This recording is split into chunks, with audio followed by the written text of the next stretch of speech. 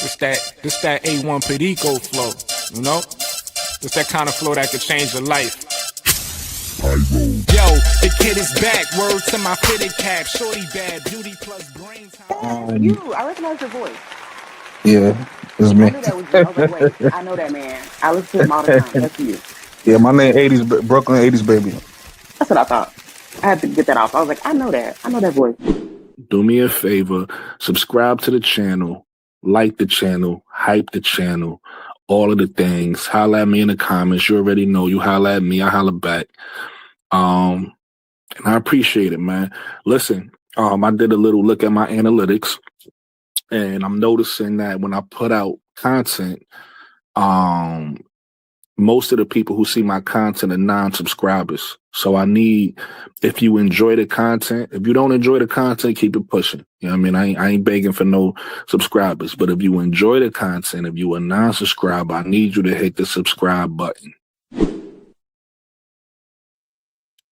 Welcome back to another episode of The Perspective. I am your host, Brooklyn 80s, a.k.a. the one-man band, a.k.a. the one-man army A-Song, back with another good episode for you guys today.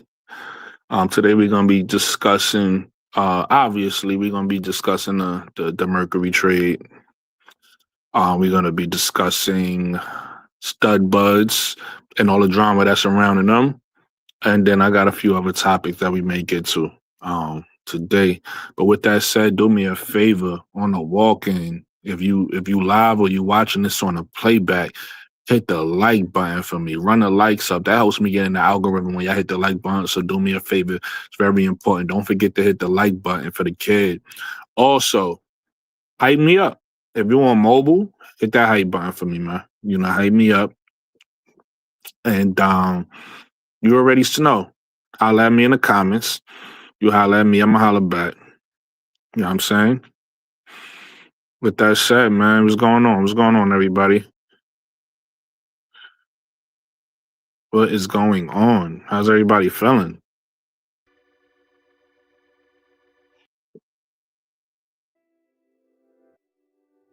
How's everybody feeling today?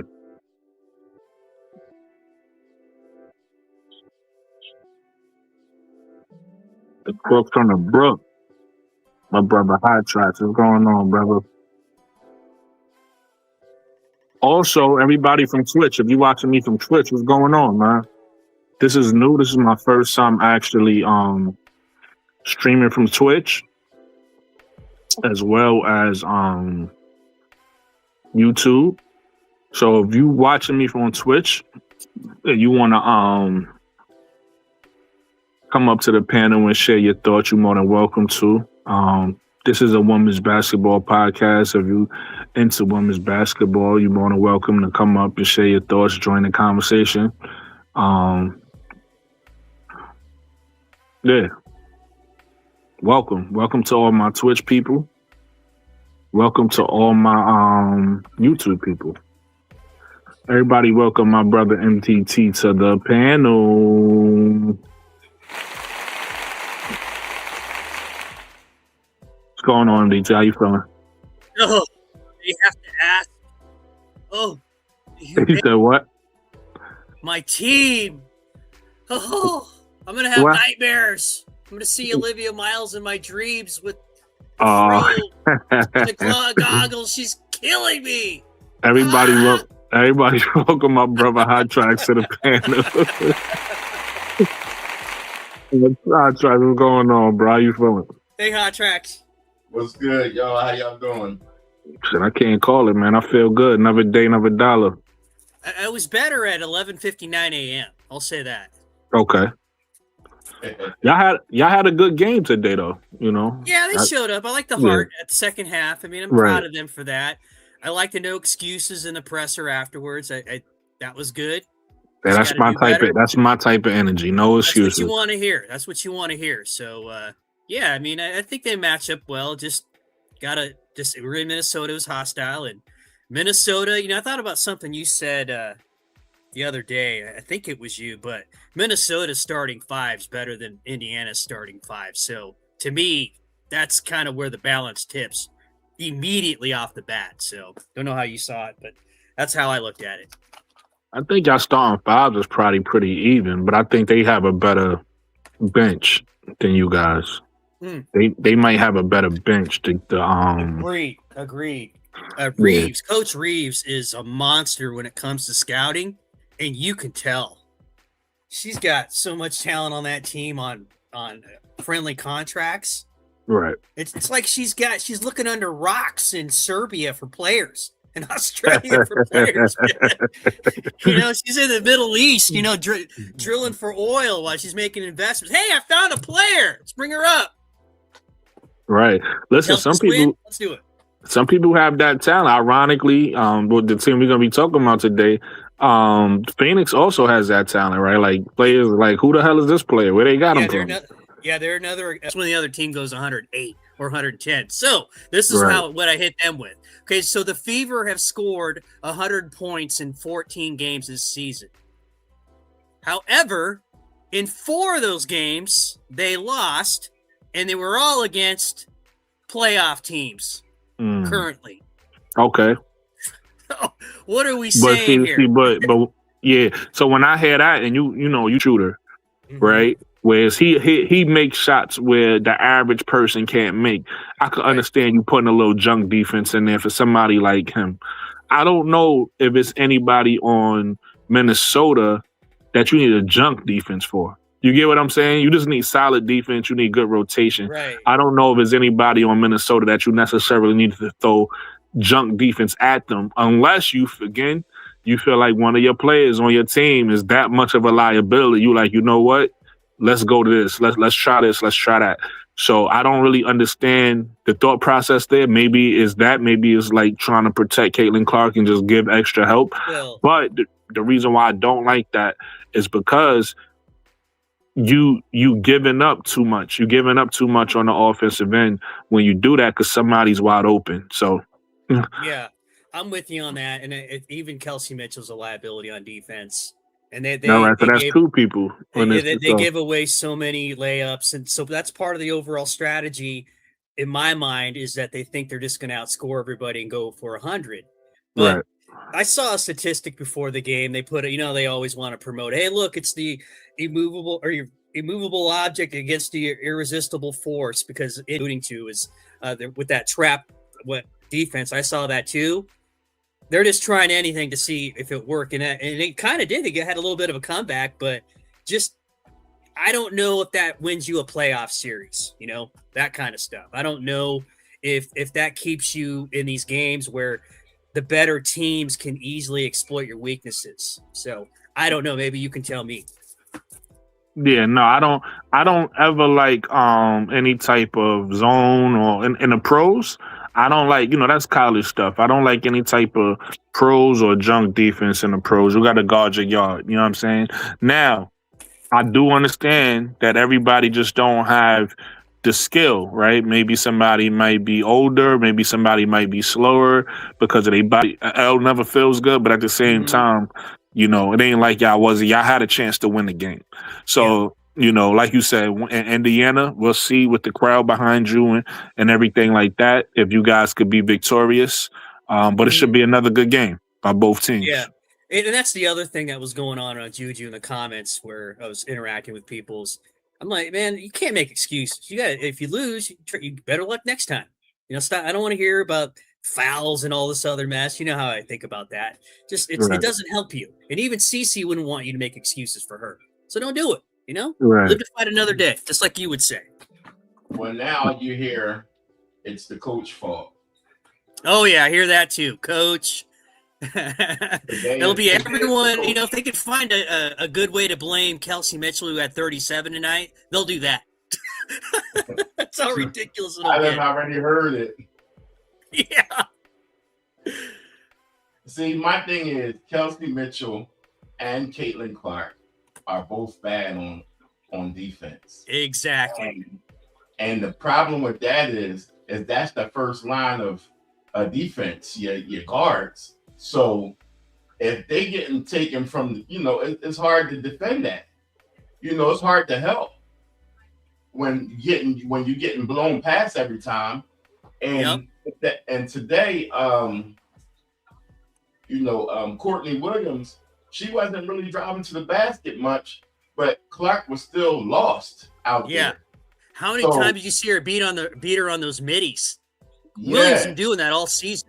Courtney's been slicing people up with that all season with those middies. Right? Put a person in my mind. You have Lexi Hall, who we know is they probably best perimeter defender. And then Sophie Cunningham kind of It's okay. Yeah, she's Raven okay. was in there a little bit today. So Okay. She's pretty decent, but her offense is terrible. So now you trade one liability for another. Right.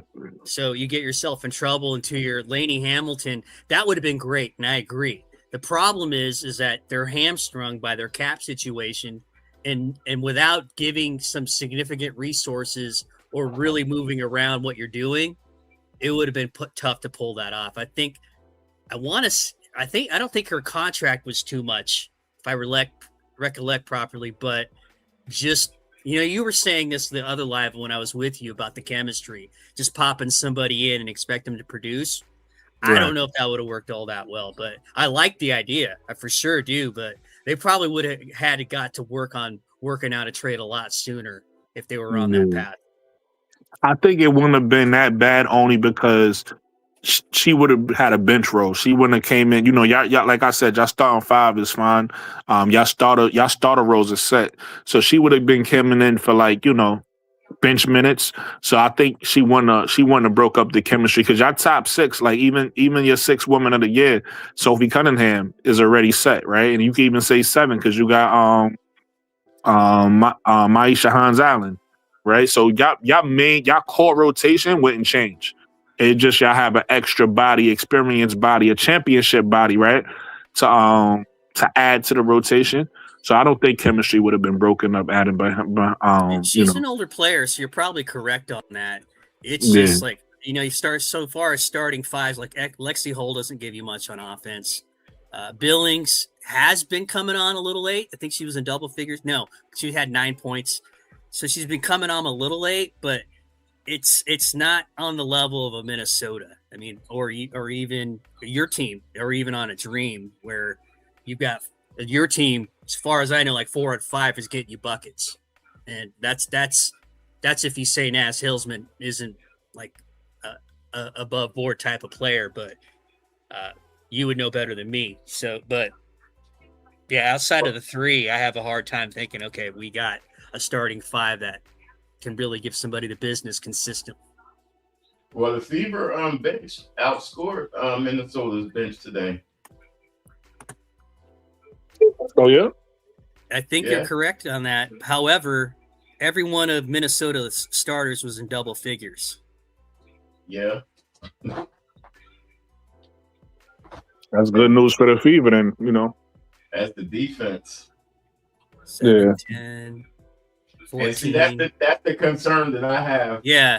So the bench. Yeah, go ahead. No, I said that's the concern that I have about the Fever. Like, I don't think that they can consistently for a whole series play good defense. Yeah. Not in 5 and the best out of 5. Maybe in the best out of 3, they could get out of that the first round, but the best out of 5, that's gonna be tough. And then also, speaking of the defense, that's why the offense is kind of so important for the Fever, because if they ever do start breaking it up and you're not defending, that's when they look bad. That's why it's important for the Fever. That's why it's actually good news, at least in this last 6, that they able to keep a certain, score 100 points, right? Because their defense don't hold up. So let's just say for whatever reason, the shot is just off that night. You really struggling to get a win now. Yeah, I just looked and shot 57% from the floor, 46 from 3. Their three ball was actually just a couple percentage points above Minnesota's, but still lost. And it's just a couple plays here and there, to your point. But most of that is catching up, though, too, in the context of the game and how it was flowing. So it wasn't like you were neck and neck with them the whole time. Seeing those are the same concerns I have for Atlanta, but except on the offense, I know their defense is going to come through, but Atlanta's offense is just so inconsistent that you don't know what you're going to get. Yep. With the Stars. So they have the same concerns, just on other sides of the ball. Yep. I don't think it was all CC's fault here, guy. Oh, let me read it. Let me see what he. So, and then you respond to it, MDT. Okay. Bob Jones says, after this terrible loss by the Fever, which was all CC's fault, is definitely her last game with the Fever. What? Her last game with the Fever. Obviously, no takers for CC. Definitely getting released soon. Yo, Bob Jones, I need to know. I don't.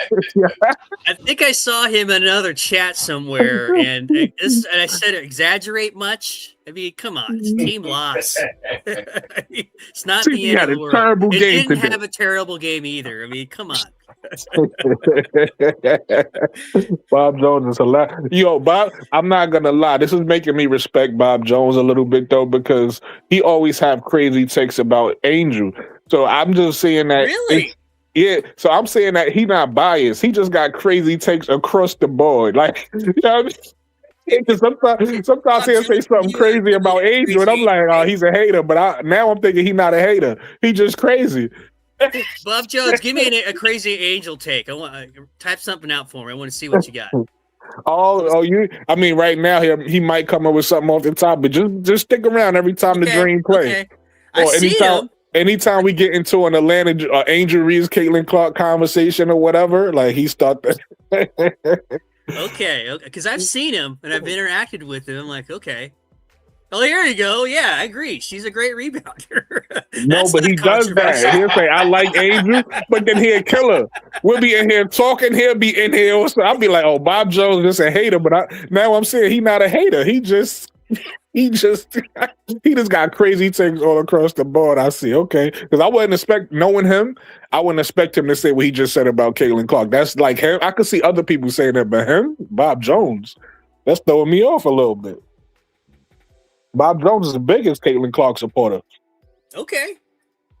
Just taking a loss hard. I'm with you. I have empathy for you. I'm gonna have nightmares myself, you know. But we'll get over it together. Like Brooklyn always says, one game, you got a bunch of games to play. Show up next time. That's a fact. And you don't win a championship in the regular season. Everybody be so overreacting to wins and losses in a regular season. Like right now, shout out, and this is somebody that I got a lot of respect for, much love for. Shout out to my girl Tiffy Cole. And I heard somebody else say this. It was Tiffy Cole and maybe somebody else. I forgot who. Oh, it wasn't.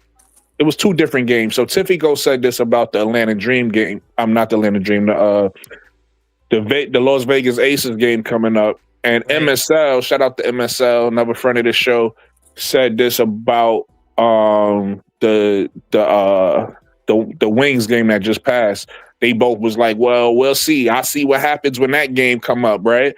So it's like, like when people say that to me, I'm like, okay, what? So if you lose, if Atlanta lose that game, then what? What does that mean, right? It doesn't mean anything in the grand scheme of things because you don't win or lose a championship. And it's almost like we beat the Fever earlier this year. That don't mean that we're gonna beat the Fever in the playoff series. You get what I'm saying? Like people overreact and they get hyped over a win or a loss. You take a L to a team. We lost to the Valkyrie. That don't mean the Valkyrie like in the series, right? I think they beat us 3 times or whatever. They won the season series against us. That don't mean they're gonna beat us in the playoffs. That's a regular season game, right? So sometimes people be overreacting to these regular season games. Sometimes that's what happened last year. Atlanta was whipping the Fever's ass. Yeah, and then lost in the playoffs. That's what I'm saying. Playoffs you got to do it in the playoffs. Whatever you do in a regular season is great. It's cool. All regular season is for seeding. You just trying to get the best seed you can. But I got something good on playoff outcomes. Whenever you're ready for that, some really good stats on that, my man. All right, so hold that because let's get into the next topic, which is going to be obviously Kelsey Plum. And then one of the questions, and you could bring it up then, I'm going to ask about the teams that's, because obviously Phoenix is out of the playoff hunt. I'm going to ask about the teams that's trying to make, who could possibly make the playoffs. It's going to be difficult because the teams that's out it's kind of a big gap between the teams that's in and the teams that's Yep. out. So it's gonna have to be a huge. So when we start talking about that, you could bring that up. But let me yeah. let's get into the topic right now. You got it. Let me switch the graphic up real quick.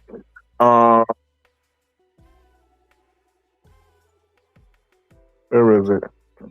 Did you see what Bob Jones said? I think maybe he was trolling us a bit. I'm going off of what some people say about CC's game. He's regurgitating information. Nice, Bob. All right. So does Kelsey Plum stay or leave? And actually, no. You can actually bring it up now because I actually wanted to get into this. Can Kelsey Plum help the Mercury make the playoffs? Okay. And then you can actually get into your stat that you got also. So just speaking to this, because I got a good one on this. They face 9 playoff teams in the next 13 games. The Mercury? Okay. Yes. So they got to be locked in. And that means they got to make up 6 games to even get, at the moment right now, currently, to catch up to New York. It's going to be a tall order to make it to the playoffs. Is it impossible? No, but they're going to need a lot of things to go their way. And I thought maybe, I didn't know when that World Cup break was coming. It's the beginning of September, and there's only going to be about 3 or 4 games after the play resumes in the WNBA. So all this, we'll have a better picture by the time that even shows up. So that shouldn't be too big of a factor. Because I thought maybe that would help with Plum coming back from injury, developing some rhythm and so on. But it won't. But asking any team to do that in any year, in any circumstance, would be extremely, extremely difficult. But when you have that kind of schedule, I think they're already on the next year, to tell you the truth, Brooklyn. That's what this is about. That's why you gave up what you gave up. You're about setting yourself up for next year. Yeah, I agree with you. What's your thoughts, Hot Tracks? Yeah, I'm in agreement with that too. I don't think they're gonna be able to do it. Right. And then the second question is this. The secondary portion of that question is this. Who out of the teams that's not in the playoffs now so for instance, Chicago's at the top of those teams, I think, right now. Obviously we just talked about Phoenix getting the trade. Who out of the teams right now may possibly have a chance? Do y'all think, or do y'all think nobody does, like y'all just said? And also, if, we never know how these things are going to go. We just know how the first season went. It's the second part of the season, so we never know what's going to happen. What teams that's in that 1 through 8 may possibly fall out? If you had to pinpoint a team and say this is a possibility, this team could end up, going in the wrong direction, what team would that be? And what team you think on the bottom could possibly make the top 8?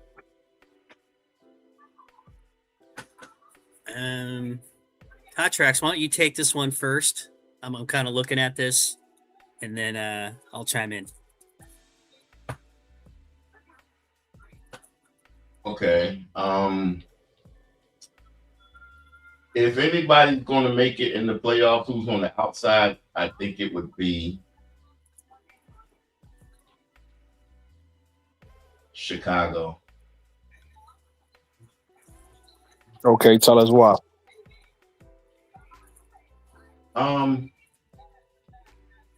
I think they've been playing real hard lately, and I'm not a Chicago fan, but they got good players over there. I don't like the coaching staff. I don't like the office, but just off of basketball, I think they doing good. They got the little rising star. I don't know if she's going to be like that every game and steal games like she stole from the Aces the other day. But I always liked her. She just never got time. And then you never know what she's going to look like when they actually start really game planning against her. So, but, and who would fall out? Yeah, because you need somebody to fall out for them to fall. You know what I mean? It would be between. It would be between the Mystics and New York, but I don't see New York falling out. But it would be between them two. Yeah, that'd be an epic fail if New York fell out with the talent they got. So I agree with you. And the MDT, you could have the last one. I'll go. You could have the last word on this one. I feel like T. Carmella feel. I think is if any team does have an opportunity to jump, especially after this trade, just because of the talent on the team, and then MDT actually gives me something to think about because I didn't know their schedule was that difficult. But hey, you have a great team at this point, right? Because you have two before Phoenix made this trade, you had two bona fide all-star level players, and I think two players who flirted with MVP conversations before, right? I believe in Angel Reese rookie season. For a portion of that season, I heard Talia Copper's name in the MVP hunt that particular season. And we know in seasons past, we've heard Alyssa Thomas' name. So these are MVP level players is what I'm saying, right? They able to have that level of game, right? And then Kelsey Plum, we know she's an all-star. So now you have three all-star level players, right? Arguably two, if not three MVP level players, right? On your team. Obviously, you don't win games on paper, so you need chemistry. You need Kelsey Plum is coming into a new system. She needs but they system. I think they system is easy to learn because what they do a lot from what I see, right? Obviously, just like you said about Chicago, I'm not a Phoenix fan, but Nate Tibbetts is one of those analytical coaches, so we know. And Kalia Copper talked about this the first year she was there. She used to shoot a lot of middies. He preferred her to shoot the three. So she started extending her range and shooting the three more. So we know they like to shoot a lot of threes. We know that Kelsey Plum fits in well with that, right? She does that. She does that well. She does that a lot. We know that they run their offense through Alyssa Thomas. Okay, well, you guys have order on the offense. Y'all know where y'all want the ball and who's going to distribute the ball already, right? And they do a lot of like screen plays at the top with Alyssa. So it'll be they do a lot of pick and pops. They do a lot of pick and rolls. They do a lot of handoffs. They do a lot of that stuff at the top. Well, that's Kelsey Plum could fit right into that. And also Kelsey Plum is, if not the highest, she's one of the highest ISO players in the league. So she's able to get her own shot. So with all of that said, it shouldn't take her long to adjust into this offense. And I think the problem they was having while they was losing is because obviously they lost Satu. So they never was able to replace that scoring because Wnba Bonner's older. So I don't think Wnba Bonner wasn't consistent enough being that third or, really third scorer or sometimes secondary because we know Alyssa Thomas, or sometimes focus on passing more than she does scoring. So now you add in somebody like Kelsey Plum, who we know. I can hear somebody TV, by the way. Just mute up. Mute up so we don't hear the TV in the background. But and now you add in somebody who's a bona fide scorer. We know Kelsey Plum is going to be able to get you 20, 25 points per game, along with Kalia Copper consistently getting you 20 to 25, right? And along with Alyssa distributing. Now, the real question for the Phoenix is, are they role players going to be able to show up? Are they role players is going to be able to do enough for them to win games? Because I don't think we're worried about what Kelsey Plum could do in Phoenix. I don't think we're worried about, obviously, Alyssa Thomas and Kalia Copper in Phoenix, but we worried about the people that's surrounding them, right? What are they doing? So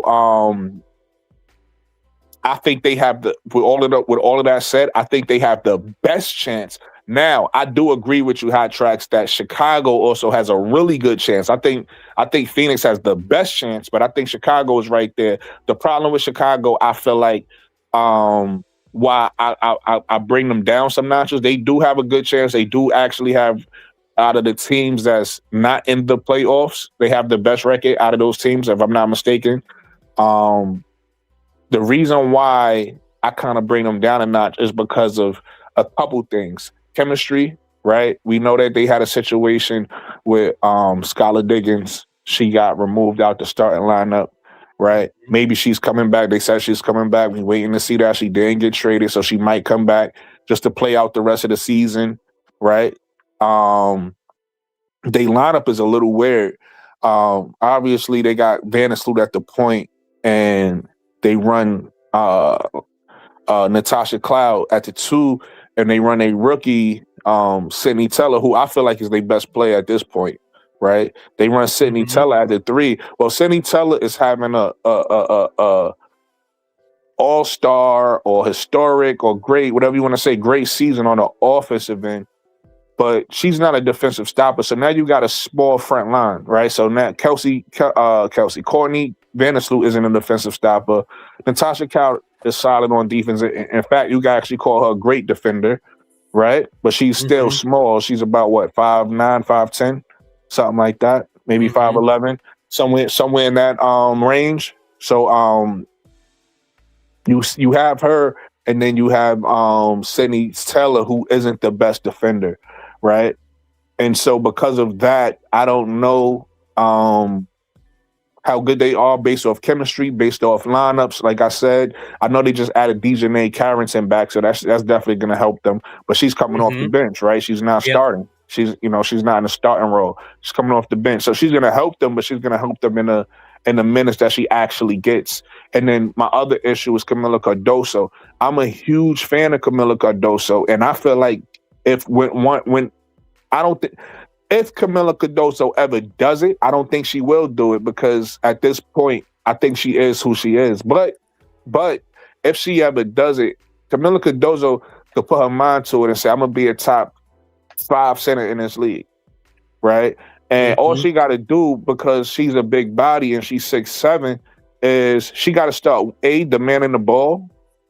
You know, Shaq, certain people like Shaq that's mean, or tell his team if they not giving the ball enough, hey, get me the mother effing ball, right? I don't think Camilla has get me the mother effing ball in her, right? And what she needs to do is actually run to the paint, seal her defender under the basket, and just put her arms out. Get me the mother effing ball, and she can have anywhere from 17 to 25 points every night doing that. 10 rebounds every night. She'll be a top 5 big every night. Problem with Camilla is she's inconsistent. She'll get you to 17 some nights. She'll get you to 17 and 18 some nights. She may even get you 20 and 11 some nights, whatever, right? But what about Azure? We're going to get to Azure. Camilla's also going to give you maybe 10 points some nights, maybe 10 and 8 some nights. And then some of that is because a team just,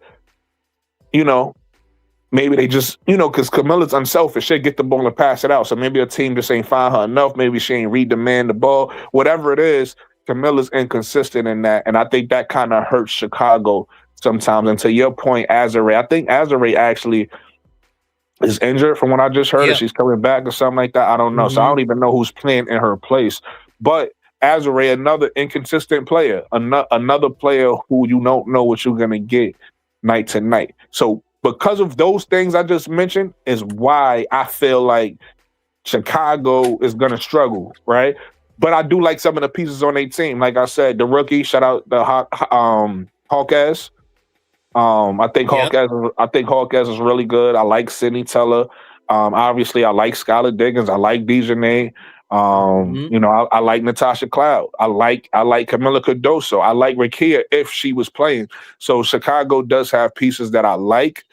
I don't know if they're going to be able to put it together. There's too much going on in Chicago, but we'll see. They didn't have no All-Stars this year for a reason, right?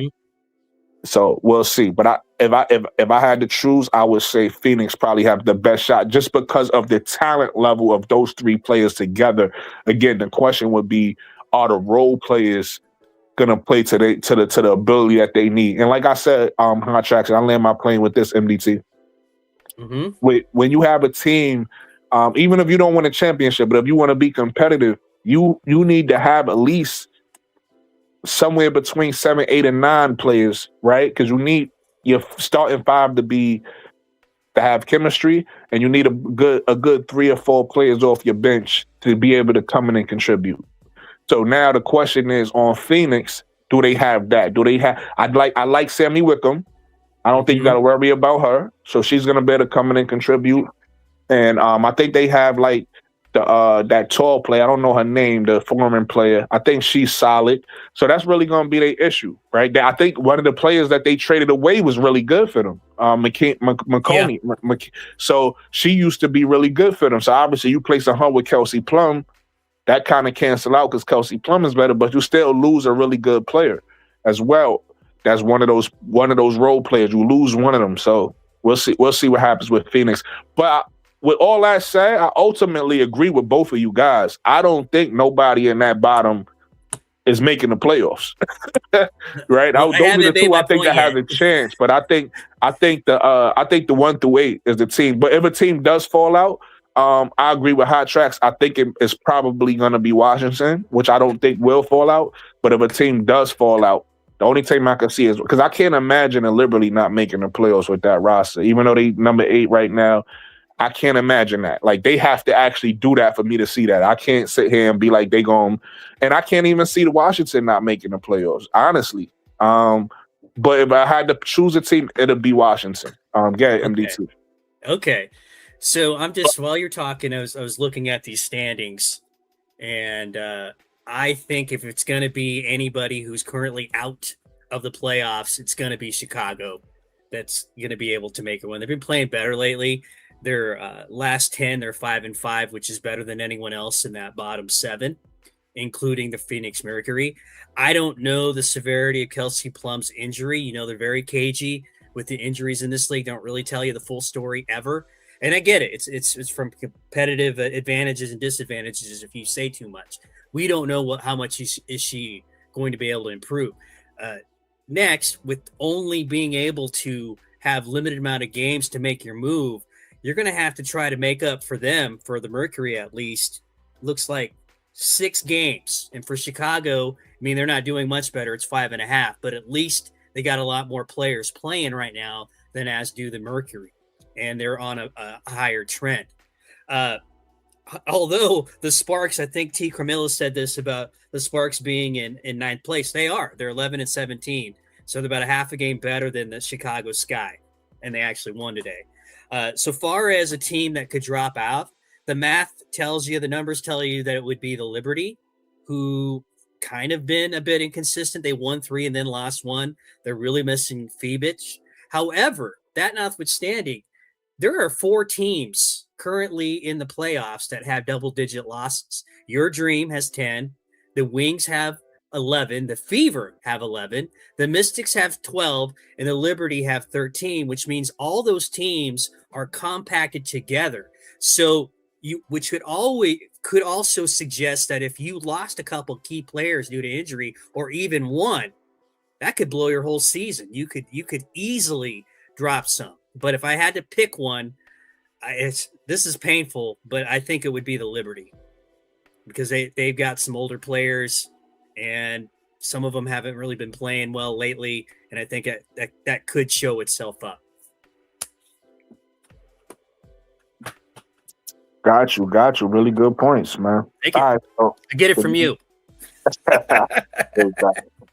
So the next topic is what do y'all think happens with KP in the offseason? Does she resign? And so this was worth it, or does she leave and now Phoenix just kind of gave up a pick? You know, they took a risk for nothing. Now, this is something to keep in mind and take note. The fact that Phoenix made this trade, they own her rights and they able to pay her more than anybody in free agency. They're able to give her the biggest contract. So the question is, do you guys think this is someplace where she wants to be and she continue to stay even if they miss the playoffs this year? Or do you think she's going to test free agency and try to find someplace else? I'll start off. I say I think it's a good chance she stays because a couple reasons. One, Phoenix is known as one of the better organizations as far as having facilities. So you in an organization that has great facilities, right?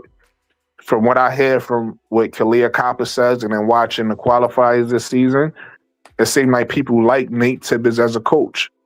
So you got a coach that's a good coach. You got facilities that you like, and then you get to play with two other people. Great players want to play with other great players. So you get to play with two other great players. So I think I'm not saying she does stay. I'm saying based off of those reasons, I could see her staying. I could see her saying, you know what, let's try to win one here in Phoenix, especially from a player who's won already and that played in Vegas with other great players, right? This is actually, even though the record sucks, right? Even though the record sucks and they probably have missed the playoffs, this is since she's left Vegas, this has been the most talent she's been around. And I think she wants to win another championship.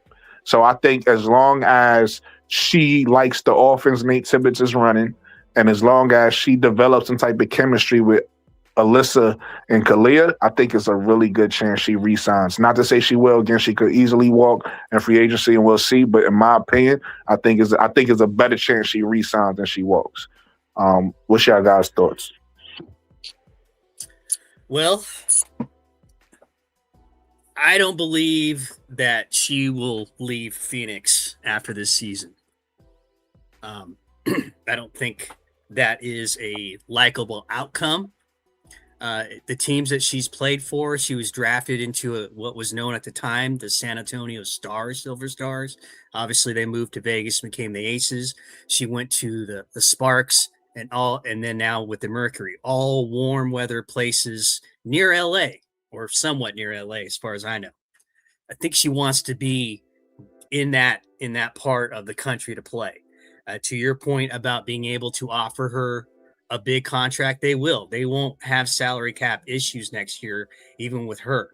So should be able to make that work because they don't have a lot of guaranteed salaries tied up in a lot of different players. Like they're top heavy, but not to where it's prohibitive to where they couldn't do anything else. They'll have to do something similar to what they're doing now in terms of players to bring in terms of looking under rocks for players. But the situation where she's in there, no matter what happens this year, no matter how they play, no matter even what they say, where I think it's come out where she intends to test the free agent market. I think that's something somebody put out there. Maybe her agent. I think somebody mentioned in the chat that she shares agents with Copper. That might be true. I don't know. But I still don't see her leaving. The other point, and this is a bit of a controversial, maybe tinfoil hat take, but the guy who owns the Mercury also owns the Suns. That means he's in both the 42% NBA tranche of ownership and the WNBA tranche of ownership. And I don't think these guys are playing around when you're on that level, right? So in terms of how you keep her there, there's a word that they describe it that nobody will admit to if it happens, but it's called collusion. And effectively making her stay there, whether she wants to be there or not. Now, I'm not saying that the union wouldn't try to investigate this and make a stink, but you could have a sort of gentleman's agreement to force her to stay there, even if she doesn't really want to be there. And I doubt that they make this trade without having that understanding in mind, because I know there's a lot of people out there, and even some people who are in legacy media say, hey, she could leave.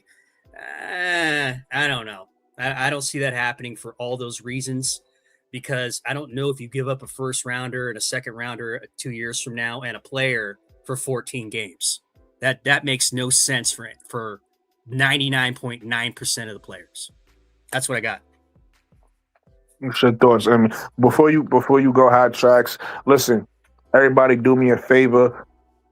I know the conversation is good, so what happens, because I do it sometimes. I'll be in certain people's channels and they talk, and I'll be like, oh, I forgot to hit the like button because I'm tuning into what they're saying. So if you enjoying the conversation, do me a favor, hit the like button, run the likes up for me. Also, if you on mobile, hype me up. You know what I'm saying? And this is, We having a good conversation here. This is your boy Brooklyn 80s, the one man band, aka the one man Army A Son. This is mom and pop over here, feel me? And since this is a mom and pop show, support. Send your brother a super chat. You know what I mean? Send your brother some gifts. You get what I'm saying? If you enjoying the conversation, because the quality is just if it's not better, it's just as good. Hot Tracks, what you got on this topic?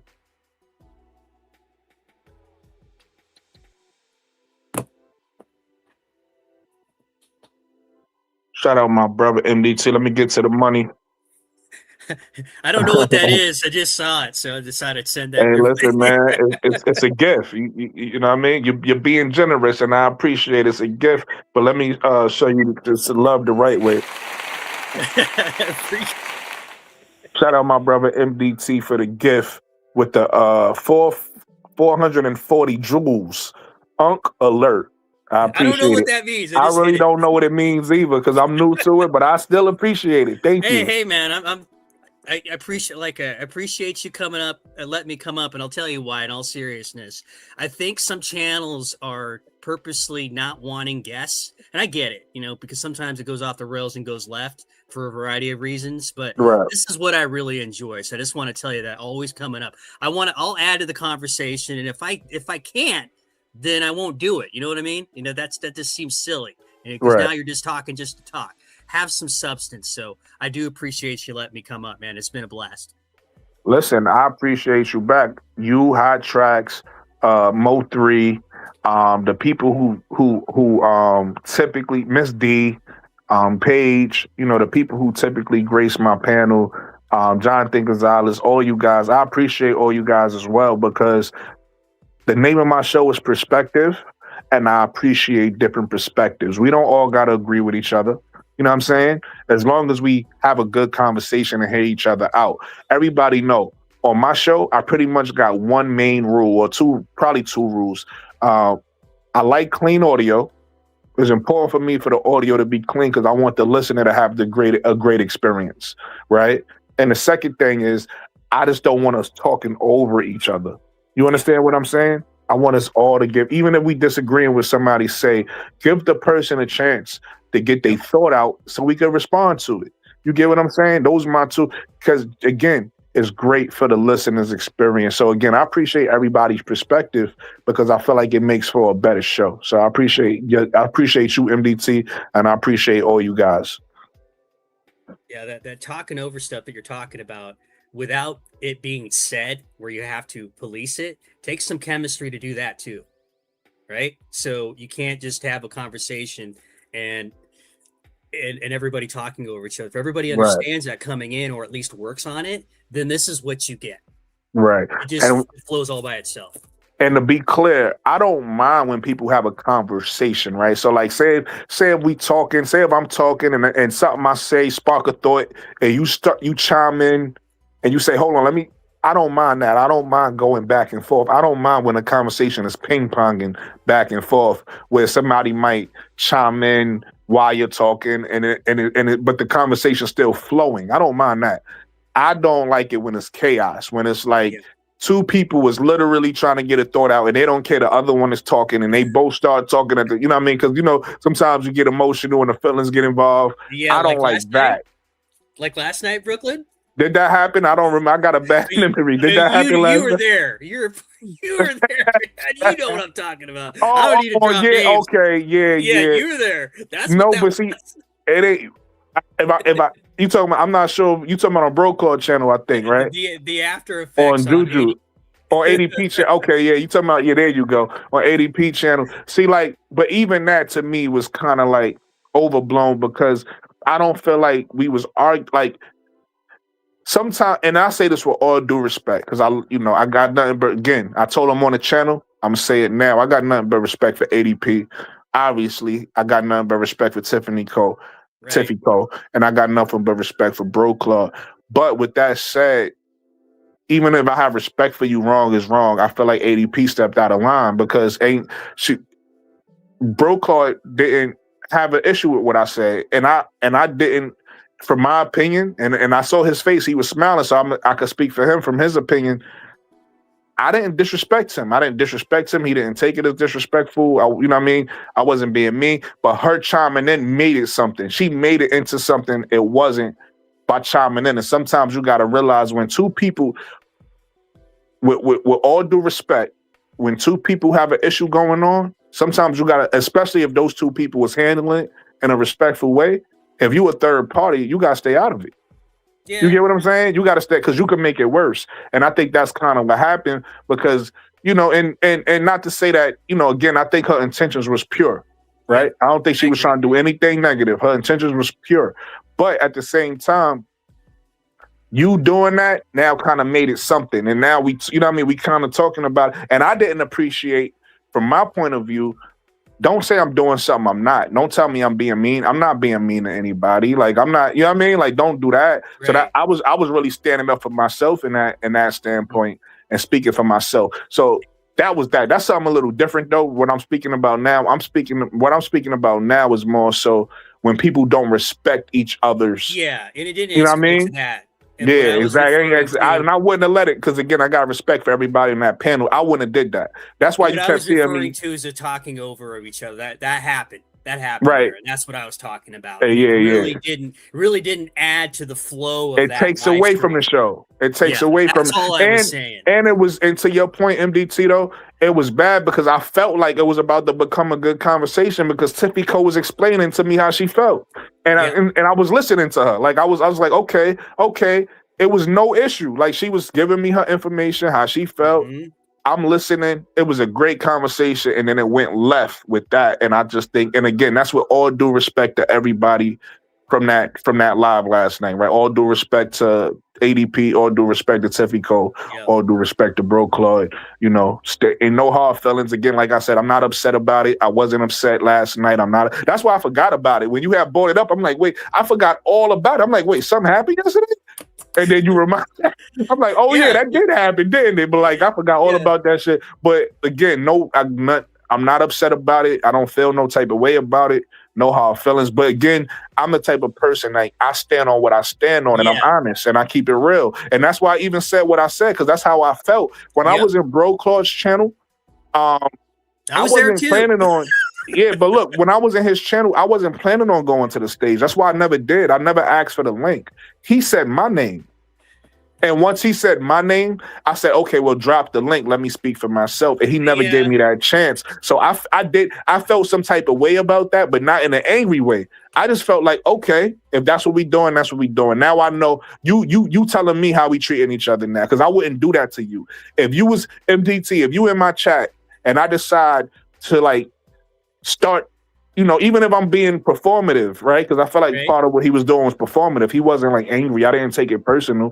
But still, if I start arguing with you in my chat, right? Or if I start talking about you in my chat and you say, well, let me respond, I'm not gonna be like, nah. Like I'm gonna give you an opportunity to speak your piece, even if I'm about to wrap my show up. I'm gonna be like, yo, we about to wrap up. You ain't got much time, but you know, you can respond. Mo3 is in my chat right now. I'm not about to sit here. Even if I'm being performative, I'm not about to sit here and go in on Mo3, and Mo3 will say, well, let me defend myself. And I'm like, nah, you can't defend it. I thought that was corny. Like, who does that? You get what I'm saying? I didn't ask to be a part of your show. You made me a part of your show. And here's what the thing that Rob wanted to respond about it. At chat MSL, and he didn't do this on purpose. I don't take nothing personal. MSL didn't do this on purpose, but he misspoke about me. And that's what set Bro Claude off. Yep. All I said was, I said the same thing. Everything Bro Claude was saying on when he looked up is what I said. But MSL said that I agreed with him and this, that, and the third. And Bro Claude never actually read the chat to saw what I said. Yep. So he got emotional and thought I was hating. Yes. Oh, Brooklyn was always gonna hate. Why would I hate? Well, to your point, I think MSL called me out last night too. He said, "Hey, your boy's in the chat. You know, he's been ducking you lately." So I gotta come up, but it's not always possible because they don't always offer the link. You know, and I don't want to go on anybody's and start begging. You know what I mean? No, right. I understand what you're saying, but yesterday that wasn't the case because Jonathan Gonzalez was up there. MSL was up. So people came up with the link. You get what I'm saying? I just chose not. I saw the link. I could have easily went up there early in the show. I think it didn't show up after a while because so many it disappeared. And that's why I had asked him to resend it because it wasn't there anymore. Right. So people was up there is what I'm saying. And I chose not to go because I didn't want to go up there. I wanted to be in the chat. That's where I wanted to be until my name was called. Yep. Then I was like, well, drop the link. And it didn't drop. And that's how that whole thing started. And then once it didn't drop, I was cool. I was like, all right, bet, whatever. I moved on. I go in another panel, and now he pop up. I'm like, I don't want to talk about it no more. We could have talked about it on your show. This is a different show. You get what I'm saying? And then the same thing. And when I went ADP chat, I didn't go in ADP chat to go to the panel. I was going to be cool in the chat. The only reason why I went to the panel was because I said something about Tiffy Cole. And she said, I've been looking for you. So I said, I bet. Well, drop the link, then I'll pop up. You get what if you're looking for me, I'll pop up. So that's how that happened. Issue, I mean, you're more welcoming because I can come up and it doesn't matter if I watch the game or not. It helps, of course, but since it's an AR5 channel, I know you are too, but you told me the first time it came up, hey, listen, I like the way you talk about stuff because you'll go back and look at some figures. You'll come up with some stats. You'll give me something of substance. Well, sometimes that doesn't play as well. So the only thing I can talk about is how it relates to my team, and it isn't always appropriate for their conversations, if you know what I mean. Because they're talking about Chicago, they're getting really in the weeds, talking about the Atlanta Dream, and I can't always get that deep, right? Right. And that happened a couple times. So sometimes I want to do what you just said. I'll get in the chat, I'll say hello, I'm supporting your channel, I'll say, hey MSL, what's up? Sometimes I banter with him. So I like talking to that guy, but you'll be like, hey, come up, like you did the other day. Like, hey, where is everybody? Am I going to do this on my own? And I was still watching the Fever game. So. Absolutely. And you actually bring up a good point. And I actually want to make this point to you about what you just said, but also the Hot Tracks, because Hot Tracks does this a lot. It's to be times like, for instance, I forget the topic, but it's a time, I think it was the MVP topic, right? Yep. We have talked about the MVP topic with Angel. What can she do? And then Hot Tracks. If you remember, you had another. I think you said you had a question about the first team. My advice, Hot Tracks, and this kind of ties into what you're saying. If you said sometimes you don't want to come up because they're talking about one topic and you don't have all of the information, but you might have it about your team or whatever the case may be, right? Mm-hmm. What you can do is on my show, I'm only because I can't speak for other people's shows. On my show, when we have a topic, we like right now we talking about free agency, so this is kind of a great example. We kind of veered off, but this happened naturally, right? I ain't really worried about it. Organic. When we have a topic and you might have something else you want to talk about that's not pertaining to the topic, my advice is one or two things.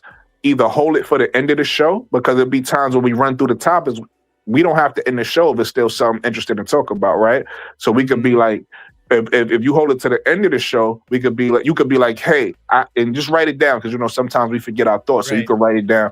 You could be like, yo, hey, I got this question, and that'll lead into another 20, 30, whatever it is, of another topic we could talk about, opposed to having a topic and then we going off track talking about something that's not the topic for the moment, right?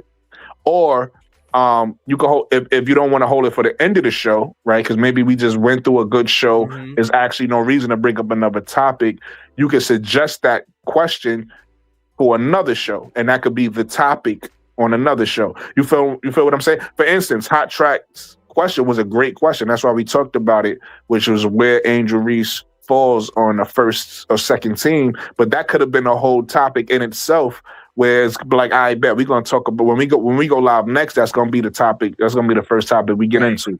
You get what I'm saying? This way, when we actually have topics, we don't start what we doing now, basically, because we just went. Like I said, I'm not mad at it because it happened organically, but we don't end up veering off of the topic to talk about a total different topic. And so you and I think if you said, okay, let's go back to what we were talking about it, we can do that in an instant. Turn on a dime, absolutely. Go right back to it. It'll be fine. So absolutely, I don't see that as a huge obstacle for us that way. Absolutely not. Because Absolutely not. yeah, I mean, if you said, all right, well, okay, that's fine. We got into that. Now let's get back to where we were. Yeah, for sure. I think sometimes the other issue for me is, and this isn't a bro Claude thing, but when like if I'm a Fever fan and all they're doing in the chat and in the live is bashing Clark and bashing the Fever, even when they're not being attacked by other Fever fans, and it just comes out that way, sometimes that makes it difficult too to even have anything substantive to talk about, because even when I'm making sense, it's not well received. So you can get my point on that, and that makes it difficult too at times. But that's just the way it goes, and that's what I kind of meant by what I said. That, man, how do you really relate to it if the people you're trying to relate to don't want to be related to? Right. Know No, what I mean? absolutely. And I'm gonna actually give you another compliment, or another I guess you could say compliment. One thing I do appreciate about you, and it's not just you, it's a couple people. Like I said, my man Chris, hopefully he comes back soon. You, my man Chris, Pro-Fan Talk when he come in here. Even my man, what's his name? I can't think of his name right now. But my CC fans, I appreciate you guys, because you guys allow me to have the CC talk even more, right? Because I will talk about CC on my channel when she does certain things positive, right? Like if she do something, like I said, a couple weeks ago, we know she was in the news for the flopping and all that stuff. Right. I'm gonna talk about that stuff too, because I don't like that, right? That's something a part of the game. I'm gonna talk about that. That's negative. But if she does something, I've talked about her before that. Like I said early in the season, and this is just something that's popping in my head. I'm not saying it's the only thing she did, but early in the season, I remember she had a really good game against Washington. It wasn't just her; it was her, Kelsey Mitchell. Right. It might not have been the whole game, but it might have been the end. I just remember the way they was. It's the game that Sonia Cintron actually won the game. I think she had hit a big shot, whatever. CC went but off in the fourth quarter, get him back. there in the you game. go. There you go. And it impressed me. Yep. Her game impressed me, because I was like, "Oh," I said, "The way she playing now," I said, "The way she playing this game, this the CC, this is CC they advertise, right?" Like I would say, so I give her credit when she come out and play well, and it's not based off of politics or media or certain things. Because I could tell, and again, I don't know how you feel about this as a CC fan, right? I could tell, because she's the face of the league, quote unquote. She's the cash cow of the league. She's who they put their money on, right? She's the one that's all her games is on TV. Yep. I could tell sometimes that's why you have the advantages she gets. So for an example, how many players could walk up to a ref all aggressive, like yelling in their face, right? Not many people could do that. And we understand why that happened. That's why it's not a big, we're going to talk about it when it happens, but we get it. She's the cash cow, right? So it's like certain things that happens where she gets that type of an advantage. It's like, I don't really care for that. I don't want to see that, right? Yeah. Even though I understand why it's happening. Of course, she's the one that they selling these media rights to. Right. She's the one, exactly so I understand all of that. It's a business on as well as his basketball. But when she comes out and because I tell, again, you heard me say it on the last live, she's not the best ever, right? But she's not also the worst ever. But exactly she's an all-star level player. So when she comes out and do great things, and I don't mind talking about it. But somebody like yourself makes it easier, right? Because now we talking about it. Like right now on the panel was perfect. I have an Atlanta Dream fan. I have an Indiana fan. So now we want to talk about Angel. I have an expert on the panel that's been watching. Not to say that you haven't been watching Atlanta games, but I know Hot Track's been watching Atlanta and he can speak to it. I have an expert on the panel when it comes to Indiana. Not to say Hot Tracks don't watch Indiana games, but I know that's your team, so you have a different perspective and you've been watching it. So having somebody like yourself, having somebody like Hot Tracks on the panel is perfect, because now when we get in those conversations, we get somebody that with the perspective of, hey, I've really been watching this team with a fine-tuned comb and I can speak to that. Yeah. You get what I'm saying? Whereas me, I'm going to be honest with you. I watch some of the Fever games, but I don't watch every Fever game. I'm just not interested in it. I'm not here for Caitlin Clark. I'm here for Angel Reese, and I'm honest about that. Right. You get what I'm saying? So I'm gonna watch some Fever fans because I'm a WNBA fan. I'm I'm gonna watch some Golden State games. I'm gonna watch some some LA games, but I'm gonna make sure I watch every Atlanta Dream game. I could miss some of them other games, but I'm gonna watch every Atlanta Dream game. You get what I'm saying? So that's what about having somebody like yourself, because now it makes it easy, and you're objective. You're not somebody up here with the mindset of it's Caitlin Clark and nothing else. I don't want to have conversations with those people. I want to have conversations with people that want to talk about basketball stats. Hey, here's why. Here, you know what I mean? This is why this is happening. Da, da, da. Right. I like to have those types of conversations. Well, and everything you said was basketball related. Wasn't about politics. Wasn't about social problems. Wasn't about social economic issues. It's basketball. That's absolutely. That's what makes this go. When you do that, then you don't have to worry about getting into feelings for like some people and easily getting offended about this and that. And you can have these conversations, even if you don't agree. Now, I think I told you this before. Yeah, you don't have to agree. But if you can get to a point where you have people that you're talking to where, you know what, I still think you're full of it, but I see your point.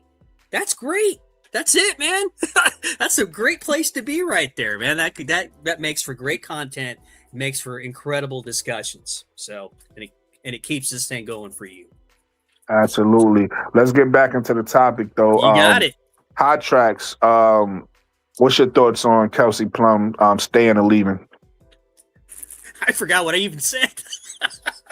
Hey, listen, if you got some, even if you want to come back, because we did take a long time in Raw. If you want to come back and summarize what you said, or you can add to what you said as well. Did we go for like 20-25 minutes? Just off I mean, one thing about me, and I said this to MSL the other day.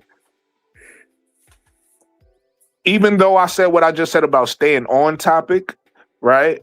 If the conversation is flowing, if it's magic, I'm not going to stop the magic. I'm not going to be like, all right, this is a good conversation, but let's stop it. Like, I'm going to just be like, all right, bet we having a good. That's why, look, case in point, when Hot Tracks brought up on the last show, when he brought up the first team, second team, you ain't seen me get in the way of that, right? It was a good conversation. You went and looked it up. You brought up the information. We talked about it. We discussed who we will remove. It was a good conversation. So it's like, I don't stop the match. Like, if it's gonna happen, it's gonna happen. I'm never gonna. And then you brought up a good point, and it made me think like, okay, this is. And I wanted to be clear because some people that's watching us may have been there, right? Yeah.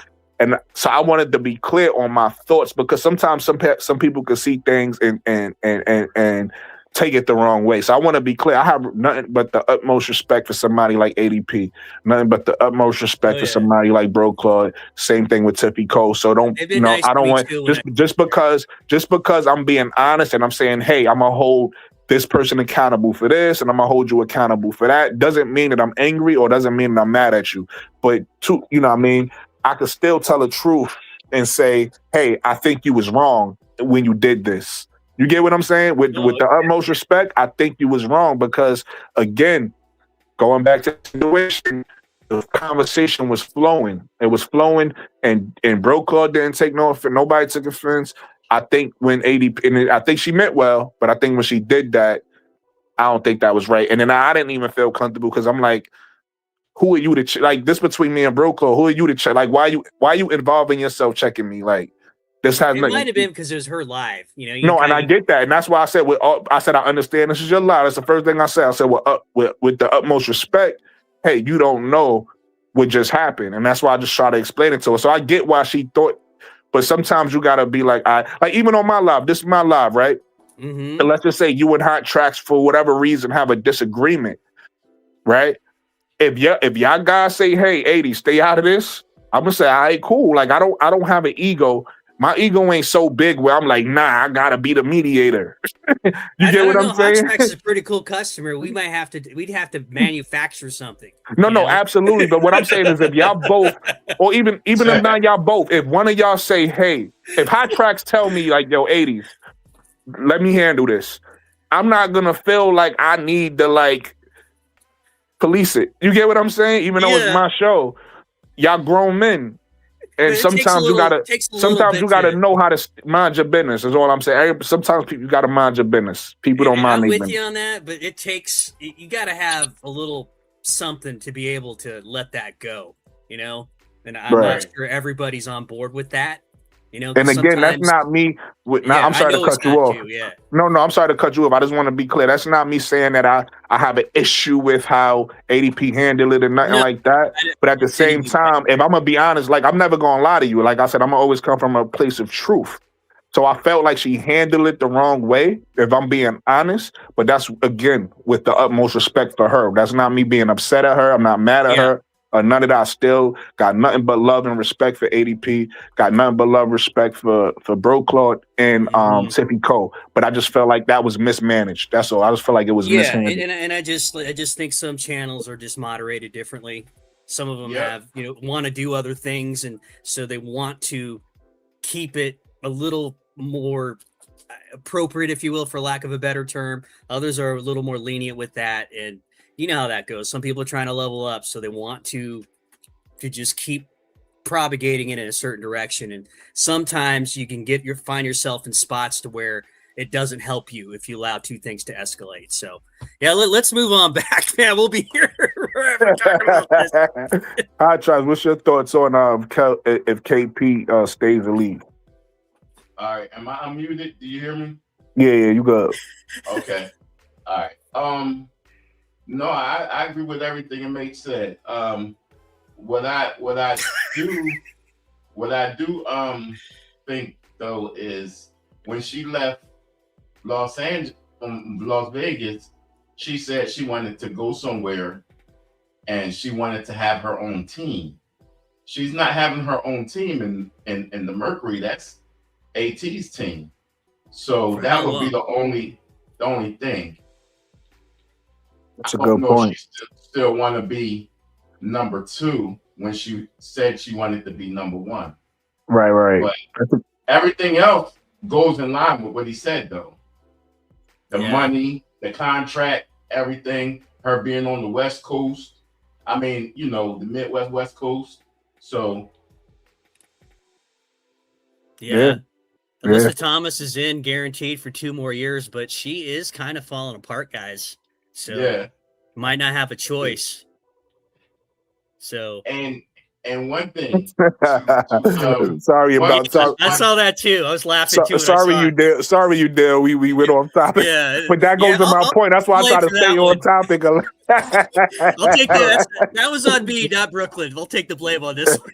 Go ahead, Trax. And one thing, when I brought up the first team, second team thing, we was already talking about who would we bring to Atlanta. So that was part of it, because you got to think about what their team was going to look like, what their budget was going to look like. So I was thinking in the mind, well, if she makes first team, then you can't bring somebody that's too expensive over there. You can't bring anybody. No. That was my line of thinking. No. And what I'm saying is that was a great line of thinking. What I'm saying is this, like, because right now, after we finish this one, I got another topic. I got a few more topics. We'll see what we get into. Before I end the show. But my point is, sometimes hot tracks. We get to the end of the topics, and I'll be like, I bet anybody got something to say, right?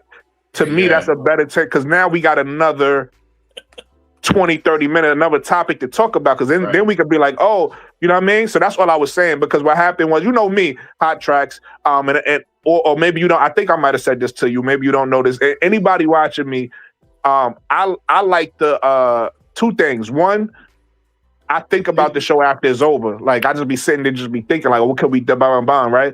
And then second thing is, I listen to the show. I'll listen to it, and I'll be like, oh, okay, I don't like that. I hear typing. I hear somebody typing right there. I don't like that. That's messing up the audio. So I'm always producing the show. So that's just one thing I thought of when I was, like, thinking about, it wasn't even, like, a big thought. It was just like, oh, this is something that we can do. Instead of, because it happens a lot. It ain't the first time it happened. Like, a couple times we done veered off. You know what I mean? So I'm saying, I'm saying those times, and my point is that's not a bad thing. I'm not saying we need to stop doing that. I'm saying what we should do to make the show better is save it for the end of the show so that we have another good topic to talk about. We could be like, hey, this is something that crossed my mind, and then we have another topic to talk about, or we could say, hey, I think let's just save this for another show, and this will be the main topic we talking about on that show. So that's all. But I don't think it's anything. I like the fact that you do that. I don't think there's anything wrong with that. Hey, so is any of your topics talking about the Aces game today? Nah, we could talk about it though. We could talk about it. And in fact, let's save that for the end of the show. Let's say that for the end. That'd be the last topic. So, boom, we're gonna get into our next topic. Then our next topic is about the stud buds, and the messiness that happened around All-Star Weekend. The messiness that happened around All-Star Weekend. So I just want to know. I want to know you guys' thoughts on they All-Star stream, because it's like a hot mic that's on for the whole All-Star break, and a lot of things get exposed if people don't watch what they saying when they around a stud bud. So I want to know, do y'all think that's a positive or negative for the WNBA image-wise? What's your guys' thoughts on the stud bud stream? Hot tracks? Okay. So that's not my type of entertainment. So, but I think it's not good. I think a lot of the stuff, like I understand what y'all said the other day. Well, stuff happens in the NBA too and all that kind of stuff. Mm-hmm. But like, I don't want that stuff to be like out like that. Like, on like they're purposely putting this out there. You hear about the guys from the NBA, they do something and it's just because they did it or whatever. But these girls are, going out. That's their purpose to be messy. And I just don't like that. That's cool. I think if it's not at work, because I feel like the All-Star Weekend, they're at work. I feel like if they were doing that on their own podcast outside of an event for the league, then it's fine. But it's just not my thing. I could do without it, but I understand a lot of people like it, so it is what it is. It's a great point. What you think, MDT? I think on its own, it's fairly innocuous.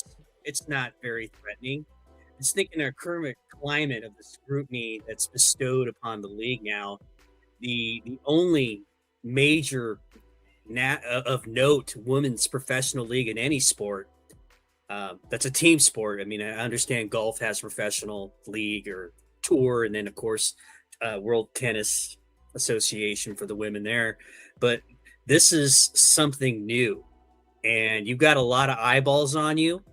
I'm not going to go as far as say this is a misstep. I think there have been greater missteps that continue to happen, even from the top down when you have a commissioner who stepped in it repeatedly.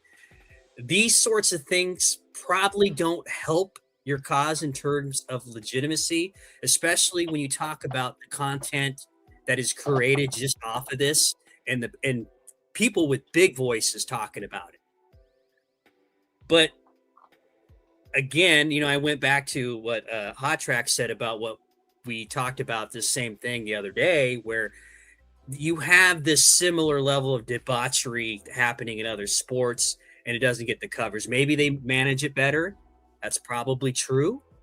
But these women have to understand that right now, everybody's looking at them for a variety of different reasons. And any misstep or any perception of a misstep is going to be scrutinized, and someone else is going to monetize something that could be detrimental to you or your career or somebody you love. Right. And I think in that respect, perhaps this should have been mitigated a little bit. But again, I don't think on its own it's problematic. Just with everything else of what's going on with this league, it certainly doesn't help right now. That's a great point. But I go don't ahead, think Hafez. you. I don't think you can say you want to grow the league and the business aspect and everything with it, and do stuff like this, because I don't think that people will be willing to put a whole lot of money into something that's, it's not stable. Like, that's unstable. That's only for a small percentage of people, and it's like they're representing their league. I think you should represent well when you represent the league. Yeah. Yeah. I mean, I didn't watch a minute of it. I didn't even know where to find it. So Yeah, it fed I me. didn't watch it either. So it looked like they were having fun and they're young. So, okay, whatever, not a Right. huge deal. But I get what you're saying with that it doesn't certainly help right now. But I don't know how they put an end to stop with it without the league looking like a bunch of hypocrites. It was going on last year or the year before that, I presume. So what are you doing? Well, I think it should be a don't ask, don't tell as far as relationships. That's the way to do it. The same way that maybe they talk to Angel and Paige. Hey, if you're going to make some side bets, don't tell anyone. Don't put it on. Don't put it on your socials. Right. With that, with relationships, with everything. Just like in the military. Don't ask, don't tell. We don't want to hear it, and your business is your business. Yeah. I agree. Now, get him, BT.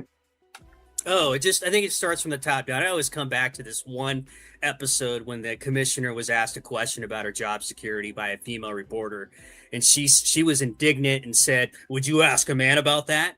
And the reporter's question, who happened to be female, said, "Yes, I would." You don't say that.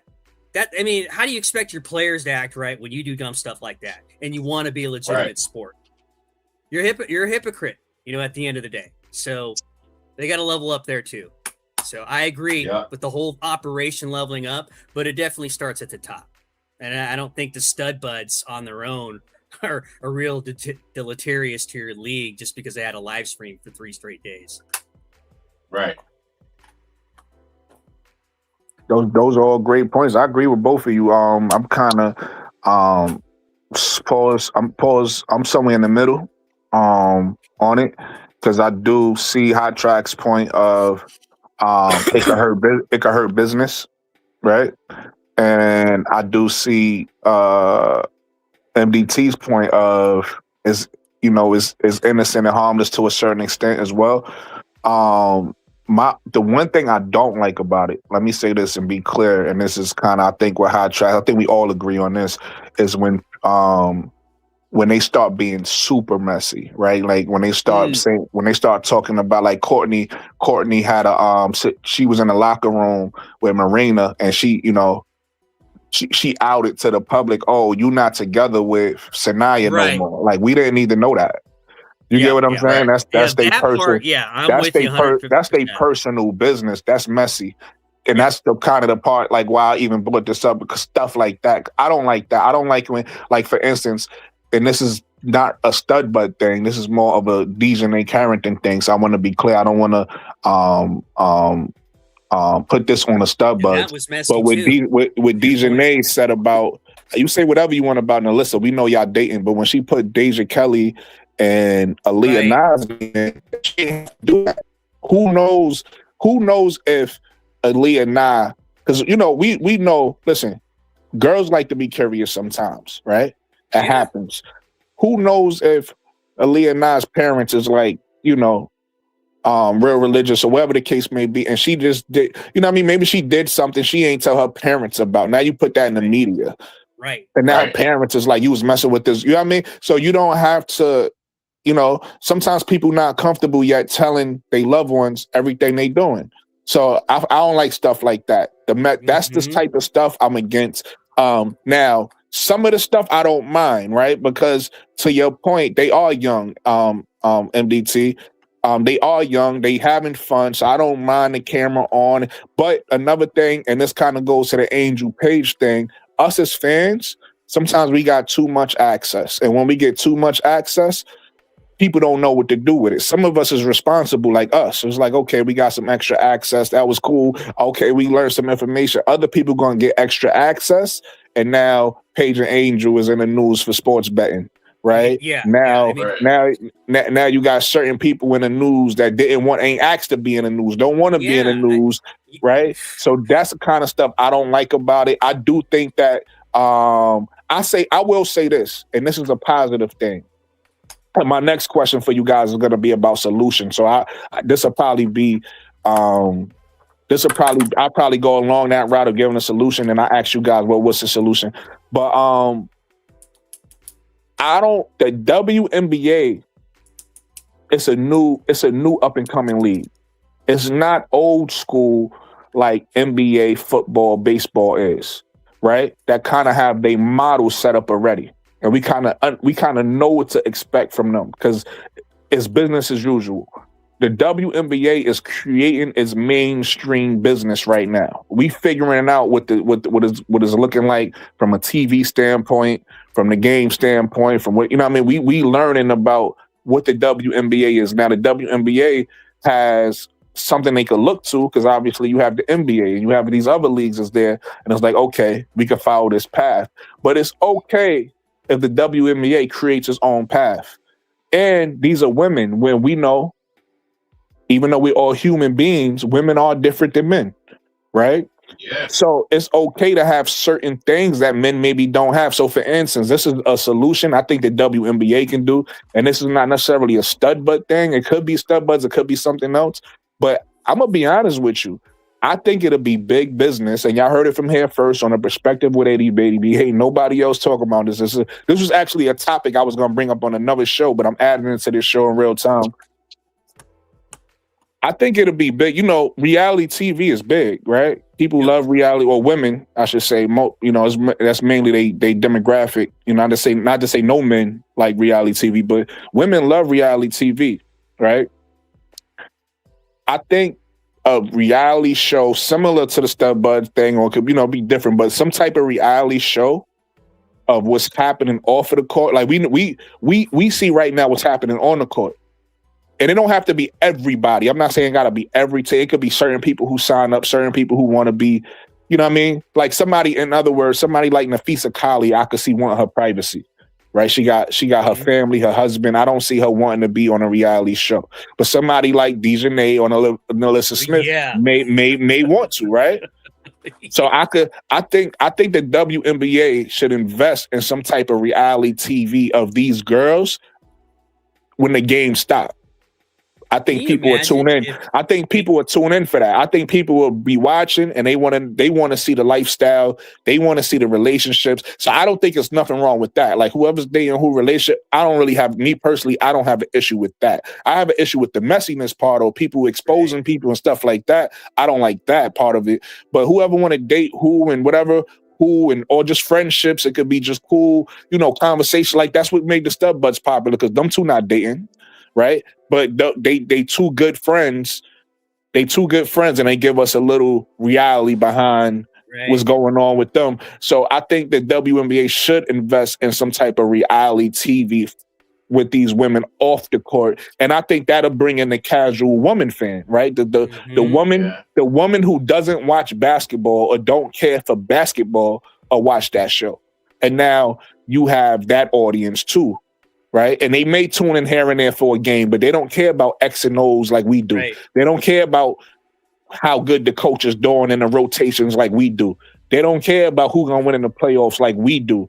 But they do care about what are they doing in the off the court, what businesses they got going on. Like my mom, sometimes she see my podcast and she'll see, because I got the backdrop with Angel Reese. She'll see some Angel Reese. Oh, those is nice. Oh, those is nice.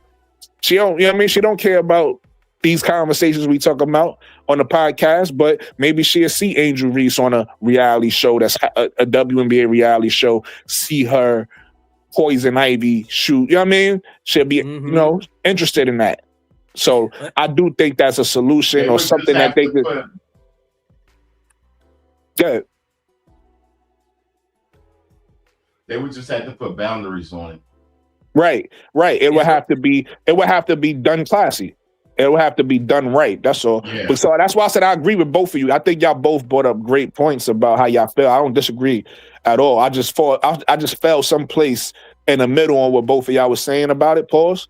But I do think y'all both had great points. But that's something I think they should do. That's my opinion about a reality show. What's you guys' thoughts on a solution, or what I said, or whatever it is, in case whatever you want to respond to about a solution for that, for that behind the scenes type access? Well, I know that ESPN has produced something. I think it's Peyton Manning's company. Life in the W. Asia's in it. A couple other players. I don't recall the other players. I don't know if those are serial type of traditional type of reality TV. Like, I don't think it mirrors anything like Housewives of Beverly Hills or anything like that. I think it's just more of a profile. But the two names that I thought of while you were talking about this and who would really do well in terms of personality, access, and talent would be Angel. Could do something like that. She'd obviously want to produce that to give her best self. The other one would be Sophie Cunningham, because a lot of people, love her or hate her, would eat that up because Absolutely. she says stuff and is almost unapologetic. I think that's an Angel's term for her podcast, but she's that way. And I don't think she would have any problem a camera following her all over the place. But right. so far as the media, they really need to figure that out and get some better media training across the board, across the whole league from the top down, because they've stepped in it so many times and have had some serious unforced errors. So to me, to get to what you're talking about, they've got to clean that up first, to where everybody's pulling in the same direction and understand that everybody's watching us. We got to stop stepping in it. And if we're going to propagate forward, this is what we need to do to the best of our abilities. Right. Absolutely.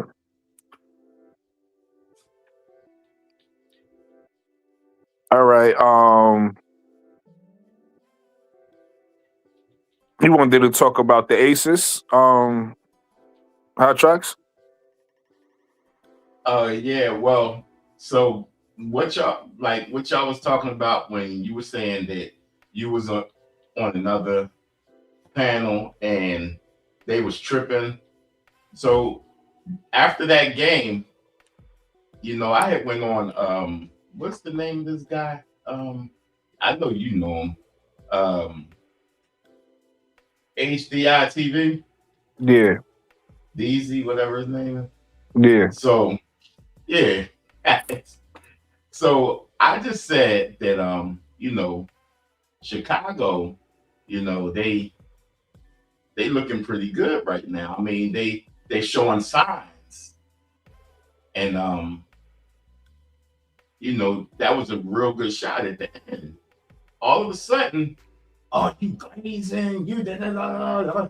I'm like, yo, it's like certain people or certain channels, they so upset about how Chicago did Angel that they can't even just appreciate the basketball that's being played. Right. Like when you start it was just, I'm not a Chicago fan. Who said you was glazing? You remember who said that? That was the board. Oh, it was HD? Who host that, yeah. Yeah, okay. It got disrespectful. That's all I said. The first thing he said was, all right, you on timeout or something like that. I'm like, what? Oh, that's wild. And then he started getting like a little bit disrespectful. So I wrote in the chat, I was like, yo, it was just a comment on it's not like I'm a fan of theirs, but I'm just talking about basketball. Why are you being so sensitive? So wait, let me ask. So you was on the panel, and you said that on the panel, or you wrote that in the chat? I'm talking about the original statement. I wrote it in the chat. I'm sorry, I wasn't talking to them. Okay, so you wrote in the chat, and then he responded that way. Okay, I got you. Right, and then he said that, and then I had wrote something else. I forgot what I said, and then it just got real disrespectful. You bitch ass, blah blah blah. I'm like, yo, I couldn't take it personal because I don't know this guy. I wouldn't know him if we were standing next to each other. Right. Like all he was just showing me is how feminine he is. Because like you won't get like this over a conversation. Like Right. you want to put everybody, every Chicago fan in the same box, and I'm not even a Chicago fan. They was just real upset, I guess, that Taylor hit that game winner shot, and now all of a sudden she an MVP and all this and the You know what I think now that you gave me, now that I think about it, and I don't know, I know who HD is, but I don't know who his team is. But it could be because I know there's a lot of Gamecock fans in this community. And so what happens is, again, this is one of the things that I say I don't like about this community.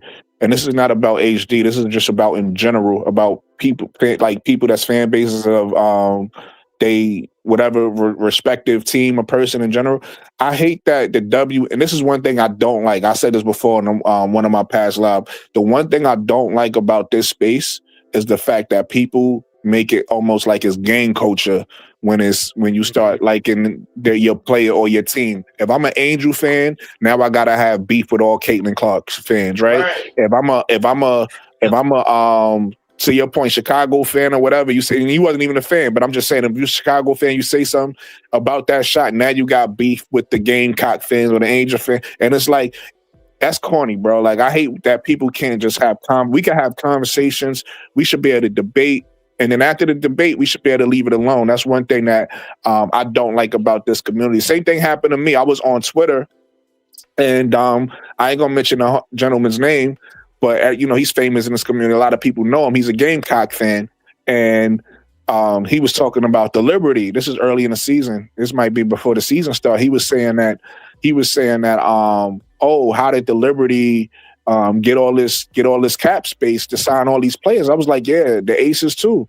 But I wasn't saying that in a argumentative way. I was agreeing with him, and I was just bringing up another team, and he took offense to that. And then this is somebody who I know. We had conversations before. Like, and obviously we're not the best of friends. It's the internet. I don't know him like that, but we know of each other, right? So I'm thinking we could have a conversation. And then eventually, I forgot what we was talking about. But again, we was having a conversation about basketball, and eventually he blocks me or whatever. Or he did. I think I blocked him because he did something where this again. Well, y'all don't know this. We'll talk about that if we ever talk about it. But one thing I don't respect in people, or I don't like what people do, is when they feel like they should. You see how like we could have a conversation, and I just talked to you earlier, MDT, and I was saying, yo, if we disagree and I'm cool, it's all about perspective. As long as we hear each other out. One thing I hate is when people feel like their voice supposed to be bigger than yours, and they supposed to be able to get their thought out, and you can't get your thought out. I think that's corny. I think that's weak. I don't like that. So he did something where I guess when you pay for Twitter, you could reply to people, but they can't reply back to you. Right. So he did that. Like, he said something about what I said, and when I tried to respond to him, it was like blocked. I couldn't respond to him. So I just at that point, I just took him off. I'm like, ain't no reason for us to have a conversation, and if you're gonna act like that. So I just took him off my Twitter completely after that. But my point is, while we just having a basket, like to your point, I wasn't upset with him. Like, we having a basketball conversation. Why you getting upset and taking it? Like, that's crazy to me. But that's this space. It's people. Yeah. People really feel like if you an Asia fan, you a Gamecock fan, you a LSU fan, you a Angel Reese fan, you can't Don Stelly fan, you whatever it is, Caitlin Clark, Angel, whatever it is, Asia, whoever it is you a fan of, it gotta be beef with the other side. It's like, yo, it don't have to be beef, bro. We don't got beef. It's basketball.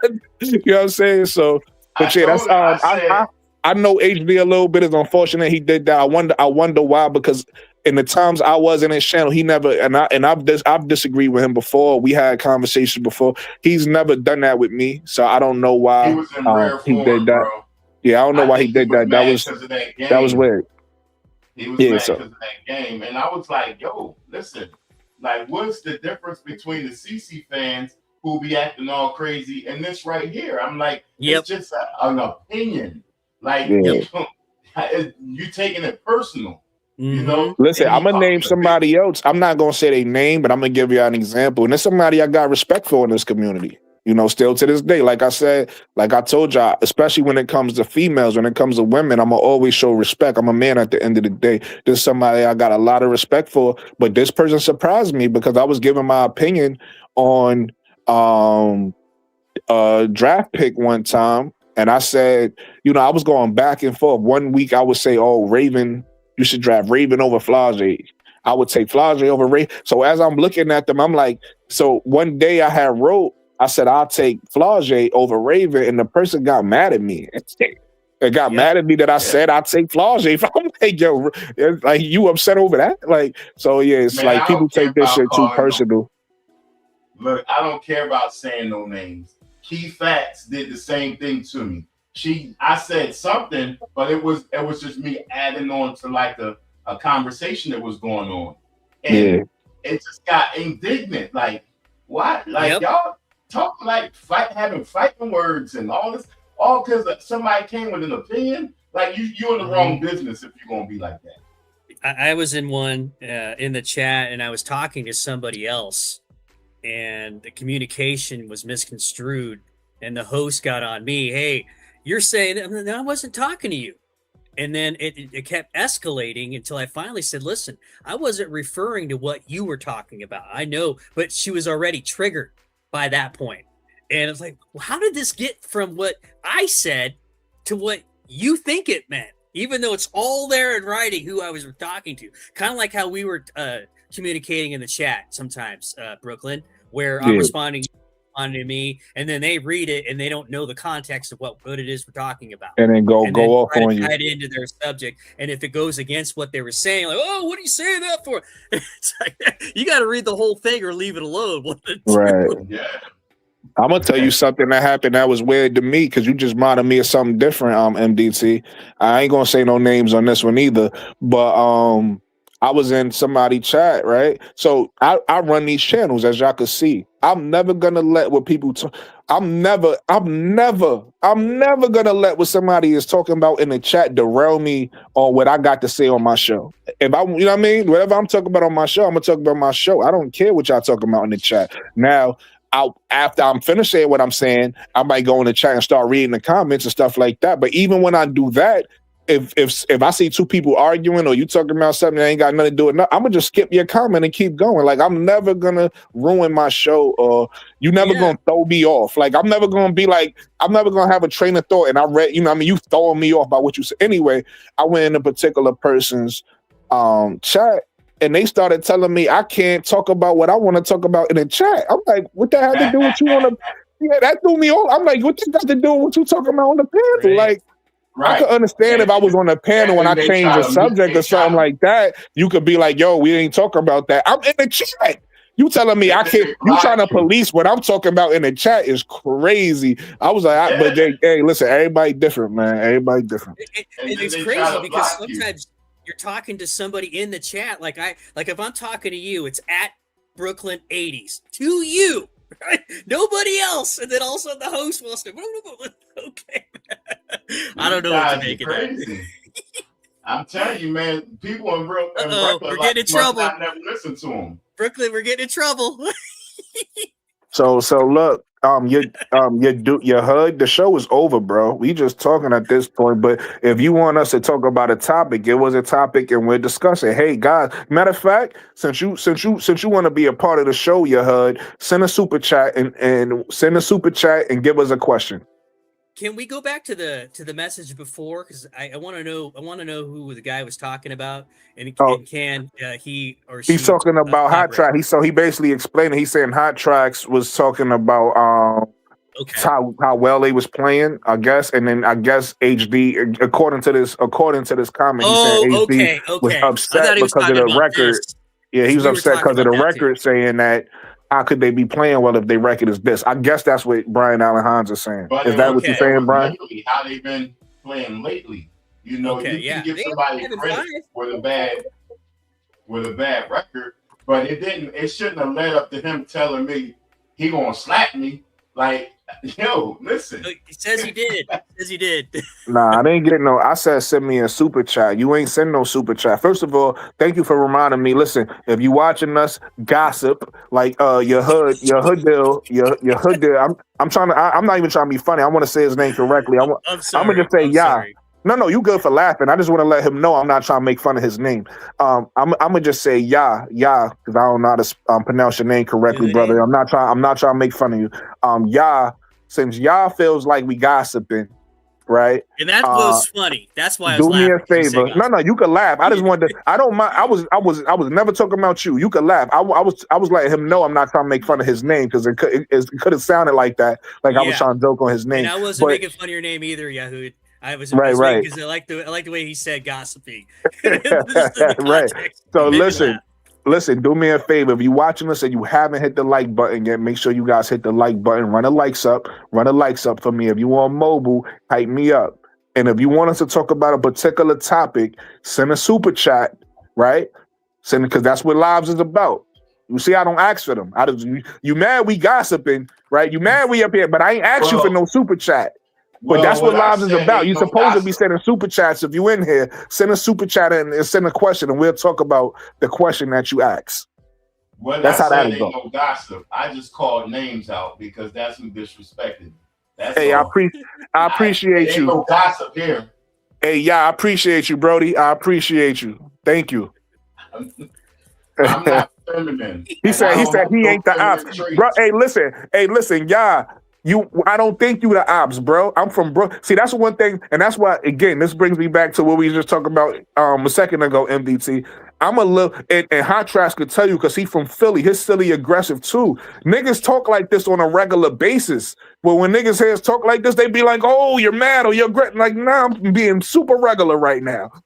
If you ain't hear me say, "Yo, fuck that," something like that. If you ain't hear me come off like that, I'm not mad.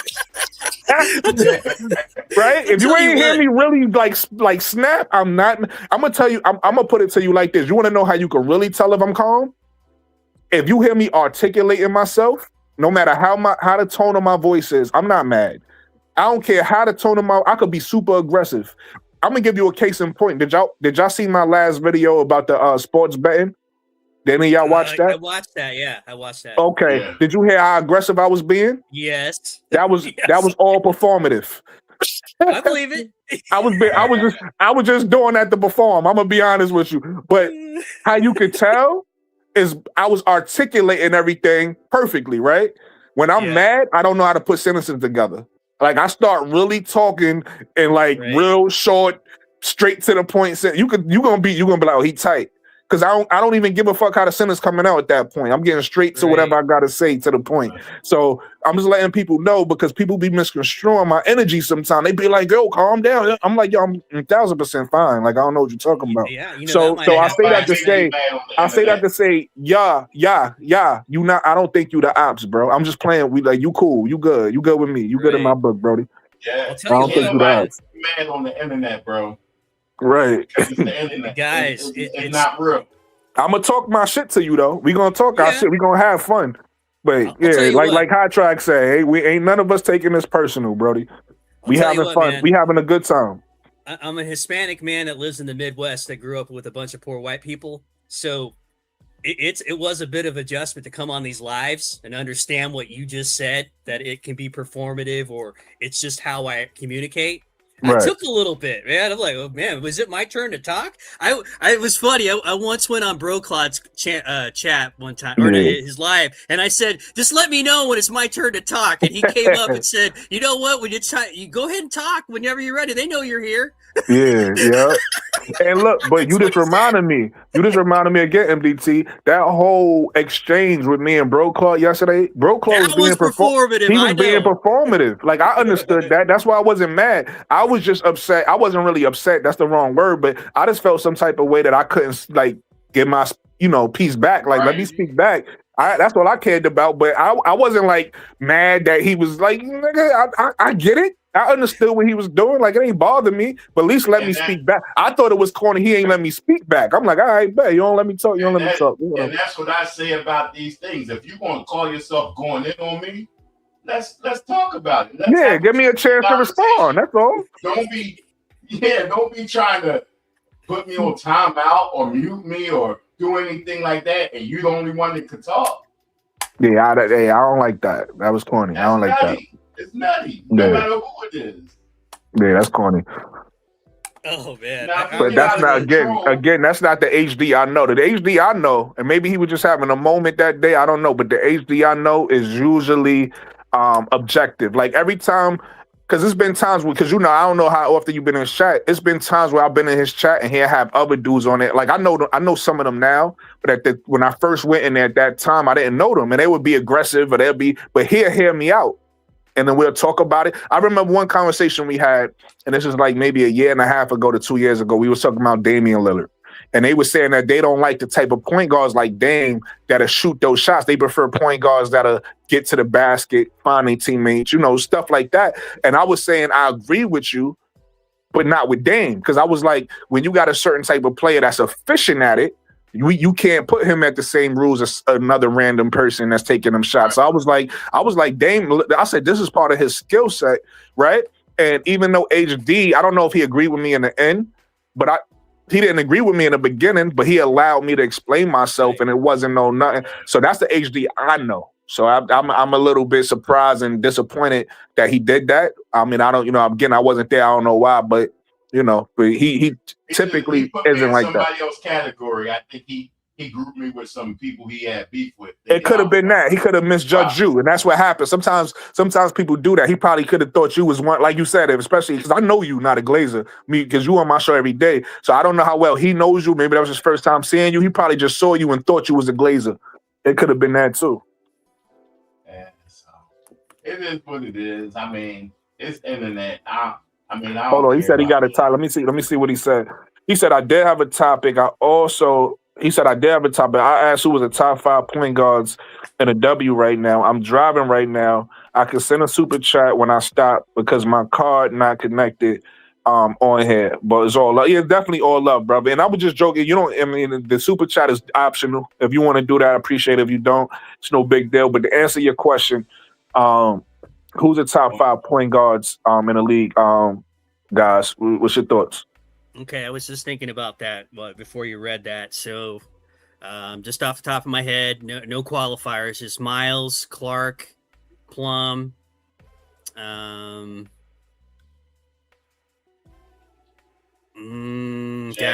somebody might hate me for this, but it's just her name's on my mind. Canada, and maybe Carla Late. I think Canada.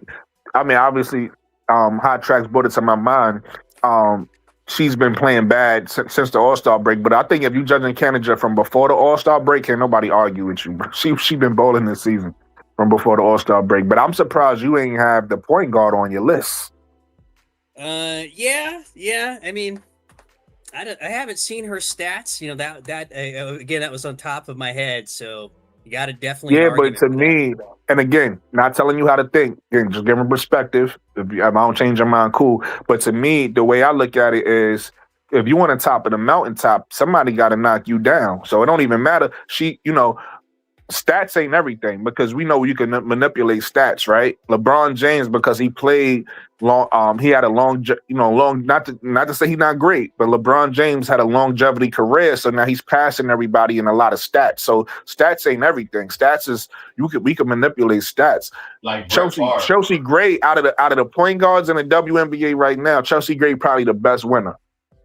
Yeah, and you got to take that into account. And I think for me, it's like who's top 5 right now this season, not over. Yeah, I think Chelsea Gray top 5 now. And her yesterday, 12, tomorrow, 7-2. So yeah, I mean it's subjective, and I hear your point. Like I was telling you, we don't have to agree, but I get what you're saying. So, right.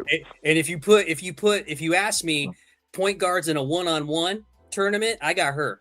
Just so you know. Wait, so you got her in a 1-on-1 tournament, but you don't got her in 5-on-5? Not right this season. No, I wouldn't. Okay. Respect. What's your thoughts, Hot Tracks? Who's your top 5 point guards? You can look it up if you want. I don't know if you got your phone, your computer in front of you. Take your time, look it up. If you need to do that. It's gonna be the regular usual suspects, So all right. So Jackie Young is a shooting guard and a point guard, or just a shooting guard? Jackie Young could play 3 different positions. So me personally, if you had to ask me her position, I would say small forward. But she also playmakes. Like she has the ball in her hand. So I mean, I don't know any. You know, what I mean, she's arguably the point guard for the Aces sometimes as well. So, That's how but I feel. I would say small forward though. If you ask me, I would put in a small forward category. Me personally, I'm not telling you what to think. If you want to put as a point guard, that's you. I'm telling you my opinion. I'm thinking. I know. I guess Kelsey Plum, point guard. Again, like we said, like Jordan Cannon, I like her. Gray, Clark up there. I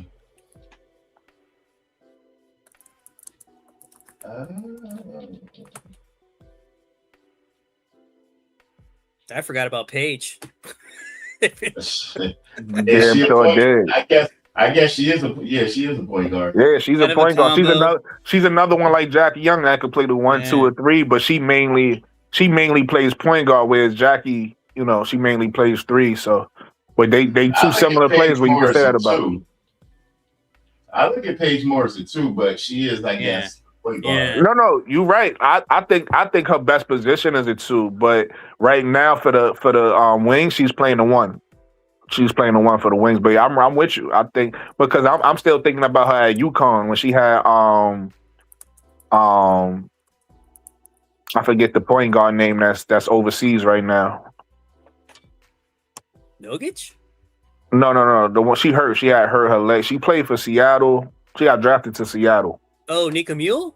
Yeah, Nika Mule. When she had Nika Mule, and then as of late KK, but she had Nika Mule and she was a 2. I like her better at the 2 because it allows her to be more of a killer. So I agree with you, Hot Tracks. But right now on that, and not just right now, even last season, she's been the point guard for the Wings for her 2 seasons in the WNBA. I did not know that Canada was just behind Clark in assists per game. Yeah, and look at assist to turnover ratio. She like top 2. Canada's like top 2, top 3. That's his turnover ratio. Minus her last 2 games. Yeah, last 2 games she wilding. Talk about recency bias. So for me, did you do your 5? Hot Tracks? You get all 5, or are you still thinking? I think I did not give you 5. I gave. I'm not sure. Gray, Clark, Plum, Canada. I didn't give you 5. I need to give you 1 more, I guess. I thought I gave you 1 more. And Paige. And Paige. I think all of our lists is gonna be similar. I think for me it's gonna be Chelsea Gray. Mm-hmm. What do y'all have? Because she goes back and forth. What do you have, Sabrina Ionescu? Is she a point guard or is she a shooting guard? I think she's a point guard. Just this season's been a bit rough for her because she missed a lot of games. All right. So if she's a point guard, Chelsea Gray, Sabrina Ionescu, Caitlin Clark, Paige Beckers, Miles. Olivia Miles. There you go. Olivia Miles. That's the top 5 point guards. Yeah. That's a pretty good list. Now, this year, or now if you say like, even though their team is not doing good, then it might be different.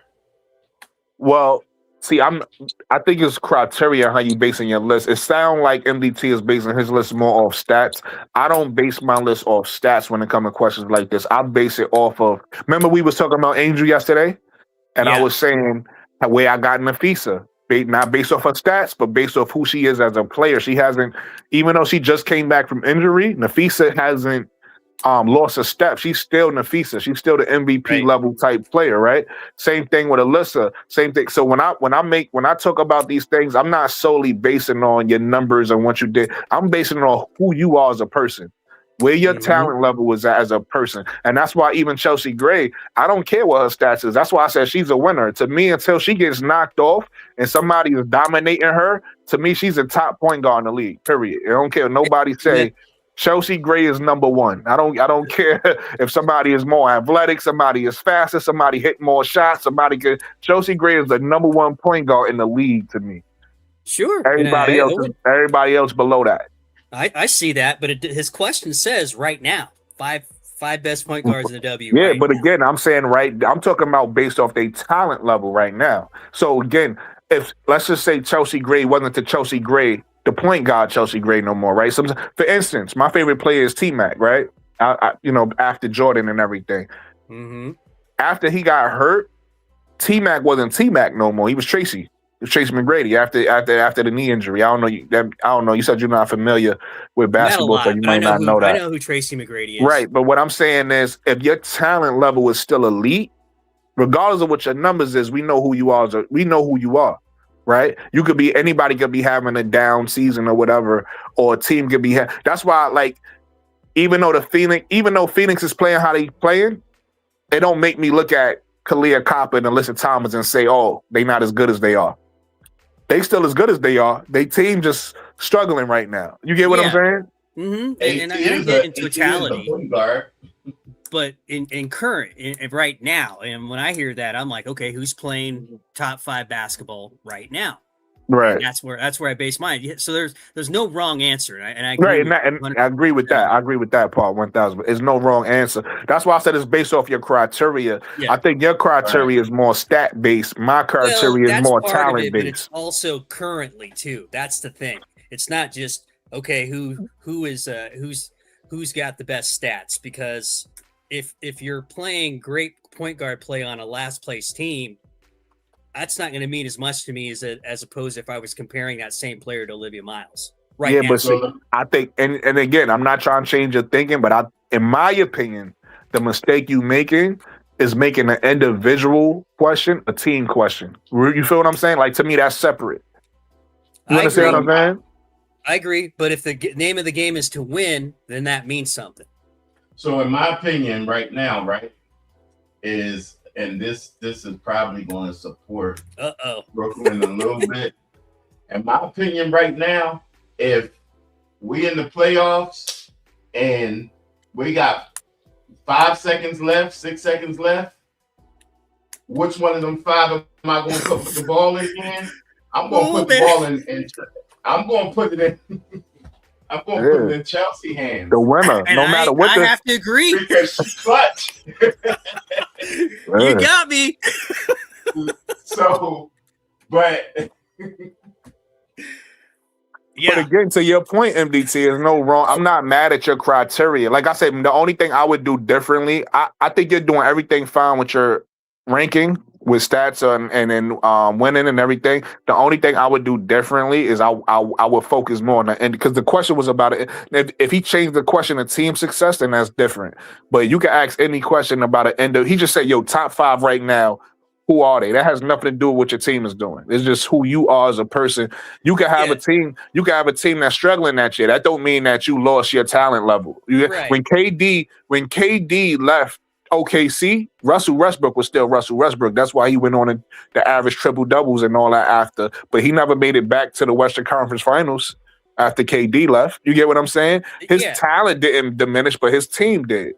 So I wouldn't punish Russell because his team didn't perform. You get what I'm saying? So that's what I'm saying. Like when you ask these particular questions, the way he asked it, I would like just look at the individual player and look at their skill set and judge it based off that. That's why I did this again. Like I said, the show that I'm not biased in what I'm saying. I did the same thing with Angel Reese yesterday.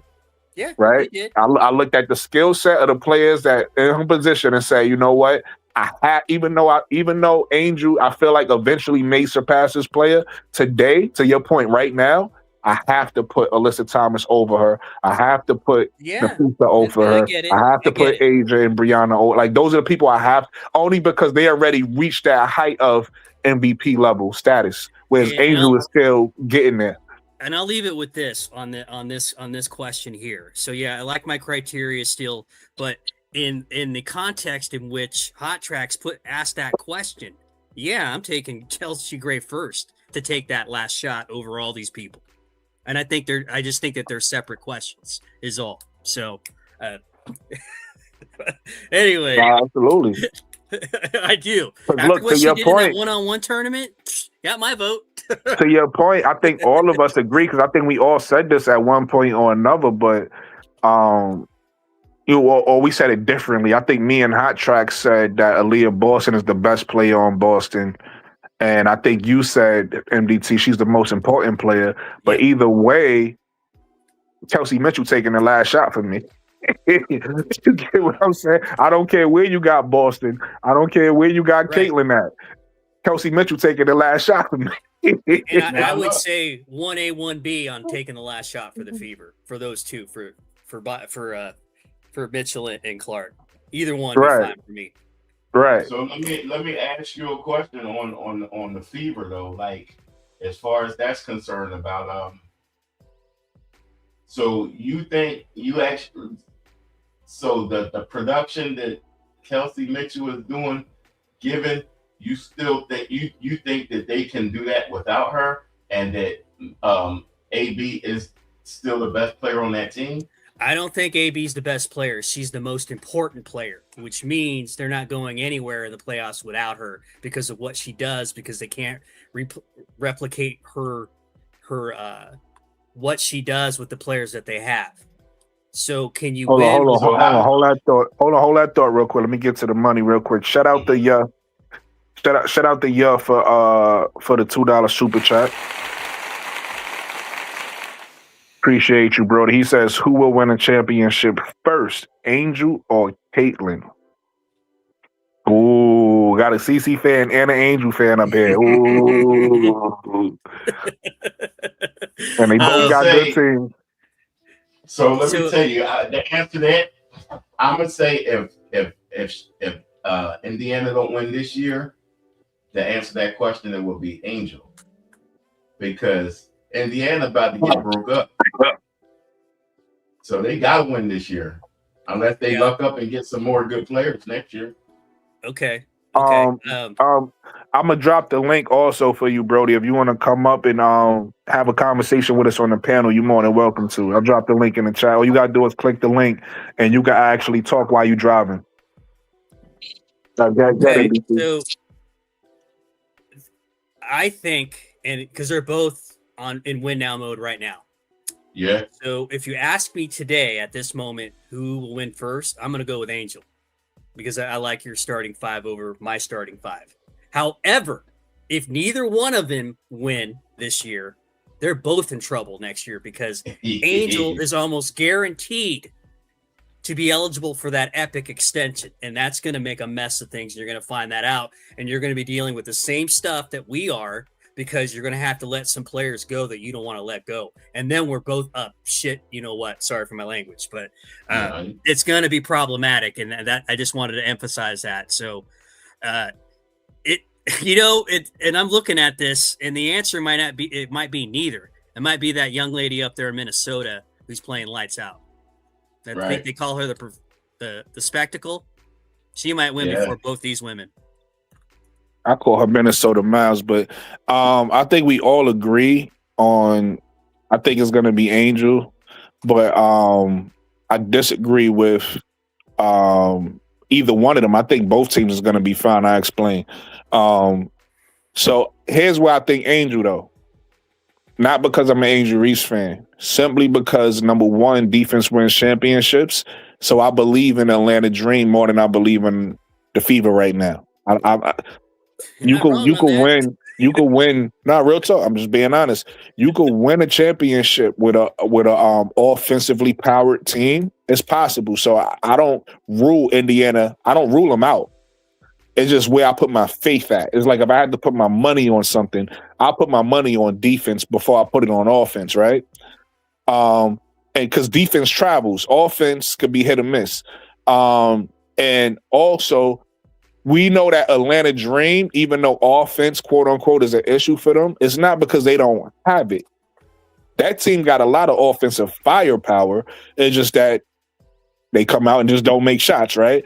So that's fixable. That's them. They figure out why they missing shots, and they can start making. So the Atlanta Dream has both when it wants to. It has offense and it has a defense. Whereas Indiana, I think from the beginning of the season we knew. Like from the beginning of the season, we were saying like that's their weakness. That's their weakness, and they got to fix it. So they working on it. They trying to make it better. So that's why I would choose Angel over Caitlyn, simply because of what I'll put my money on that I think would be more consistent and going forward. Now, here's why I disagree about them having issues, right? Oh, you better stop there. I'm getting triggered. I'm getting offended. Oh my god, my heart's starting to beat. I'm gonna lose my crap. I'm gonna start yelling at Hot Tracks. Haters. That's you funny. But here's why I disagree with either one of them having an issue when it comes to contracts, because yes, you absolutely right. The team may have to shift, especially on the Atlanta side. I think on the Indiana side, in my opinion, and you better with the numbers than me, MDT, so you can correct me if I'm wrong. Okay. I believe all they got to do, I believe they don't have to lose their big three, right? We don't know what's going to happen with Kelsey Mitchell. There's rumors every year about her leaving, but let's just say she love it there and she's not leaving, right? All they got to do is continue to adjust adjust the contracts for Caitlyn, Aaliyah, Kelsey, so they all could get paid, right? Maybe somebody take less money, maybe they all take less money. I think they could keep, and they all young. That's one thing. Outside of Kelsey's a little older, but she's not too old. That's a team that can stay together for a long time if they want to be, right? They could keep that core together. They would just have to continually shift the other pieces around or whatever the case may be. On the Atlanta side, though, you're absolutely right. Atlanta's going to lose people, but I think they already know that. They already said that they want to keep Angel. So going off of, obviously it's business, so things can change at any time. But if going off of that, if you can have at least 3 large contracts, right? I'm assuming, regardless of how much people love or hate Ryan Howard, I'm assuming Angel, Ryan, and Alicia is going to stay together, right? Right. Bree Jones, 2 things may happen. She may leave, or she may say, I got my big contract. That's what I wanted. I'll take a vet, whatever. I'll take a minimum. That's possible. I don't know if that's going to happen, but even if she leaves, let's just say worst case scenario. Let's say you keep Angel, you keep Ryan, you keep Alicia. Everybody else got to go. Anybody else with a big contract got to go, and they got to rebuild the team around them 3. You still got a championship level team. You get what I'm saying? So that's why I said, yes, you're right. Things will change, but I don't think it's dire for either one of them, because I think the plan going forward for Indy, and that's assuming Kelsey want to stay, because I don't see Aaliyah Boston wanting to leave, and I don't see Caitlyn wanting to leave unless she starts to hate it there and she get me out of here, because that's some of the rumors from the Clarkies online. I don't believe that to be true, but if that's not true, if Caitlyn wants to be there, if Kelsey wants to be there, and Aaliyah wants to be there, I think they'll be fine. They'll figure out a way to take less and make the contracts work. And then the same thing with Angel. They're going to lose. The way the team is constructed today, it ain't going to be constructed like that going forward, but they're going to still keep enough talent to compete, I feel. They just have to regroup around Angel, Ryan, and Alicia Gray. So that's what. So I don't think it's going to be. I do think you're right as far as losing people, but I don't think it's going to they're going to have to blow up the team and they won't be competitive no more. Well, I'll tell you what. While you were talking, I was looking at the numbers for both teams, and it turns out, if I'm reading this correctly, Atlanta's going to have a major problem next year, worse than the Fever, because you've got 4 veterans on 3-year contracts, including this year, which would mean if you're moving off somebody, you got to trade one of these large contracts. That's in the case that you offer Angel Reese that epic extension, and she takes it. She may say, "Hey, listen, I'm making 10 large off the court. I can buy you a year, but you're gonna have to give me something in return." It may come to that point. Nah, she's taking her money. That's the only way that this is gonna work. I can't see her not taking her money. I don't see it either, but I'm telling you. So you're gonna have to. You're gonna, like I said, you're gonna lose people. Yeah, I mean, it's going to be Gray, Howard, Jones, or Hillman, somebody, or even Canada. It's going to be maybe 2 of those people.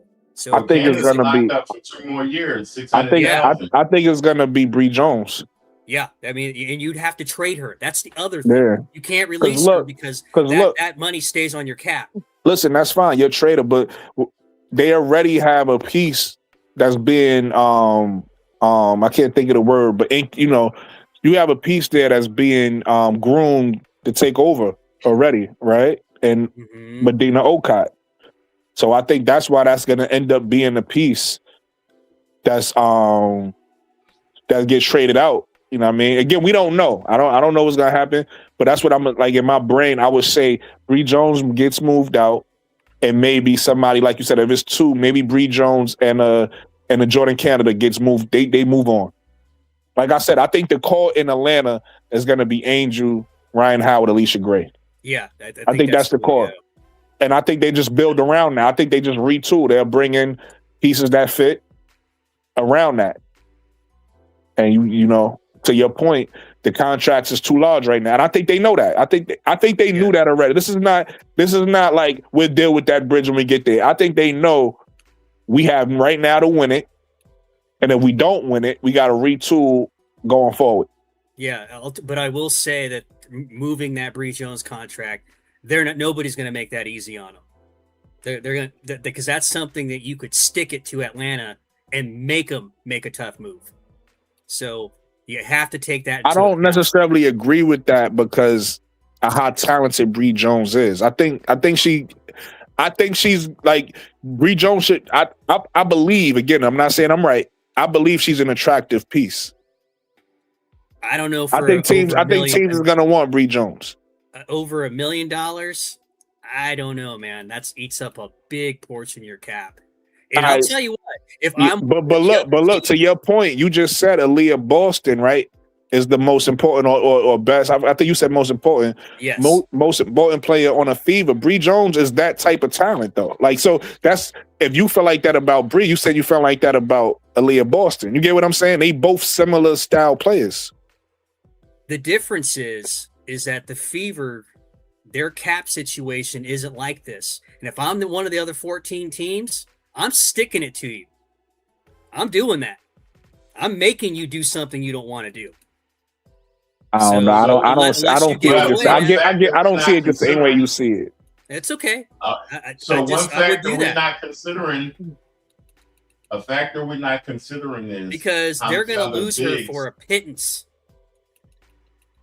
They're going to lose her for a pittance. How many other bigs are on their last year that they got to renegotiate next year too? So it's going to be a lot of moving parts in the W. Yeah, you got to take a look at teams like Toronto, right? Who we were just talking about, who need a big. You got teams like Portland. So I get what you. I think this is where you losing me when you say stick it to. Because if you just say, hey, you're not gonna get equal value. That's part of the basketball. You don't always get equal value in trade. So if you say, yo, you might lose Bree Jones for a second round pick or in something. All right, cool. It's whatever. Like the team don't hurt.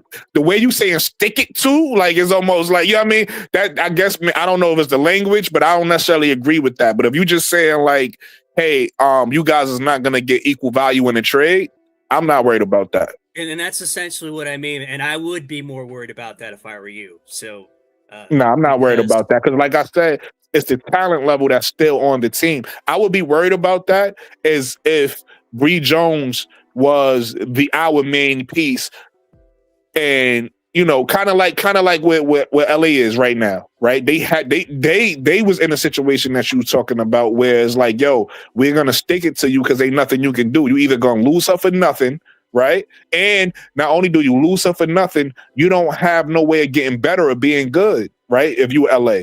So you got to do something to get something, right? You don't let Necker walk out, Candace Parker walk out. You don't let all these people walk out. You got nothing for it. So I agree with what you're saying in that case. In the case where you talking about Atlanta, you still, like I said, with Bree, let's just say to your point, right? We lose Bree Jones, they stick it to us. We lose this. You still got a championship level team. You still got three. It's not like you got Angel Reese, and again, man, it depends. Ryan Howard playing trash right now, so it depends on how you feel about Ryan Howard. But you got Angel Reese, you got Ryan Howard, Alicia Gray. That's enough to have you compete and be competitive. So it's not like you lose Bree Jones and you trash now. You get what I'm saying? I'm not saying you're trash, but I would be concerned because you have to still fill out your roster. And when you start getting these numbers start to add up, it becomes a problem. and the other teams know that. And so maybe sticking it to is the wrong connotation, and I didn't mean it like how you thought I meant. Just means they're going to end up losing her in a pittance, and it's still going to be difficult to fill out this roster, even if you are top heavy. I think that is a reasonable concern, and it's something to think about in the next year. I could be completely off, like you were saying, and I'd be a first one to come on your show and admit it. But it is awfully concerning unless Reese says, you know what, screw the league. If they want to stick it to us, I'm going to stick it to them. I'm just going to stay on this rookie scale, and I'll get it somewhere else, and maybe later on in my tenure, and get it on the payback later on. That could happen too. It'd be like some collusion, but it could happen. Really, really quickly, everybody, welcome Juju to the chat. Hey guys, What's good? I'm listening to y'all talk about this. MDT, listen, I looked something up. And if you're let me read what I got real quick. Hey Juju. How you doing? I'm doing well. Under the new WNBA new collective bargaining agreement, the team salary cap is designed to increase every year annually. I'm accounting for that, Juju. It's still going to be a problem. Okay, you're gonna have to listen for a minute, take notes, and then tell me what you think.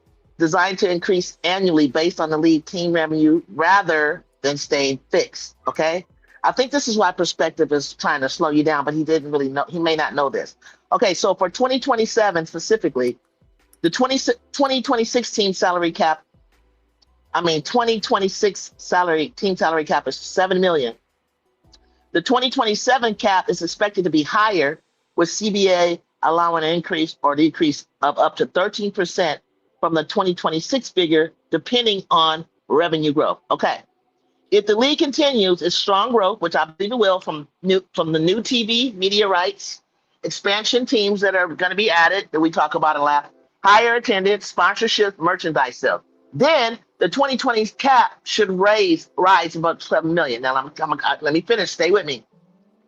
This is why so many teams have been protecting cap space, kind of like what I think MVT said. 2027 free agency is expected to be one of the biggest spending sprees in WNBA history, with stars such as Aja Wilson, Caitlin Clark, after her rookie scale contract, Juju Watkins eventually, and many others benefiting from the new financial system. Players' salaries are projected to keep climbing throughout the agreement, with maximum salaries expected to exceed $2.4 million by 2032 if these revenue projections hold. Now, let's talk about Atlanta, since you guys are talking about it. If you're referring to Angel Reese under the new CBA, the answer is not necessarily. The league salary cap is much larger now, starting at $7 million. You said that, right? Because the cap is so much bigger than it was under the previous agreement, many teams have more room to give young stars raises without immediately, this is the key part, sacrificing another core player. Angel's salary has already increased substantially under the new rookie scale, boom, adjustment, but she remains on a rookie contract up until 2027 before becoming a restricted agent. The bigger question is who else is on the roster? If a team has 2 or 3 Supermax players, several veteran starters on large deals, and wants to give Angel a max or Supermax, which is what we're probably talking about, then it may eventually have to, this is where MDT comes in, trade a veteran, let a free agent walk, or ask someone to take less money. Now, that's what we're seeing with contenders like Liberty, Aces, Mercury. We're keeping every star becomes a difficult under a salary cap. So if Angel herself getting paid doesn't automatically force a team to drop a star, it depends on the overall payroll, how much the cap continues to rise. Teams that plan well can often keep multiple stars together, especially if some players are still on team-friendly contracts. So their core players are Alicia, Ryan, Jordan, Brianna, Angel. We all agree, right? Yes. So so I say I don't think they have to trade a star just to pay Angel because the CBA is much higher. Salary cap gives more significant flexibility. It's possible to keep the core together if ownership is willing to spend and the front office manages the cap well. So if Atlanta usually decides to keep anyone, most likely affected an older veteran on a large contract rather than Angel, Ryan, or Alicia, a role player with a sizable salary, a free agent they choose not to resign. I would be surprised if Atlanta traded, boom! This is what we talk about all the time, MDT, Ryan or Alicia, specifically to pay Angel. Those three project as a strong long-term core. If your question is who's the most expendable among the stars, I think I heard somebody say Brianna Jones would probably be the first name mentioned because she's older than Reese and Howard and plays a position where quality replacement can sometimes be found more easily. And that's too bad because I like Bree, but I'd have to say if you're gonna let go of somebody, it's gonna be Bree because you're molding, right, and developing Okot. Absolutely. Here's the issue, Juju, and what you didn't mention was the epic extension that Reese is likely to be eligible starting next year, which means she could renegotiate for 2027. I said that for Supermax. Now, when you mentioned the revenue increase and the amount of cap space that will be afforded, the most can go up this next year, because I told you this, is up to $7.91 million. I already accounted for that. It's still going to be a problem. And the only thing they could ask Bree Jones to do is to take less money and renegotiate. I said no. They could do that. We're gonna, I just said it's not even ask her. We would then. She's expendable. No, she's not. She's on a 3-year deal. Protected. There's no way you can get out of it. Okay, let me double check this. Okay. You can, but it's just that's what it is. They're gonna be in trouble once Reese makes either a second team All-Pro or first team in this cap. That's going to be a problem next year. And you can't just say, all right, we're going to release you. You've released somebody, you're still on the hook for their salary if nobody picks them up or if you don't trade. So look, it's going to be a lot of people because a lot of people sign 1-year deals. And I think Kelsey Plum did 2 years, right? I think the money. Before you talk, I told you guys to give me a second so I can check with MDT. I just looked it up. It says no, and you're going to have to show me evidence otherwise about what I'm going to read right now. No, Brianna Jones is not currently on a core protected contract. Here's why. Brianna was cored by the Connecticut Sun back in 2023. You know you can't do this twice, but I'm going to read it anyway. She's on a 3-year deal, Juju. Wait, let me read this because we're talking about 2027.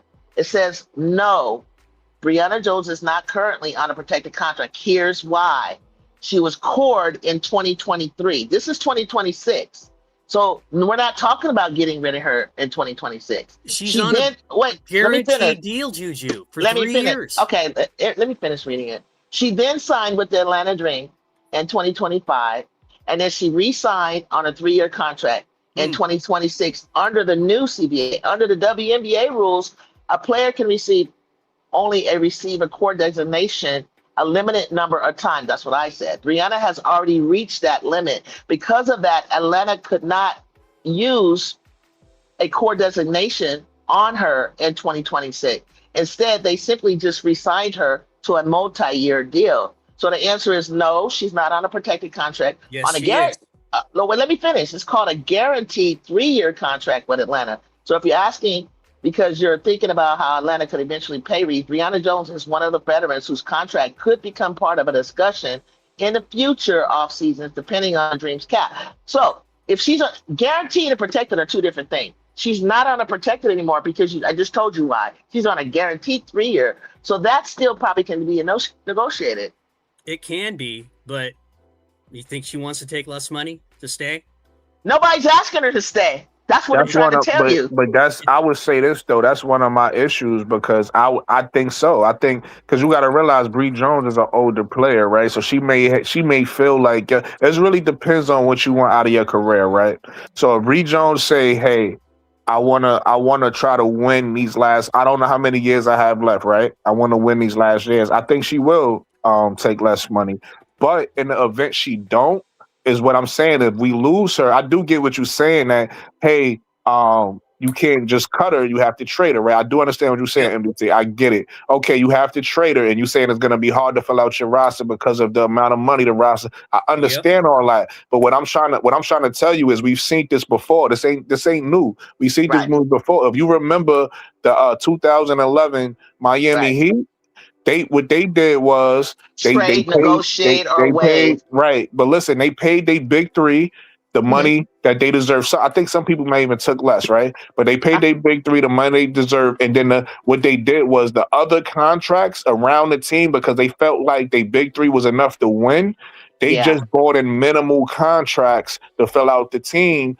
Every year they just swapped out. So that's what I'm saying. That's why I keep saying I'm not saying that you're wrong, MDT. I'm saying I think we'll be fine regardless. I'm saying as long as you got Angel, Ron Howard, and Alicia Gray, however they got to fill out the rest of the roster, even if it's with veteran minimum contracts, they will be still able to be competitive and play for championships. It ain't like they're gonna be like, I got you, and I'm not. Listen, I ain't arguing with you. I just like you said, you're gonna probably need it after class. And you're asking women who just got paid to take a pay cut. Exactly. That's what I'm getting ready to say. They just start making money.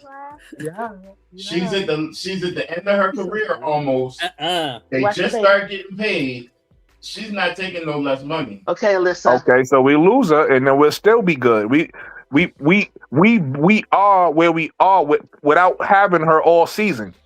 She just got back, so we lose her. We still competitive. Is all I'm saying. It's not like we lose her and we fall off. Look, the other thing that I was saying was, again, a lot of people sign 1-year deals across the league. Right. The money is going to adjust itself. It's Absolutely.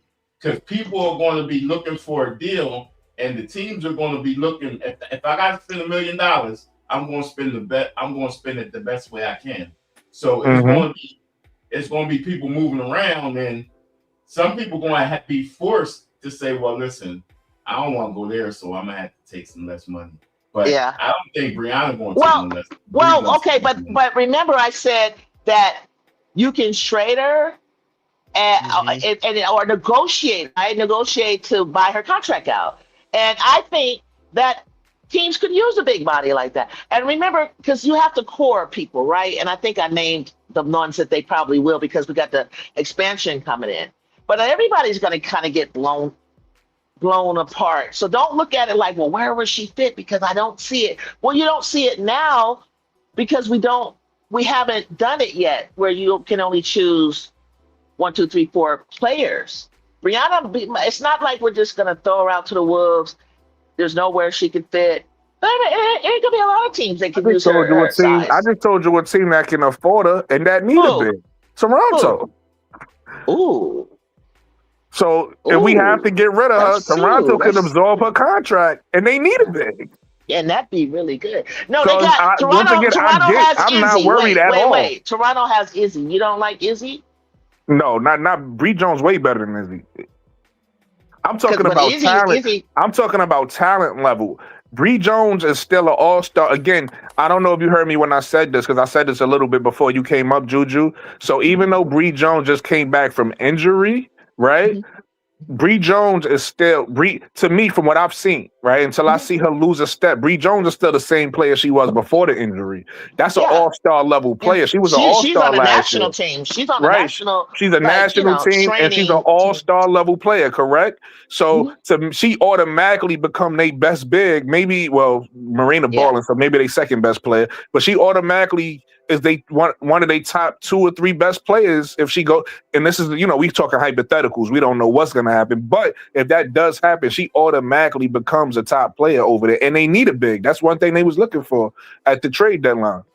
And also, listen, you make money off of merchandise sale. You heard me say that, right? Who sells most merchandise, do you believe, right now? Angel Reese. So whatever you need to do to pay this woman, you're going to pay her.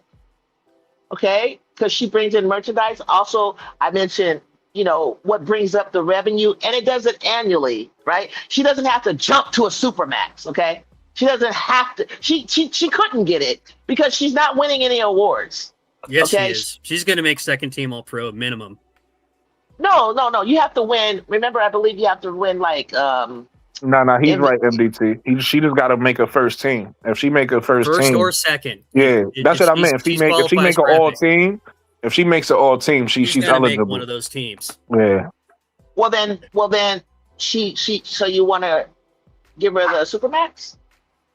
No, it's not that we want to. She'll be eligible. So it's She'll basically be eligible. it's Okay. same thing. It's her Okay. and Caitlyn, right? Or does Caitlyn already have hers? Mm-hmm.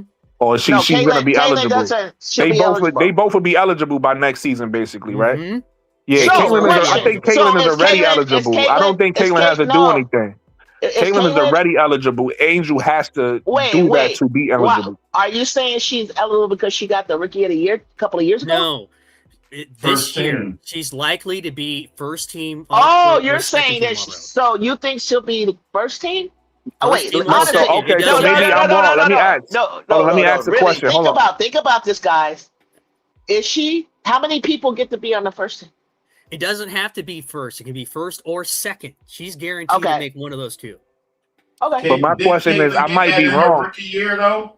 That's what I'm saying. I might be wrong. From what I understood, I think is that she did. the criteria is that she had to hit. She already hit them. She just got to wait till she's eligible. Like she's already waiting to get the Superman. Whereas Angel has, she has to action. If she put, in other words, if Angel don't get on an all team this year, she won't be even eligible to get it. I think Caitlyn is already eligible. Yeah, she just has Caitlyn was to. first team All Pro rookie year. That's why. Right. And Paige is also eligible too.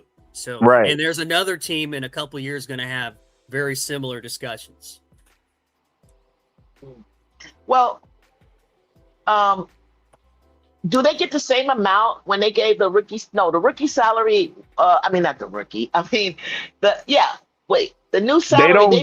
They all got bumped up. Didn't their contract get bumped up already? Yeah, they got bumped up to the new CBA. Yes, but they don't get the full. It's not the full max. What they getting is a portion of the max, but it's not the full max. They call it a regular max.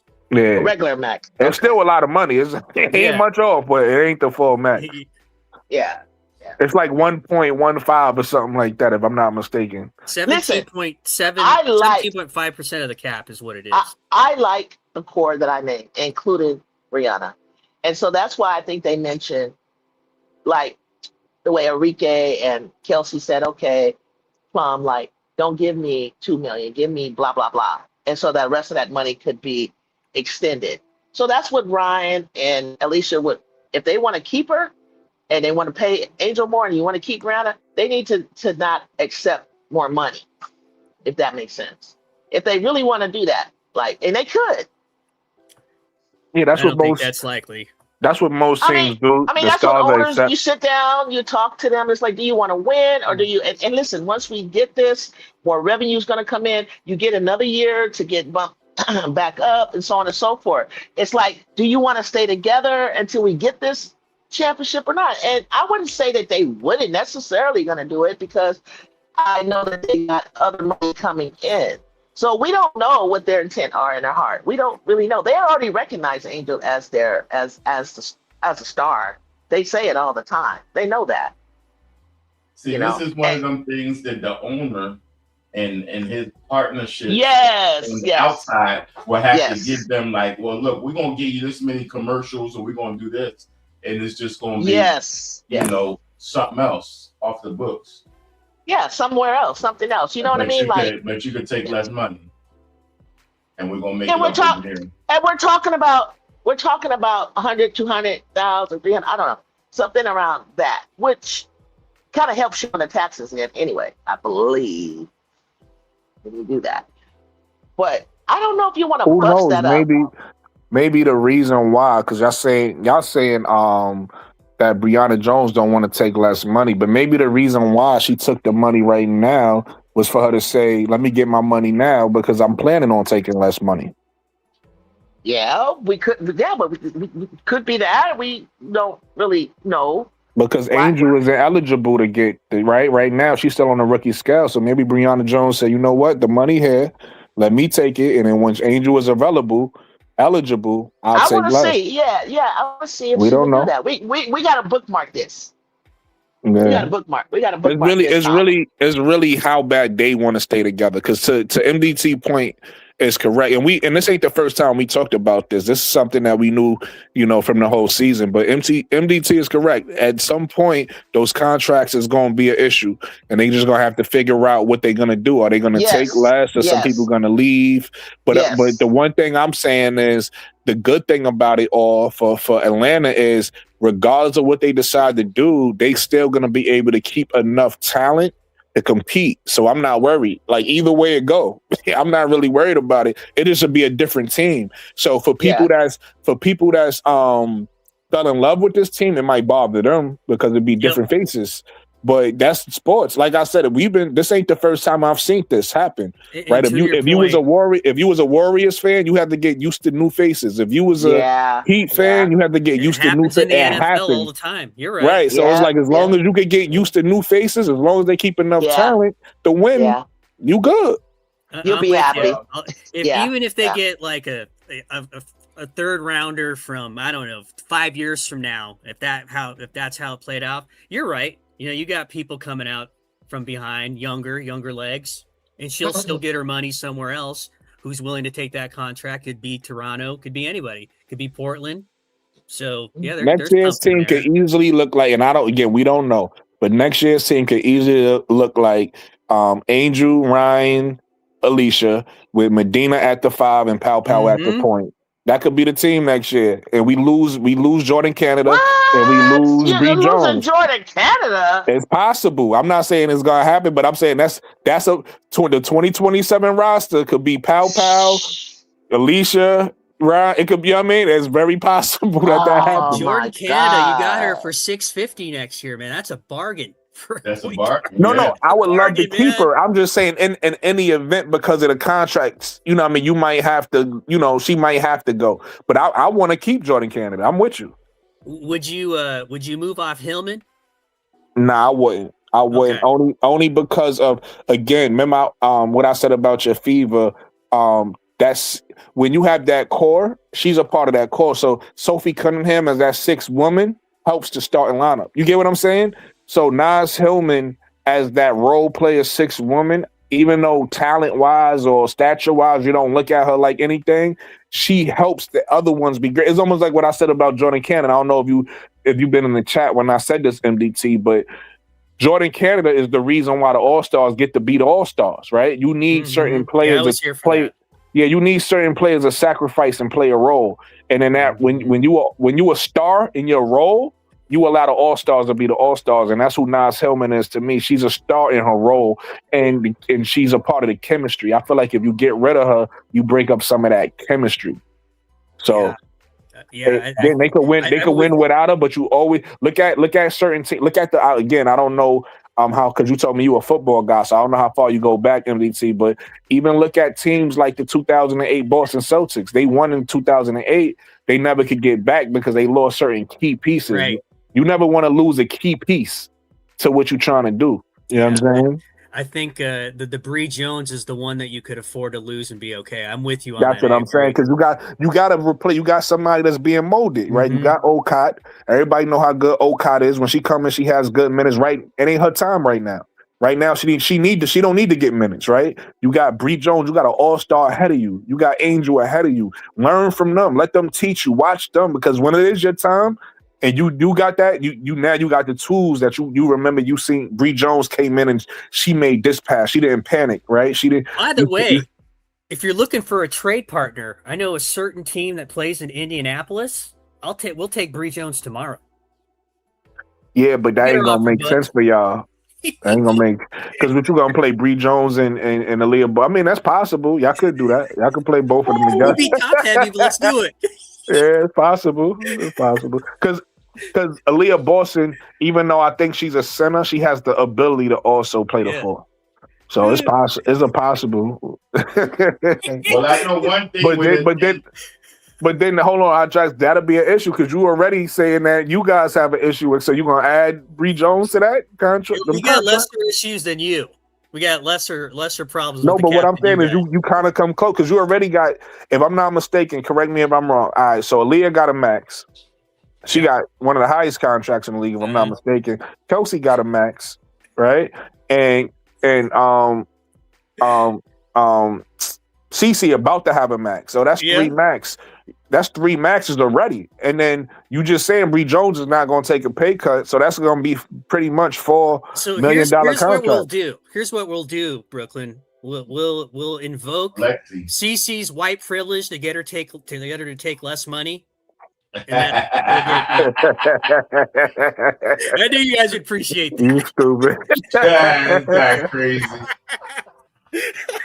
But one thing I know about this, and again, I could be wrong because Juju just came in here and beautifully broke down how the salary is going to change next year.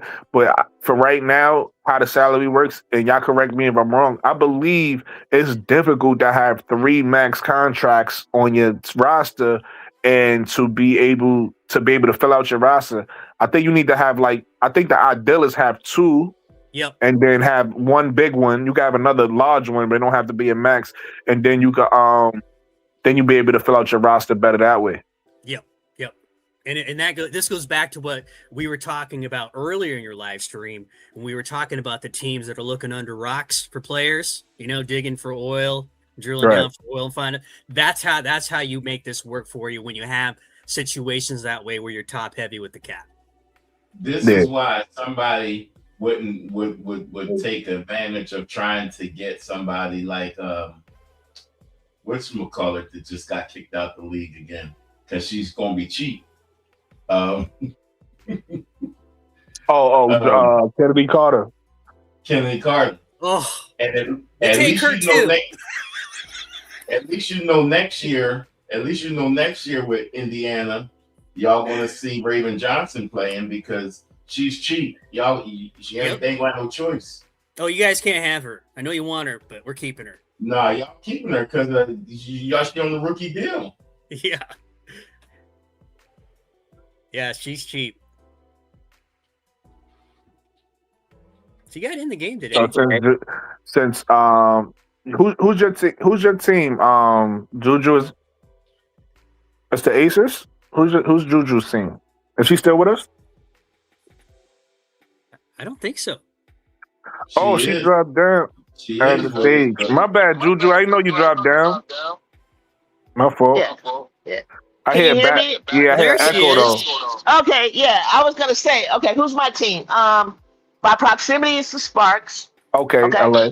And then one of my MDT. Do you have? Hold on. Do you have the do you have the YouTube playing? I had echo. You have the YouTube playing or something like that, or you can turn it down. Okay, let me turn it down. Can you hear me better? Can you hear me now better? Yeah, no, you sound perfect. Mic check. All right, yeah, you good. I don't have an echo no more. You perfect. So my team by proximity is the Sparks, and I think MDT knows my second one that I just adore right now. It's the Mystic. All right, so slow down.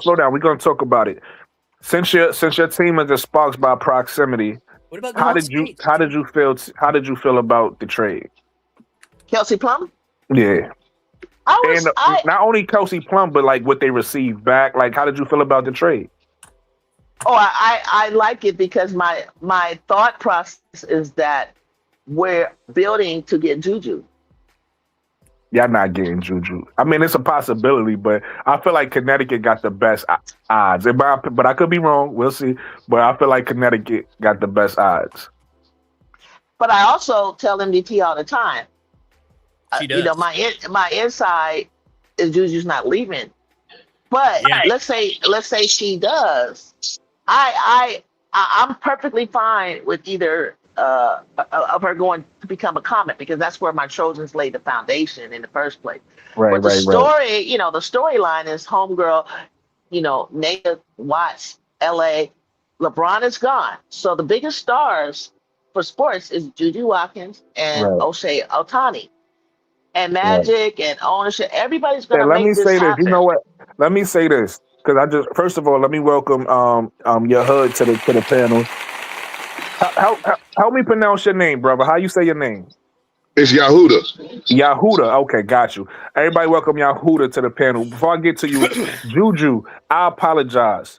because you got Juju in your name, and I just shot your dreams down without thinking about it. It is a possibility I could get Juju. I apologize. I didn't even think about that.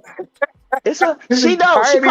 She calls me Big Juju. She knows, and she knows Right. all the But what I'm saying old is, heads in LA say that. It's like I'm Juju, and Right. I'm the original Juju. Yeah. you by the the way. original Juju. Right. But my point is, I'm sitting here having a basketball conversation. I ain't even make the connection. I ain't even Yeah. think about it. So I apologize for even shooting it. Because my name was Juju, and my favorite team, LA, and then Juju being from LA, I want her to come to the Sparks too. So my apologies, Juju. Yeah, I was making jokes about like Juju having an inside information about where she's going and what she's doing. Like, and I was asking her, "What are you hearing? What's the phone line?" Well, basically, I'm just saying that. But honestly, it just. I mean, if you're here, it all makes sense. It makes a lot. That'd be a perfect story. Yeah, Because it's a place to your to go point, Juju, really quickly, the city love her. Game like the celebrities, they all love her. Like she's a That's our princess. That's our queen. that's y'all princess. So imagine her playing. That'd be so amazing. She go to the. So you have. Matter of fact, I'm gonna keep it 100 with you. If this was one of those situations where they went behind the scenes and they mess with the ping pong balls, I won't be mad. Put Juju in LA. That's an amazing story for the WNBA. It's amazing for Juju. Mess with the ping pong balls, Kathy. That's what I said. I tell them all the time. I don't care how you make it happen. Make it happen. Right. That's the best Because city they for tell her. me all the time. There was people be like, because I wasn't really following the NBA. They were like, how the hell did Cooper Flag get to Dallas? I don't know. But Right. whatever they did, do it for Juju. Right. Here's what's gonna happen. Hold on, really quickly, because I want to make sure everybody get a chance. Hold your thought, MDT. Okay. Yuta, welcome to the panel, brother. You got something to say?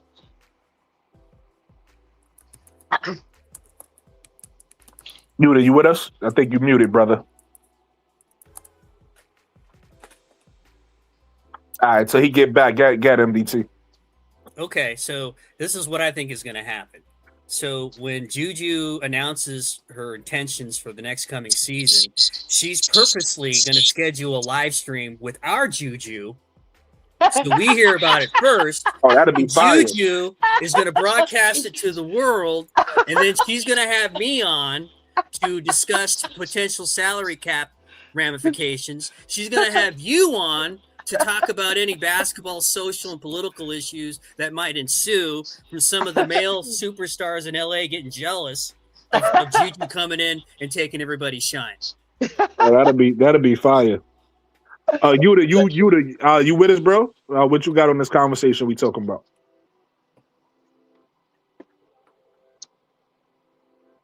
I can't hear him. Yeah, you might be muted, Brody. Oh, okay. I don't know what happened.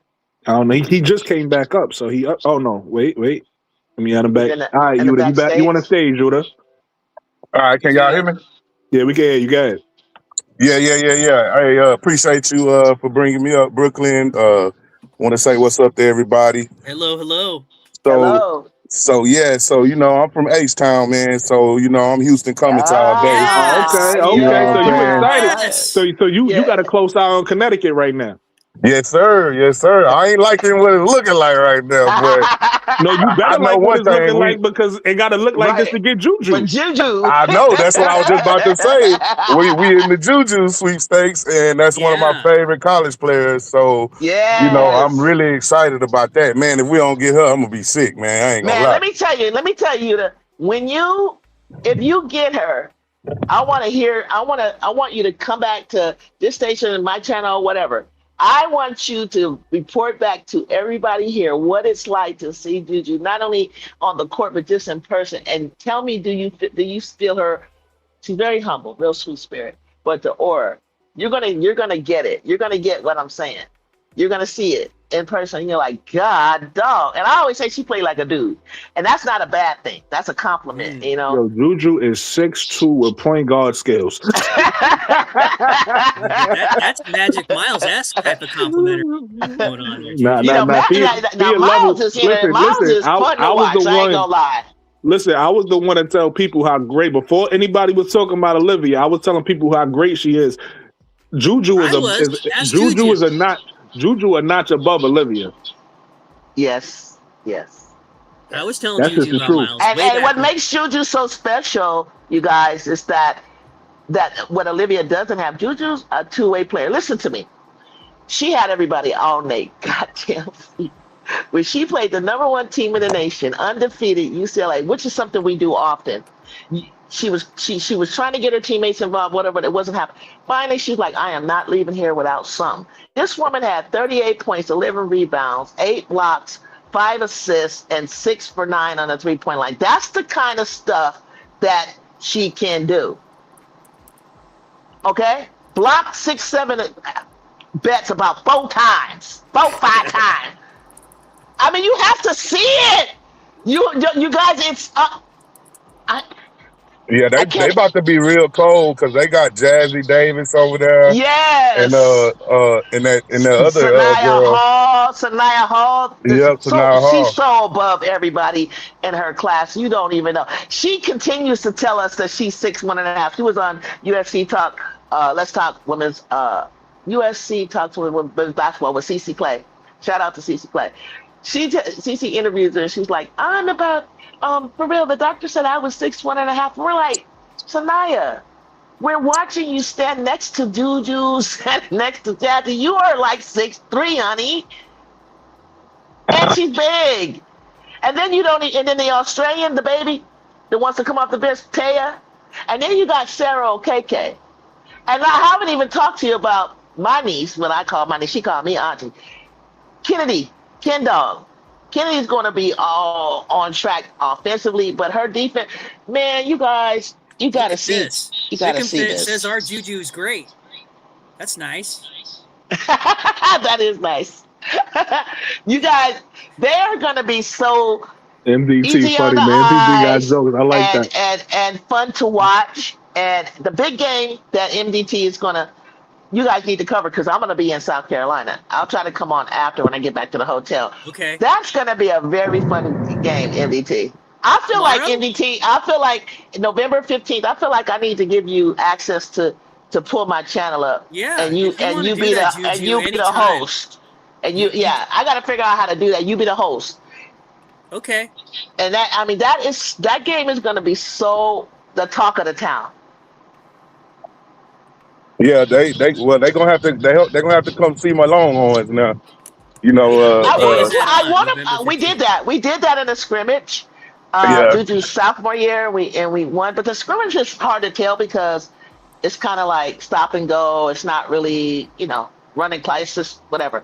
I'm disappointed in Vic because you let go of Leah Crump, you let go of my girl Justin Carlton. You let go of who was the other one? I think it was one more. And then you have these Rory nice Harmon went to the league. That's not really his fault. Rory Harmon not went her. to the league. Yeah, Rory Harmon league. She talking about league. She talking about league. I think Porto people. Oh, Jordan Lee. Lee. You let Jordan Lee. You let go of those three. And you're gonna get Brian Clinton. You're gonna get Kobe's girl from Mamacita, Aaliyah Spate. You're gonna get what is it? Bria Clinton and Leah Spate. You getting I knew the girls. You get now. If he would have kept all of that together, I think I think that's the reason why they left, and I think it had something to do with him calling them out, saying that he was disappointed in them, and they wasn't tough and all that. I think those two things had something to do with it. And guess who else left? Your pretty assistant coach. What's her name? I met her at the hotel. She was 2 rooms from me at the Players Era. What's the white girl? Carter. She left to be assistant coach somewhere. Did you know that?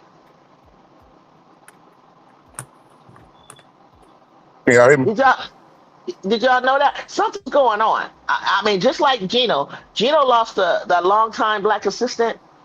I think something happened after that whole Dawn incident. I think she was like, I'm out. That did it. I think she was like, you've gone too far. Yeah, you're indignant. I'm leaving you. Can you believe that after all them years? Something went down. I'm like, Gino, Gino, I mean, you're losing it. I mean, listen, I've seen Gino his whole career. I know what he's done to Pat and Muffin for I've seen this one, that move. You know what hurt me the most? I know for other people it was like, how dare you talk to Don that way and disrespect. Okay, that as well. But it was the part that the girls didn't even get to celebrate. And then you know, they were like hurt in tears, and you didn't even comfort your team. I was just like, Gino. Yep. You don't do that. Mm-hmm. That's AZ's last. What are you doing? Now, Vic, he comforted Rory. You saw how he took Rory in and comforted her. I was just like, oh my gosh. Because you thought she disrespected you? She didn't. Yeah, that was pretty silly. It was a misunderstanding about the handshake thing. And, I don't know. But listen, I don't know if you guys seen UConn's schedule. MDT, you need to this year you're gonna watch college basketball. I'm gonna you're gonna have to give me a women's college basketball 101. You're gonna love it. You're gonna see, and then I'm gonna be honest with you. To Juju's point, I think college basketball is more entertaining than the pros. Yeah. MDT. Oh yeah, my issue is this, Brooklyn. That's NFL season for me. That's where my heart is. Yeah, that's where his heart is. Well, that sounds great to me because now you got icing on top of your cake, nigga. You ain't got to get one up. I love it. Hey, Juju, he just called me the N-word. Am I supposed to laugh at that? Yeah, you my nigga, MDT. Yeah, you could.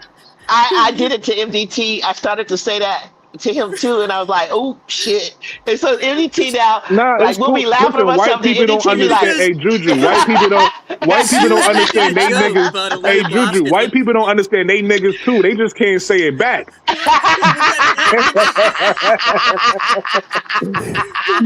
She was comparing Aaliyah Boston to buckwheat. She started laughing, and she's like, you know, I don't know if you guys are supposed to laugh at that, MDT and all the non-black people in the chat. So I asked. I said, wait a minute. Can I laugh at that? And she says, well, you can. I said, well, I'm in the middle, you know. I'm not white or black. I'm Hispanic. She said, and then I learned he's Hispanic. I had no idea. I learned something new every day. Yeah, I don't use the N word. I just want to know if I can laugh or not. That's it. and we're like, bust up. Go ahead, bust up. Go ahead. Hey, did you hear the guy today explain to me that? Because I honestly couldn't talk to him about it because I honestly didn't see the what he was talking about Olivia leg kicking out and tripping. I cooked him. So I saw it. Today, I saw that. But I saw it, and if you watch Olivia when she is. That is really how she shoots. So if you try to fly out like Superman at somebody, and somebody is trying to finish their shot and do the kick out, and then on X, somebody posted about 3 different NBA players in the same, Michael Jordan, one of them.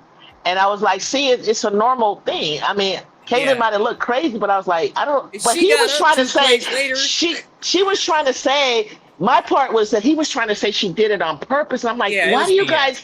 I said, why do you guys stop saying people are trying to hurt her? Why do you think I cooked him for you, Juju? I watched it.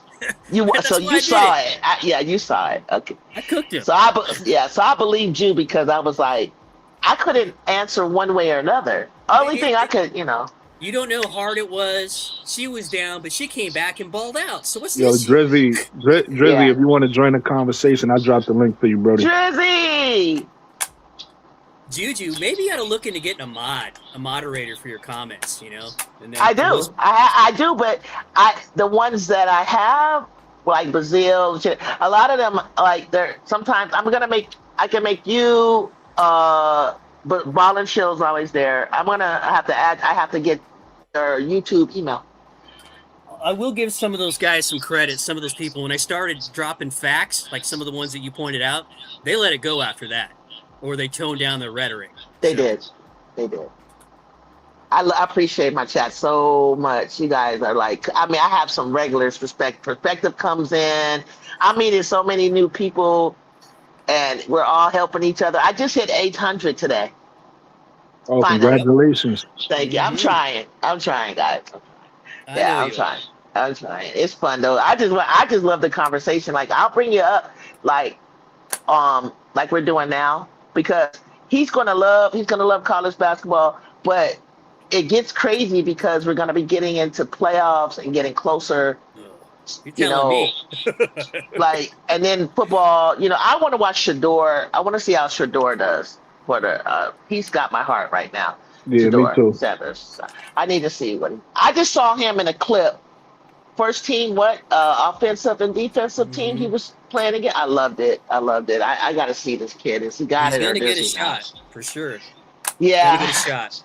Yeah. Who's your team? Who's your football? Who do you root for? The Texans. I don't have much to root for though. They do this thing where they like to pee down their leg every postseason. So I told you this. This is why I have to watch other games so I can be entertained. Well, then good. Did that be a good reason why you could come over and watch the college basketball? I think people are going to watch college basketball, women's basketball from the beginning, meaning not just conference play. I think y'all going to jump in early because you got to see what UConn got on schedule on tap. So wait. LSU, you wait till you see who he's playing. South Carolina, man. You know what he needs, Juju? Same way he a CC fan, he need a player to go watch. So I would say if you enjoy CC's game, you probably enjoy Michaela Blake. She's already got that answer. It's USC and Juju. So. Okay, well there you go. You got USC. That's going to be a good team to watch. But I think the team that you would enjoy. She adopted me. She told me already. I adopted him. This is what's gonna happen, Brooklyn. Yeah. She's gonna want me to compile all these stats. So then when she goes up and does lives, and some people are bantering with her in terms of Juju and USC basketball, so I can cook them in her comments. See, what's gonna happen, you guys, is that Juju would have to score 30. She doesn't need to for our team because we have so much going on, and that's not her goal. But I think her goal is to become more efficient. So whatever amount of shots she gets, whether they're less than it ever has, she's going to have to be very efficient. So what happens in my chat is before Juju was hurt, she had 1,678, and she had gotten to a certain point faster than Caitlin, but under Kelsey Mitchell. And so she was on track to pass Kelsey. So what happens in my chat is they come over, she's not going to get Caitlin Clark's and Caitlin Clark. She's just trying to break. And that's what they're focused on. And see, MDT would say, well, she got to this point, at this point faster. She's already here. It's almost like I need someone. I'm trying to talk about other stuff, but they want me to press and say she's going to break Caitlin Clark's record when nobody's even thinking about it. It's going to happen. You know what I mean? Like, that's not our goal. Our goal is we want to win a championship. Right. Whatever comes with it is just extra.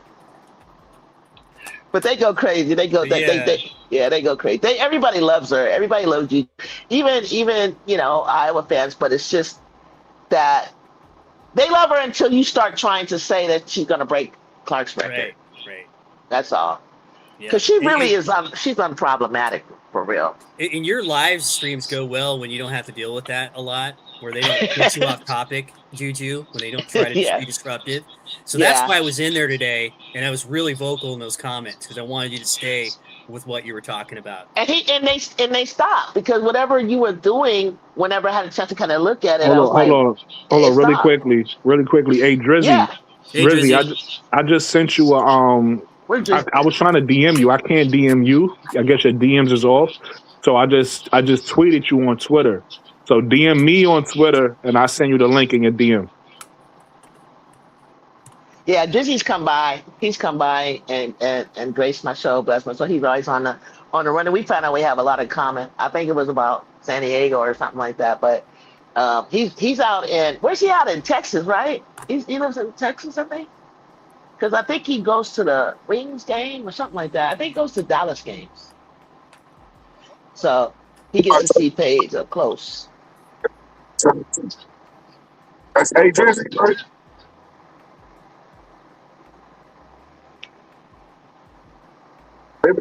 Is Hot Track still here?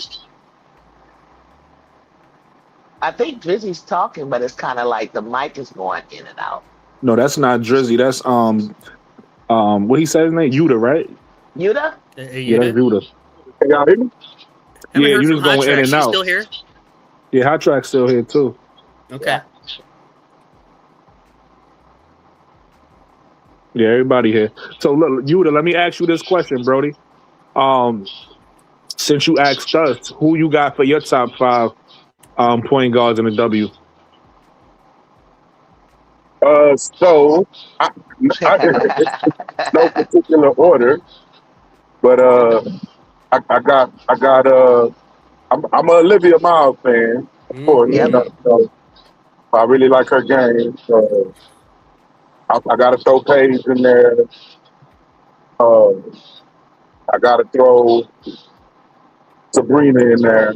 The next week.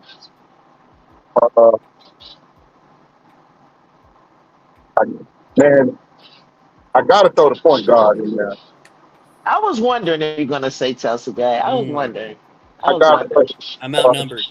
I had JC in there over her, but you know, and then I got to throw Paige in there as well. So Okay. that'll be my top 5. And being an honorable mention, I got to say Veronica Burton. I really like her game. I love Veronica too. I love her game. So. Yeah. I just So what about like Kelsey Mitchell, Kelsey Plum? Yeah, those two. I like them too, but I don't think them as point guards per se. So, but I gotta say for the record, you know, so growing up as a kid, of course, I watched the Comets play when they did the 4-peat, and then I kind of stopped watching women's basketball for a little while. But one day I saw a clip on YouTube of Angel Reese, and she was at and started watching her play when she went to LSU, and women's basketball because of Angel Reese. I'm a big Angel Reese fan. Wherever she goes, that's gonna be my WNBA team. But I there's a lot of women in that league that I really like their game. You know. Yeah.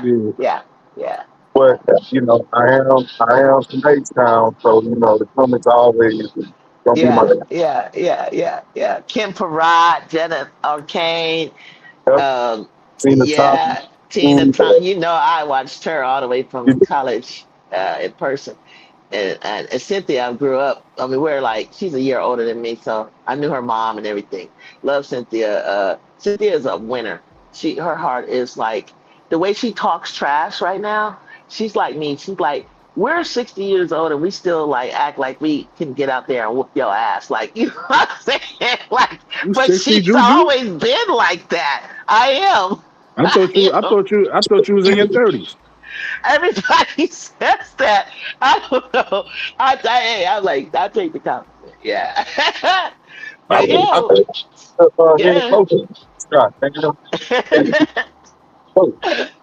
yeah. Everybody welcome AJ to the stage. AJ! Hello. Can y'all hear me? Yeah. Can you guys hear me? Yeah, you low, but we can hear you. Mm-hmm. Oh man, I don't know. I've been having a hard time jumping on stream lately. Is that any better? Yeah, it's a little better. Okay. Y'all don't have me in y'all top 5 point guards all time? Wait, did everybody? I'm about to say, did everybody mute? Because I'm like, it got super quiet. I was like, everybody. I muted because I wanted to see if it would help him. No, it did. It's just that I got confused for us. I was like, wait a minute, it sounded like it was just me and him for a second. I'm like, wait a minute, everybody got. Yeah. But yeah, man, I like all you guys' your point guard list. Okay. So you was in here for what? You heard everybody's then, because. No, I didn't hear I heard 2 of you guys. I didn't hear the. I didn't give mine. Okay, I was missing Auntie. Hey, Auntie. Hey, but what's yours? Ooh, my obviously he in it. Juju, Hey, this is my first. Let me say this really quickly too. This is my first time. I've been in your stream a few times. This is my first time actually talking to you. You do good work, brother. I appreciate what you do.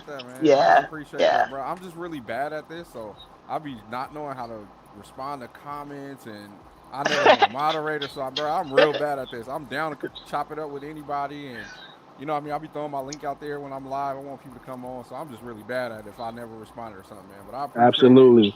But I'm always, to me, regardless if we ever linked or not, I just try to show love to the community. Juju know I go on her chat, I do the same thing. I show her love. I go to your chat. If you good people and you do good work, because as y'all know, y'all probably see the same things I saw, especially over like the past 2-3 years doing this. It wasn't a lot of positive stuff for Angel. In this space, it was a lot of negative stuff. So I'm happy more people coming around. There's more positive stuff. So if you're a good person, you're a positive person, I try to show love. And that's me too. Thank you. I know there's some pockets of division even within the communities and all that. I don't even operate in that, bro. I'm supporting anybody that's doing that, man. I respect that. What's your top 5, brother? I'm gonna go. Hold on, mute up how y'all did before so we can hear him better, because the background is like drowning him out. So mute up. Yeah, hey, brother. My number 1, and it's the all-time great, is Courtney Vandersloot. I'm just joking. I could listen. If you was serious though, she do got a Hall of Fame career. You can't get mad. You can't get mad. We all feel the same way about her, but you can't get mad. But currently right now, I'm gonna go. I'm not even gonna do it in order. I'm gonna go. Paige, y'all heard you saying, Auntie. Yeah, I live in Dallas, so I'm at the games all the time. Mm-hmm. But I've been in Cali for the last 2.5 months. I summer in California, so I've been back here. But so I'll go Paige as 1, point guard, not in order. There, point guard Paige, Olivia Miles. That's easy. Where do I want to go? We're starting to get real positionless too, man. Like, do we consider Kelsey Plum a point guard? Yes. Because I got to put her up there. Then she could be 1 or 2. So yeah, you know what I mean. I got to put she could be in there. And who do I want as my 5th? I'm gonna go with Veronica. Oh, okay. You and Yuta was on the same page. Yours are slightly different from mine. I threw instead of Plum, I threw Sabrina Nescu in there. And instead of Veronica, I think I put Caitlin in there. So I put Sabrina and Caitlin in mine. But I'm not mad at yours. I forgot about Sabrina. She's starting to come back into form too. Yeah. She is starting to come back into form. It's tough, man. It's tough. But that speaks to the league and how talented that position is, right? Because you could really have different names in your top 5 and be right. And it seems like a lot of us has been watching for a bit. That has not been the case, bro. The point guard position has been DOA for a long time in this league, bro. Well, it's about to get nasty because you got Hannah on the way, you got Michaela Blake's on the way. It's about to get nasty. It's about to, and this, hey, bro. I said this not a long time. I said this and this ain't a knock on Caitlin, everybody. I said this Caitlin's rookie year. I was like, I think she needs to win a championship in the next 2 years. Because that's a good point. These point guards that's coming in, we seeing it with Olivia. We seeing it with Zeta Williams. Yeah, these point guards. Malaysia for Wally. Fuwali's coming. Then you got people like Sydney Taylor. Showing that, like, hey, as a guard. Yeah. There's a lot. It's a lot of smoke at that position. I love Sydney Taylor. Yeah. She deserves all the credit she's getting right now. Mm-hmm. She's a closer, a finisher, game bucket. Here's the funny thing. Here's why we got to give her even more credit. She's doing that in Chicago. I know. With all that dysfunction, she's doing that shit there. Like, that's crazy. Dealing with that half-finished training center. Did y'all see Skylar Diggins after the game? Nah, what happened? Yeah, but they said maybe she was going to get her kids. Oh, okay. Bro, the shot went in and Skylar darted to the locker room. I was like, oh, shoot. No, she hugged her. She hugged her first. She hugged her. Okay. She did. Okay, that's good. That was eventually later. But, hey, you know what? The trading deadline came and went, and I thought she was for sure going to be gone. Yeah. I don't know if anybody needed her or wanted her. It's that contract. Now, I'm sure somebody wanted Skylar. It's just that contract. Yeah, you want to know what it is? what they said. So when I was listening to ESPN, they were saying like because of how the contracts are on the salary cap, a lot of teams' hands are tied. So we're probably going to see a lot of movement in the off season. Yeah, she could go this offseason for sure. That's a realistic outcome there. Yeah. So were you guys talking about true point guards, or are you just talking about guards? Nah. You would have asked a question. His question was very big. We could refine the question if you want, but the question was very basic. He said, "Who's your top 5 point guard?" So it's your personal opinion. Oh, he said, "Who's your top 5 point guards right now in the league?" Right now, yeah. Oh boy. Okay. All right. But if you want to do true point guards next, we can, because that's a different conversation. Point guard. It's herself. It's herself. I'm a shooting guard. I'm a shooting guard. I'm a shooting guard. And my number was 12, by the way. So you guys, there's a photo. I'm a 12. I'm number 12. But I got Olivia Miles, Chelsea Gray, Caitlin Clark, Paige, and Canada? I love Canada. I do. Oh, some people had Canada on their list. Some people picked up. Jordan Canada, I'm gonna say. Some people pick Canada. I'm not mad because, like I said, with Jordan Canada, if we really being honest about her, if you looking at what she did before the All-Star break, she definitely a top point guard right now in the league. After the All-Star break, to my brother Hot Track's point, he pointed out she been struggling. But before the All-Star break. Yeah, recency bias. Juju knows what that means. Yeah. Well, my friend Sports Cuz, he's on Twitter. He goes, we were talking about people were talking about MVP conversations, and because Paige scored 6, and I know Paige disappoints him with this because I'm like this with Paige, where I feel like, and I think she hears us talking, but we're like, for instance, I'll give you an example. She said that she. For the game winner, she passed the ball to Jessica. Jessica didn't want none of Ada Reese, but it was supposed to come back to Paige, and Jessica threw it to Awak. But it was really supposed to come back. My thing is, why do you even pass the goddamn ball? Like, when are you going to be the one that knocks down the winner? When are you going to dominate in the fourth quarter to take your team to the win? And that's what I've seen with her since college. Like, Gino used to get on her. I was like, you'll never be Dinah Taurasi. Dinah Taurasi wanted that shot, but you're not taking it.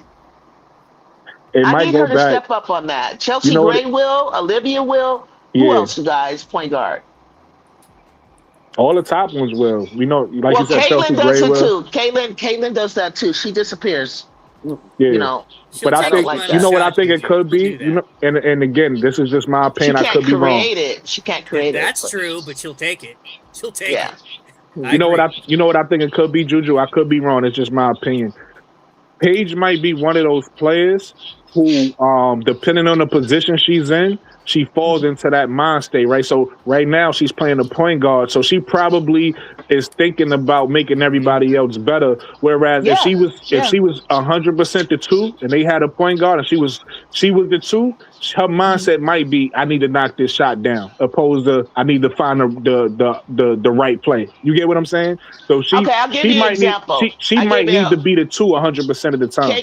KK was the point. I think KK was in the game. I could be wrong about this, but I think I'm gonna go back to college when December 21st, 2025. She know the date and everything. She knows everything. Because after Juju lost to them when she shouldn't have, and they were the 3rd seed, and we never went, and Juju cried her freshman year. I said, Paige, you better look out because we got a home and away with them. So, we got a home and away. Yeah, home and away. So I said, when she goes out there to Connecticut, and I remember MJ Lover on Seth's channel was like, we were in a Discord arguing about it. He wouldn't even let me finish my sentence, and I was trying to explain to him why USC was going to win and why Paige is going to try to guard Juju, but Juju's going to eat her alive. Everything I said, he came to my channel during the live and apologized because he was like, damn, you was right. I was like, I know.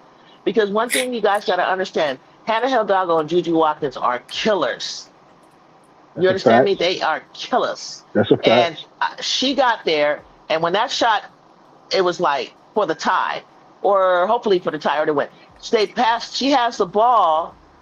She passed it over to Sarah Strong to take the final shot, a rookie.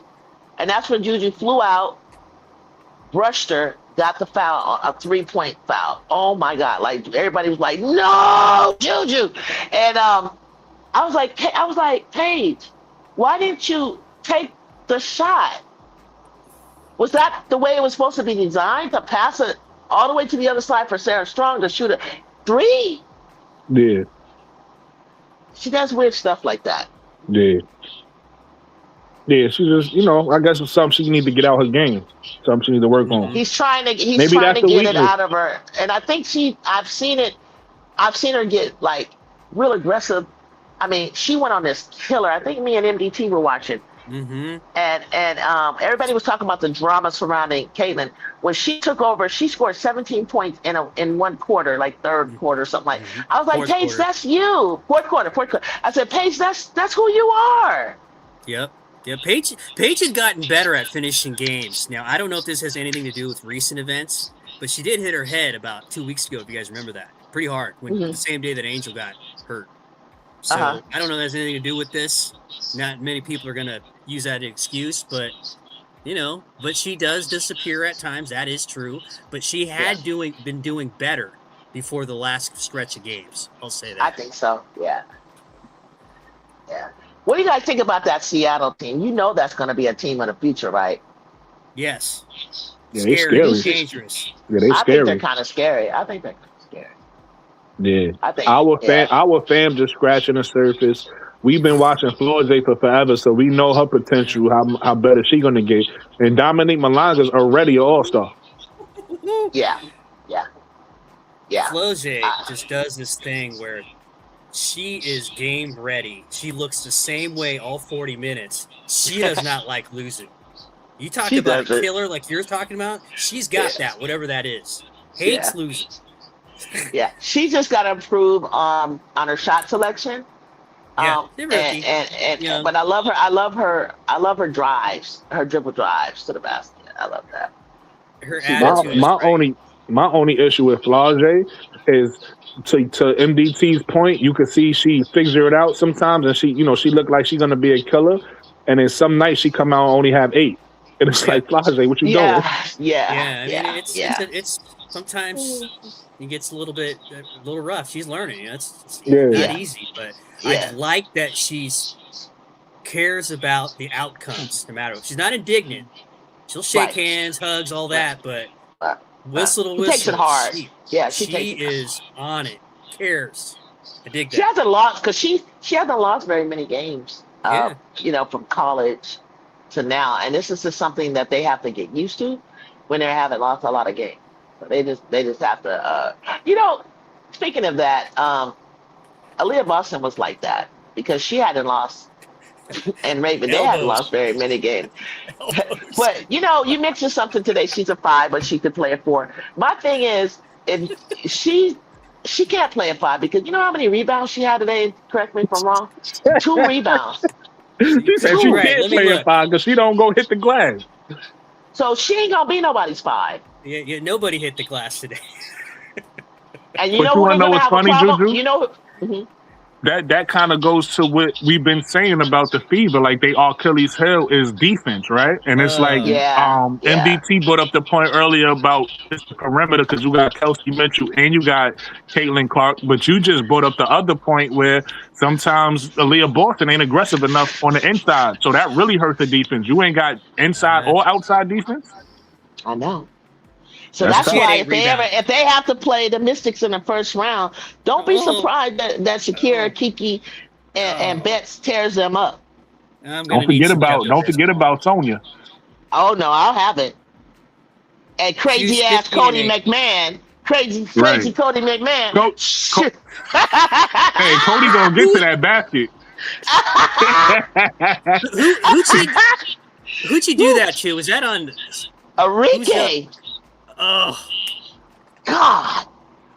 Dang.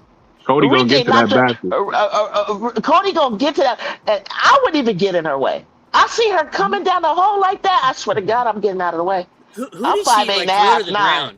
Like the hip toss. Enrique. Okay, yeah.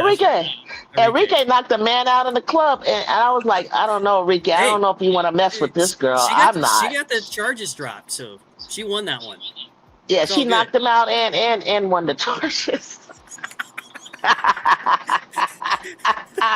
It's not even funny. And then she looked at Cody like, "What you doing?" And Cody got this little laugh. Her and Kiki be laughing. I be like, Kiki threw Jess to the ground. I'm like, what? What is these Mystics doing? Trying to set the tone. Oh my God. They want to be intimidating like Angel. Angel ain't never threw nobody to the ground like this that I know in terms of. of her presence. Okay. Hey, listen, you want to know how intimidating? If you want to know how intimidating Angel is, I don't know if y'all remember this, but last year she was playing Connecticut, and that girl, I forget her name, the point guard that was there last year, grabbed Angel, grabbed her hair, her hair. You see how Angel turned around? And she was not playing. Yes, she was not. I said, oh my God, oh my Angel, but she was like, you pulling my hair, pull my hair. Right. Who was that?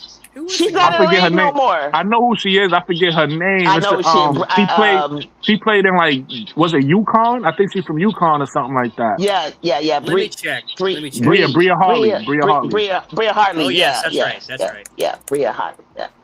And Bria was just trying to get herself together, coming back into the league and everything after making her sign or something. There's a couple ones. There's that one, and then the one where Caitlyn pushed her down. Oh, that one too. She's gonna take her down on that one. You know what? I didn't mind the hard slap, but I was like, Caitlyn, she's falling already. Why would you push somebody from behind? Nah, you want to know what I didn't like? I didn't even care about that. I ain't like the fake stare down. You gonna stare down, and when she get up, you walking away. Fuck out of here. Yeah, then you walk away. Don't do that. Don't do that. I didn't like the fact that Aaliyah pushed her over, and I'm like, Leah, Angel's your friend. She stood up to you. For you guys that game. Elbows, and you pushed her. You can't touch her and protect her. Her team has to grab her coaches. You don't touch her. By the way, Juju, Boston did that buckweight thing today. I saw it. I was laughing. What I do? What I do? What I do? She'll knock somebody to the ground like, well, what I do? She suplexed Bree Jones last year. She suplexed her. And she turned around like, what I do? I was like, Aaliyah is funny when she put them hands up. She put them hands up like she didn't do nothing. And mouth agape. Yeah. I'm Juju over says it. she looks like buckwheat when she does that. That was a joke so mad I at get her. permission to laugh at, Brooklyn. And that's the one. I said, go ahead and laugh. I said, listen. I said, listen, Boston. Even Candace Parker is starting to laugh at her now because it's like, and I think she knows it, and she's starting to like calm it down. I'm like, elbows, assault and battery. That's my other name for it. Please. Assault and battery is funny. That's funny.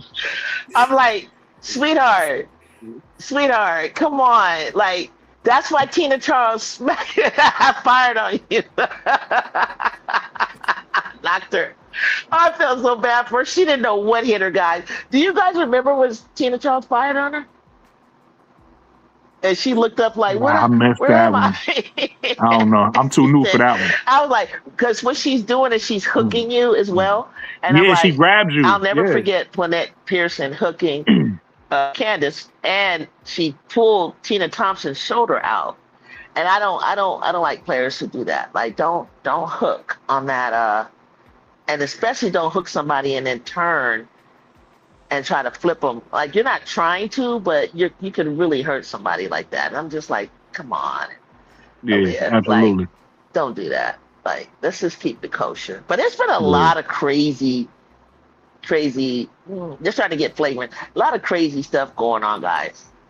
And it's not just what the main characters that we see all the time. Well, let me ask this question. There's a lot of other I think Angel gets the worst. But Izzy, that thing that Izzy did, thing that Izzy did to Angel was ridiculous. Listen, I tell people that's illegal in football. That was terrible. So you know it's illegal in basketball. Not just them two, but it was, I think the Vouks have gotten into some scrapes and scraps. There's a lot of, it's just a physical league. And I think all leagues are physical.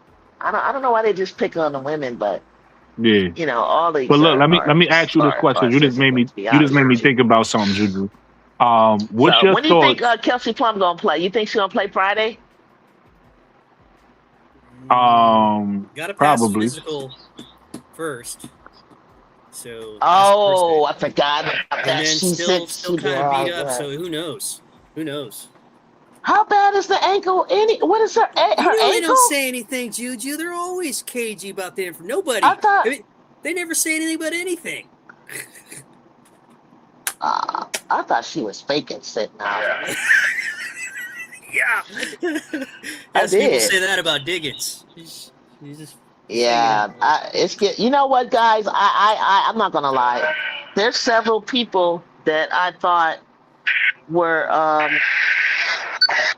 that their time is coming. Hold on. Sounds like somebody's making coffee or something. You know, my walkie-talkie. Espresso machine. I have a walkie-talkie. The time of people's time is coming up short. Yeah. Like there's a lot of players that their time is running out. Okay, that's all I gotta tell you. No, absolutely. And because of the fact of what you said earlier about the college players coming. Yeah. There's some good ones on the way. I'm excited. Yeah, I'm excited. I gotta see how this goes down. I gotta see them. But I will say this: if Juju is not coming out, who do you want your first round to be? Well, we know who the top 3 is. We just got to figure out which order they should go in. So you got Juju, Hidalgo, and who's the third? Madison Booker.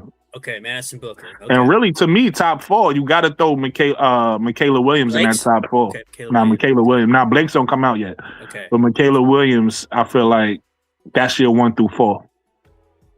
And then, depending on where you got Malaysia, I don't know if her stock dropped for anybody, but that might be 1 through 5. Malaysia Williams. You don't have any inside information of overseas players? You got no intel out of Australia or Europe? Nah, I find out like everybody. And the funny thing is, I like to do scouting. But I find out the same time everybody else do. I ain't know who the hell our fan was. So they started talking about it. I went and looked her up, and I was like, oh, she cold. So it was the same thing. I got to wait till they tell me who the next one is. You up here, Juju. You up here. We'll look under rocks. Who are they? Right. We found a player. Right. But that's going to be the only thing to change it. It's going to be some amazing player from overseas that you got to throw in the mix, too. Ooh, here you go. Here's a question. Can she? Can Sarah Strong declare early? I don't. So from what I understand about declaring early, you got to be turning, is it 22 in that calendar year? 21. And then it might be 21. I think it's 22, but it might be 21. And you have, so that's why some people would come out in their third season. Okay, sorry about that, guy. No, you good. Okay, so okay, let's talk about this. You keep bringing up Malaysia Puwali. Do you feel like her game is going to translate to the W better than it has? Yeah, I think yes, but I think she has to show maturity. That's it. Because, in my opinion, the reason why I keep bringing her up is because at one point I had her as right behind Juju. It was Juju and then Malaysia. Wow. But because she and I always thought, listen, this sounds blasphemous. So I'm gonna say what I'm about to say very carefully because I know Dawn Stelly knows what she's doing. But I always thought Dawn Stelly was holding her. I always thought Dawn Stelly was holding her back by not letting her just go and make mistakes. But then she went to LSU, and I was like, oh, well, maybe Dawn had a point. Like, I get it. Okay, I see why Dawn. Right. Yes. So it's like, is that thing? It's like talent wise. If I look at her from a talent, if I go back to their rookie season, right? Because we already know that rookie season was amazing. Juju, Hannah, Fawali, all of them was balling out. If I go back to that rookie season and I just look at talent, overall talent, Juju was the number 1 overall pick to me. Would have been in her draft class, right? And Malaysia Fawali is clearly, just by athleticism and talent, the second best overall player to me in that draft class. But play wise, I think Hannah passed her. I think Hannah Hidalgo leapfrogged her with play. You get what I'm saying? So that's why Yeah. And then obviously we see what happened with Madison Booker over the past couple years and what she turned into. So now I'm feeling like she may be leapfrogged it too. So that's why, but Michaela Williams, you could argue whether you got Michaela over her or under her. But Michaela, to me, been balling since she been a rookie too. She wasn't as popular as the other one. Obviously, she went to LSU, but she was overshadowed by the likes of a Reese and a Flaugier and stuff like that. And then she had plantar fasciitis, whatever it's called. Okay, I didn't know that. But so I think that's really the question. And then it took. And I land my plane with this, Juju. It really boils down to how people feel about how she performed over the past 4 years, right?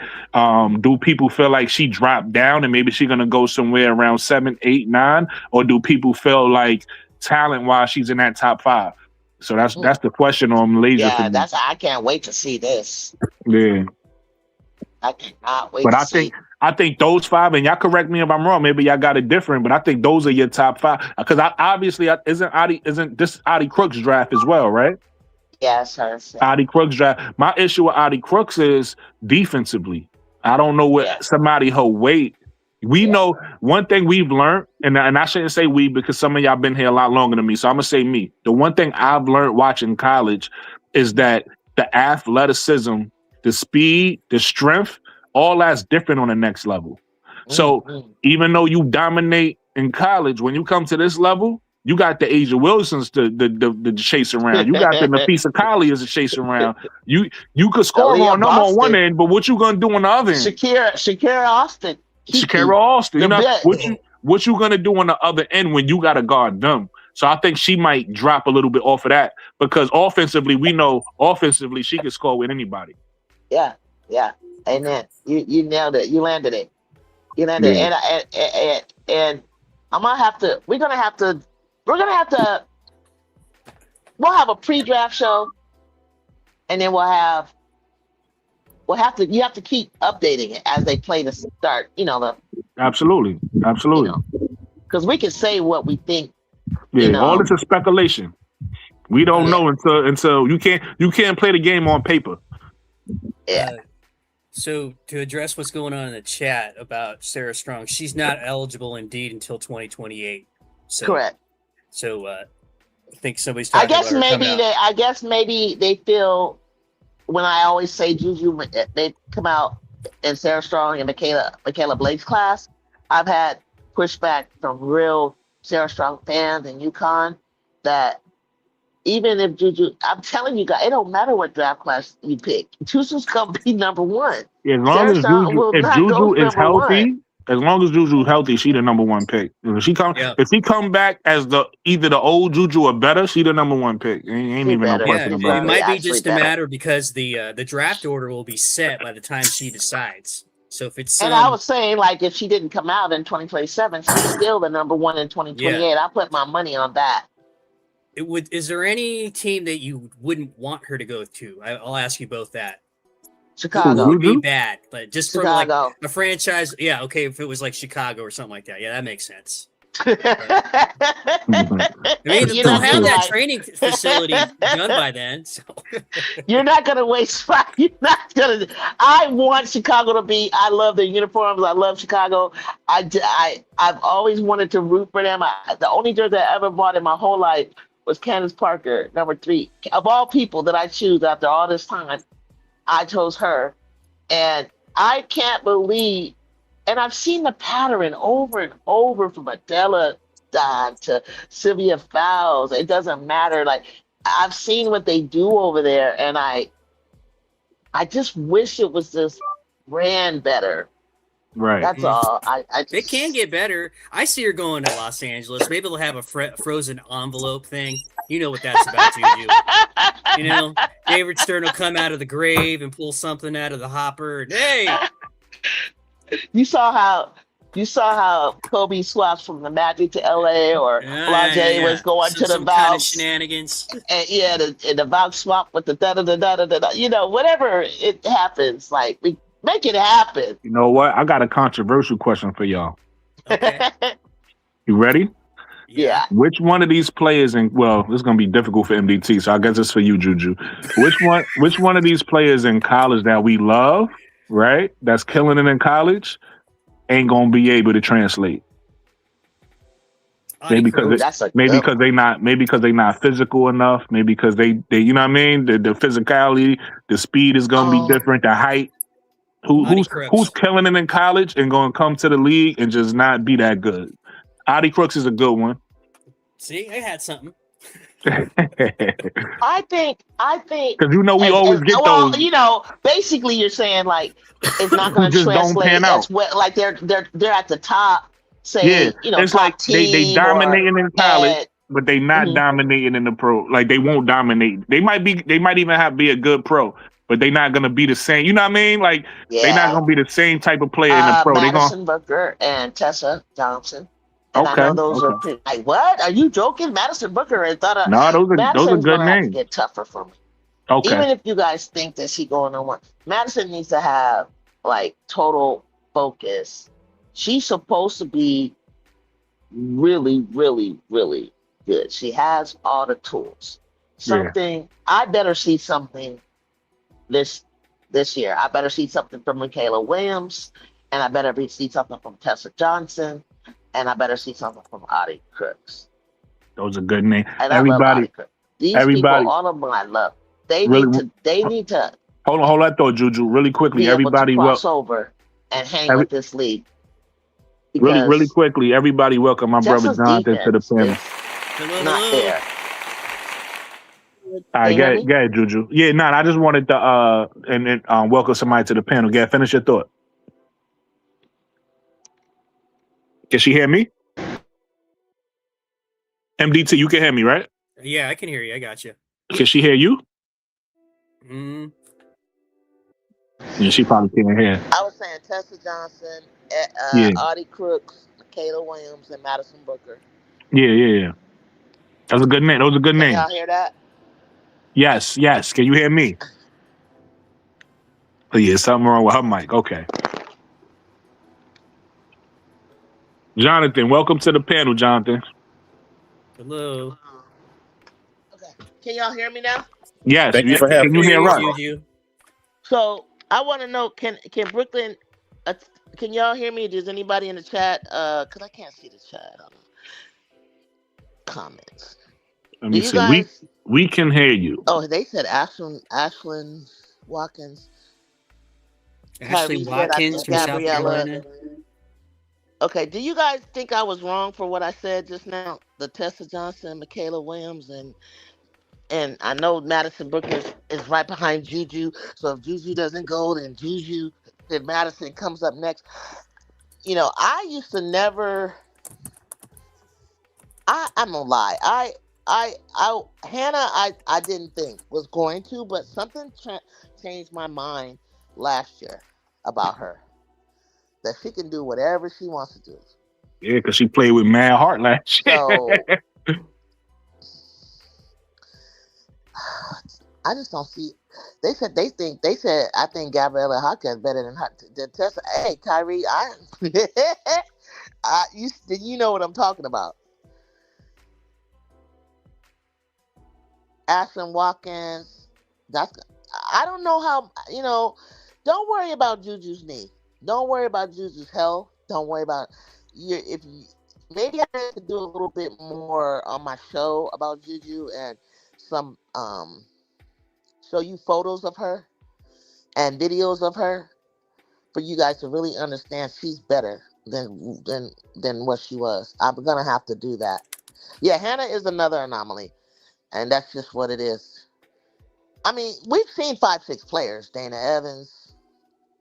We've seen don't get it twisted. We've seen 5'6" players, but those 5'6" players don't have the hops, nor the speed, nor the defense that Hannah does. And Hannah is actually, I feel like she's growing. Oh my God, that scared me. I thought Angel was in the She's in the chat. Angel joined the chat. Everybody, Angel. Everybody. The comments that I came back and I was like, everybody, welcome Angel. Angel to the chat. Honestly, guys, like, there's gonna be some people that are gonna be really shocked about their favorites. I wish that was Anybody real. in the chat, what do you guys think? Like Ashlyn walked away. Ashlyn is still wearing a brace. Somebody said, no, she's not. No, she's not. I'm like, well, that's what I've heard.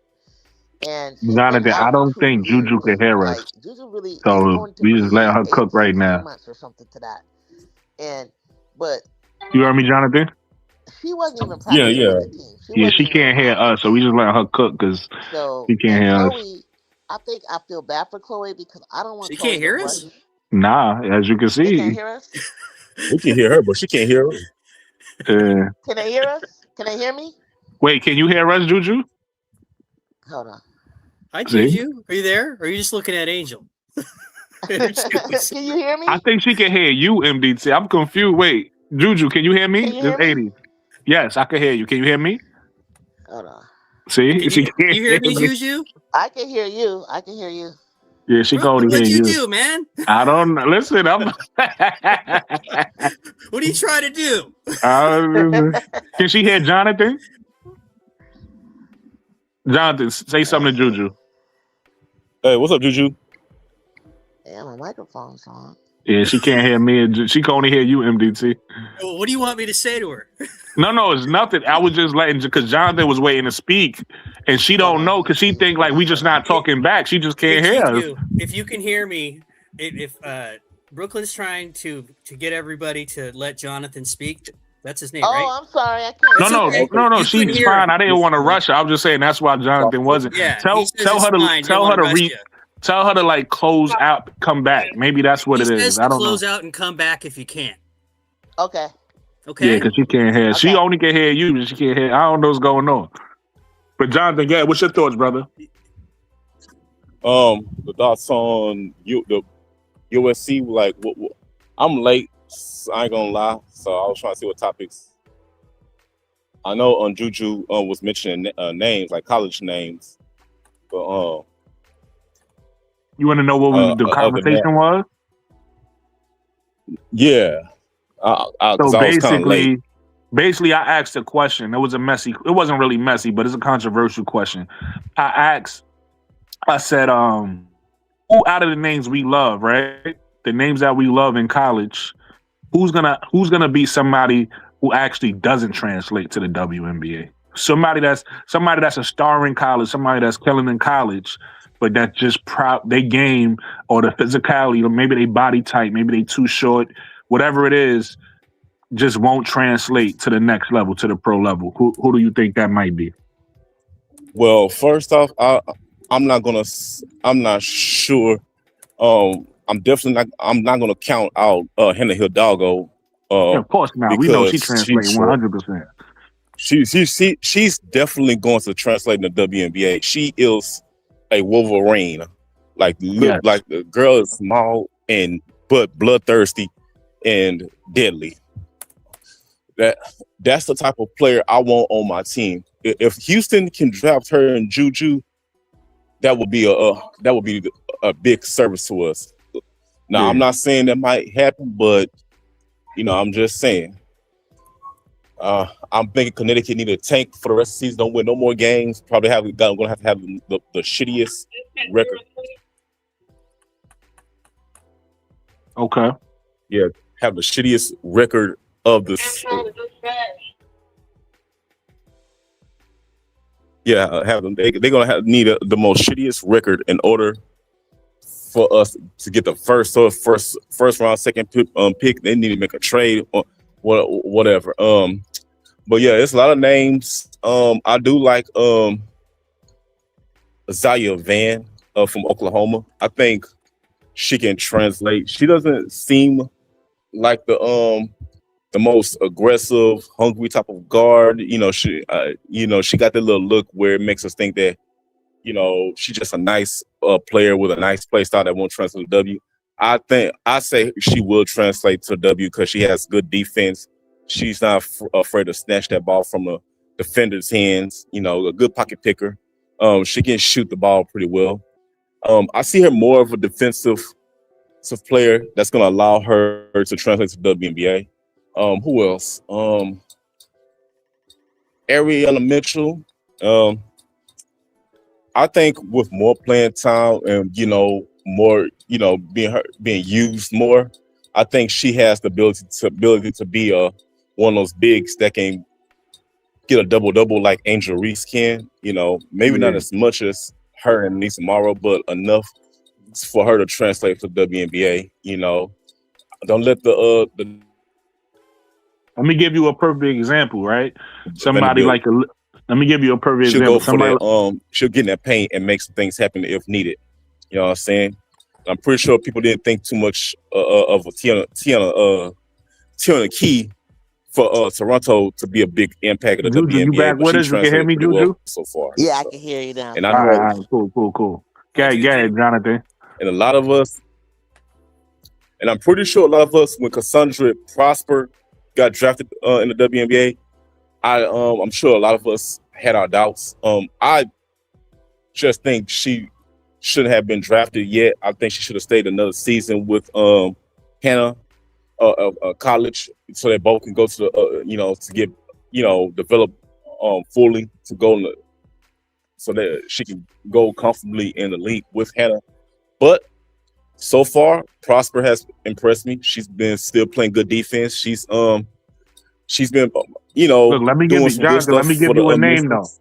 Really quick, let me give you a name. Think about somebody like Alyssa Peely, right? When Alyssa Peely was in college, she was killing, right?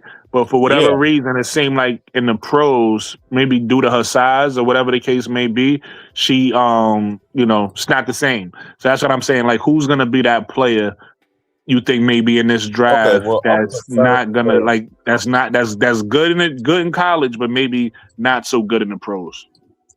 Okay, now that you mentioned that, Audie Crooks concerns me. Now, she does shoot 40 points to 35 to 40 points a game, but her body,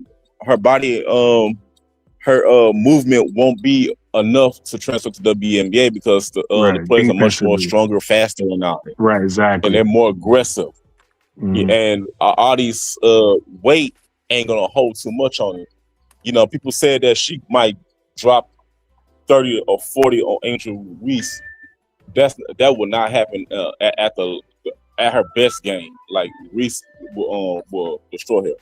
But let me hold on for a second.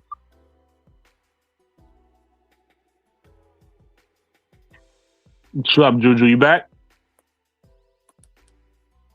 I don't hear her. Everybody be picking on poor little Audie, but we're not trying to. I think you said it best.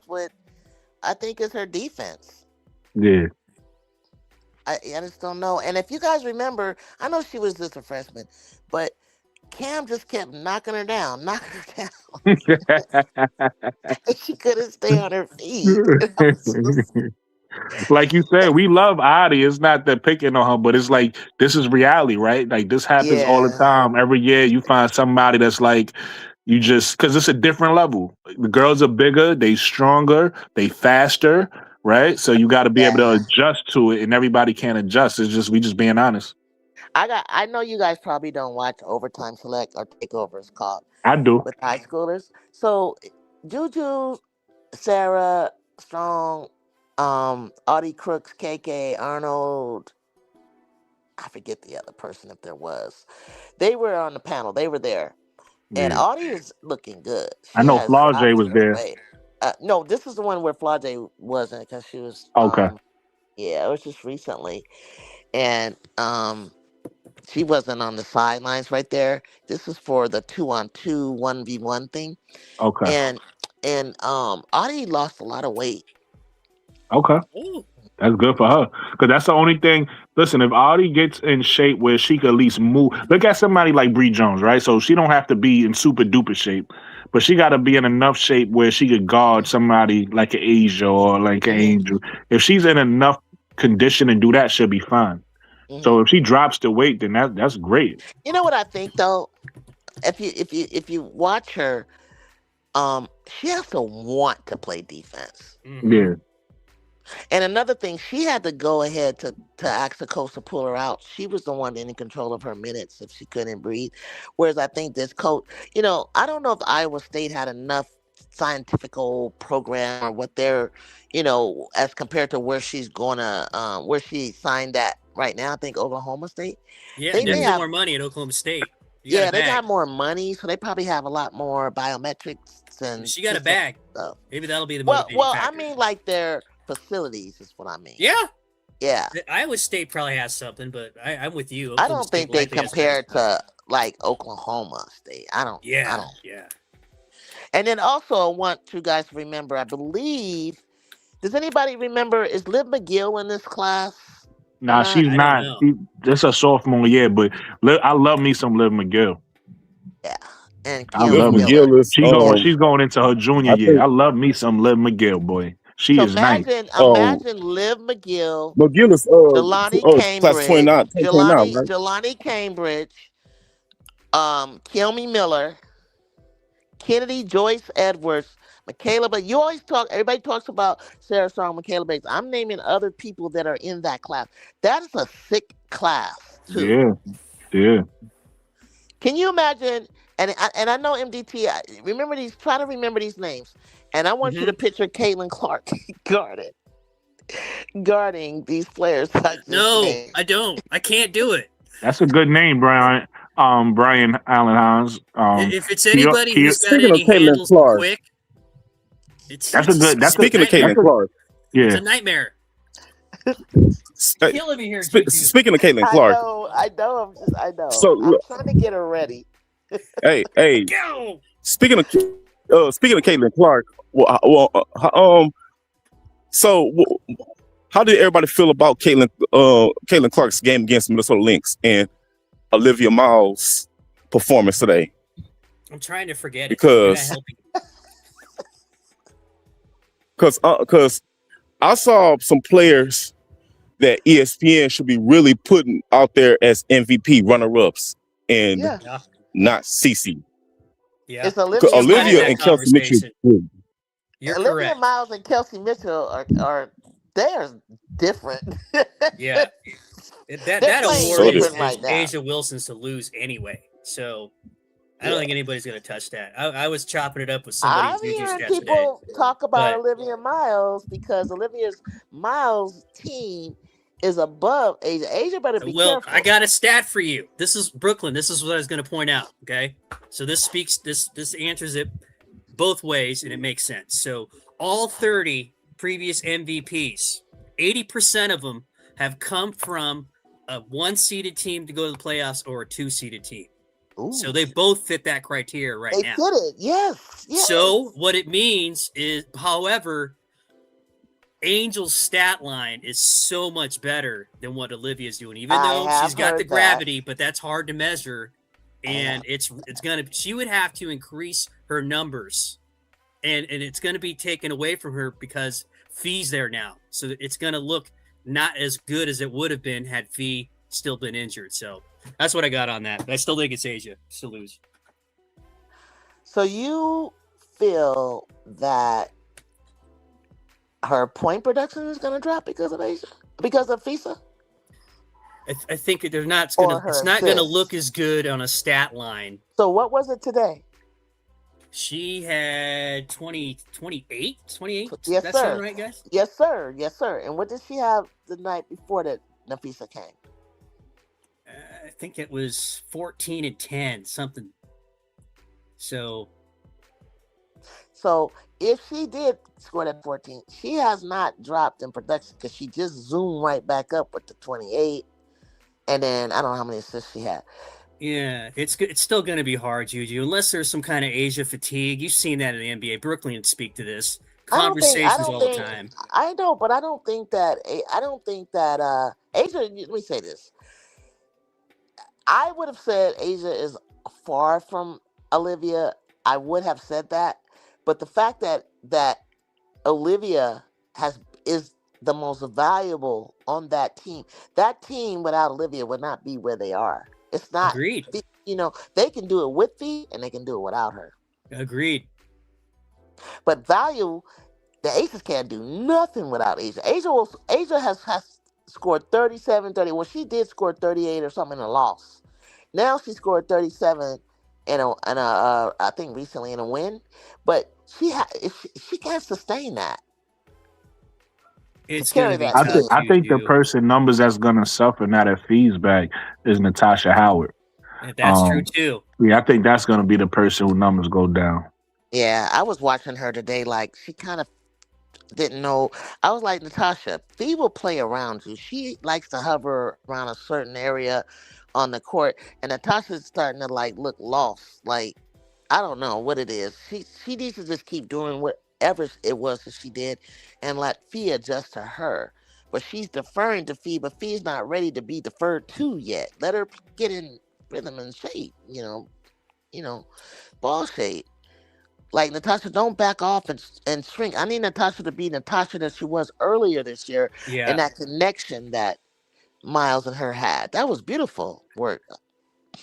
Yeah, to your point, Juju, last year when Howard was with the Fever, her production went crazy after CC shut it down, or they shut her down for the rest of the season. And she seemed to be a lot happier playing without her. Playing without her? Oh. Mm-hmm. Just because of the role and more minutes and a bigger chance to score. I mean, it really helped her, to tell you the truth. I mean, okay. Yeah. How do you think she played? Did Cece play well today to you? Or I'm not saying she didn't. She had 19, I believe, and What's the field goal percentage though? Yeah, 10 let me look. Too. Let me look. I think she had a gang. We gotta base it off the field goal percentage and the turnover. We already know defensively, she didn't play that well. Look that up. So yeah, that's what I'm saying. She didn't play that well. So based off of what she did field goal wise and turnovers, like it determined. -9. She was -7, so she had 19 points, -7. 10 assists, 4 turnovers, 1 rebound. So what's the field goal percentage for threes? She was and 8 for 18. Damn. But also was 2 for 9 from 3, so she really struggled there. So how I would assess that game is I'm not terribly mad. Like it's still too many turnovers, but I'm not terribly mad at the turnovers with 10 assists for I would prefer like 3. I would prefer 3, but okay, you got 4. I'm not gonna nitpick the 1, right? As far as the 8 for 18, I'm not even gonna nitpick that because shoot is shoot. Sometimes your shot is off. The 2 and 9 though. The 2 and 9 is terrible. Like that's a couple of those he shouldn't have taken. They were bad shots. That's terrible. The 8 for 18, I'm not the overall field goal percentage. I'm not 100% mad at, but the 2 for 9 is that's wild. But then again, like shoot is shoot. Sometimes your shot is off. I understand that. You know what I mean? 1 to 8, 2 to 9, that happens. But you just got to try to limit that to not happening often, or work on your selection, like you said. Man, why do I get this feeling like Angel's just looking right at me repeatedly? What are you trying to do to me, Brooklyn? I'm taking time out or something. I'm trying to convert you, man. I'm trying to convert you. Already converted. She's winning. I told you that. Look into Angel's eyes, dude. You're gonna make me go away for 5 minutes, man. You know what I love. You know what I love, guys. What's up? That the women are in control of their narrative in terms of femininity and beauty. Absolutely. I don't know if you can look this up, MDT, but there was when I was a freshman in high school or so, we had a team, the WBL, San Francisco Pioneers. And so when we were trying to promote the Women's Basketball League, and by the way, men used to fuck it up. They did not know how to market. They didn't know how to, they paid them too much. They didn't pay them at all. And, different things were going on like that. And we were trying to sustain a Women's Basketball League. And so they would try to, there was a lady named Machine Gun Molly. She actually coaches for Bowling, Alabama, somewhere in the country right now. But her name is Molly Bolin, but we call her Machine Gun Molly. And they would have these pamphlets of her. She's a blonde. She was a real, blonde. She shot at the range of like CC, but not maybe not 28 feet, but she shot long range shots. And she, they were trying to sell her looks and things like that. And it was like, oh God, here we go. That, like, it's kind of like we have a lingerie basketball league and we have a lingerie football league. And so they would it would piss us off because why are they trying to push that narrative instead of like watching basketball? Then years later, They came in when Diana Taurasi, everybody, you know, the league, Lisa Leslie and all them, they all dressed a certain way. They had them in these little business suits. And then we had the LGBTQ era where the stud girls were really it was just really getting out of hand, in my opinion, with the whole stud look, right? And then now what's refreshing is we're getting back to, you know, the beauty of these women. You know, we have different tiers. I mean, and I love it because you guys, I know you guys be trying not to be weirdos and shit like that. Because women be like, why do We y'all were not earlier. nothing? And I'm like, I don't think there's anything wrong. I don't think there's anything wrong with you guys admiring their beauty. You know, you want a pinup girl. Let me tell you, there was a pinup poster of Becky Hammond. I don't know if you guys ever remember Becky as a younger woman. I think she looks good now, Juju. Becky was gorgeous. But what do you mean my point is, I tell women all the time, Joe Namath was, you know, he was fine when he was young, right? And he wore pantyhose. You know, you heard the MVP. She put the O. She put the O and the E in font. She said he was fine. She put the O and the E in there. Yeah, with everybody's trying to get with him. It was so. It's like, you know, I don't understand because I know they're not trying to sell Joe Namath, Tom Brady. You're not trying to sell OJ. You're not trying to sell. I'm naming all the people that I like. You're not trying to sell prime time to the men. So obviously you're trying to attract us, right? So the women. So Juju just told us her type. She like the muscular. She like that athletic, muscular type. Okay. I mean, she named dropped Joe Namath. She had me right there, man. Men got the attention. See, she makes me want to grow up my chest the hair. men have said to me, why did these women get mad when we're, I don't want to say lusting, when you guys are being attracted to the basketball player? I said, I don't know, because we be looking at butts and all. Well, not we women be looking at the men out there on the football field and everything else. So I don't understand. Do you think it's like a difference in the way that we express our objectification of women, that we take it a little too far? You think that's what it is? I think so. Because you guys will say somebody's cute, right? And you'll leave it vague. Handsome. And Brooklyn and I might be like, ooh, and we'll make a scene, right? Hey, don't put my name in. Don't put my name in what you would do. You know what? You know what? He's probably worse than me. He doesn't want to admit it. He's trying to find some company. See? Brooklyn and me are doing. He's trying to throw you off, Juju. Yeah, I know what you mean. Yeah, I know what you mean. So I would say this. I haven't really seen any. I haven't really heard you guys, because I go on. I can tell you why that happens. I haven't heard you guys. Not just you guys, but other men. I haven't heard disrespectfulness stuff. When I come on your channel, I'm not doing that, right? And I mean, I've been on some lives where we talked about it, but it never de-escalates to where it gets raunchy. And you can do that, but sometimes some folks just push the boundaries. And maybe Brooklyn and Juju, you might be able to speak. But isn't there some kind of community guidelines on what you guys can talk about and how far you can take it before they start giving you crap on the algorithm or YouTube's or saying maybe from my point of view, they don't like a lot of F-bombs. I never from my K-I-L-L-E-R. You got to be careful. Right, what you say. From my point of view, from me, I can only speak for me. I can't speak for other people. From my point of view, I never take it there where I even have to worry about guidelines. So I don't really know what the guidelines is. Mm-hmm. But I will say this about me, right? Mm-hmm. Mm-hmm. So the girly girls, the girls who glam up and do all that type of stuff, those are the ones who caught my attention originally, right? Before I was into women's basketball. Those are the ones who caught my attention. But why they caught my attention wasn't for lustfulness, though. They caught my attention because I was surprised that these girls play basketball. Because I'm like, oh, wait. Not seriously. I was like, oh, wait, she played ball? Like, oh, I'm going to give you a name. Somebody like maybe a Deja Kelly.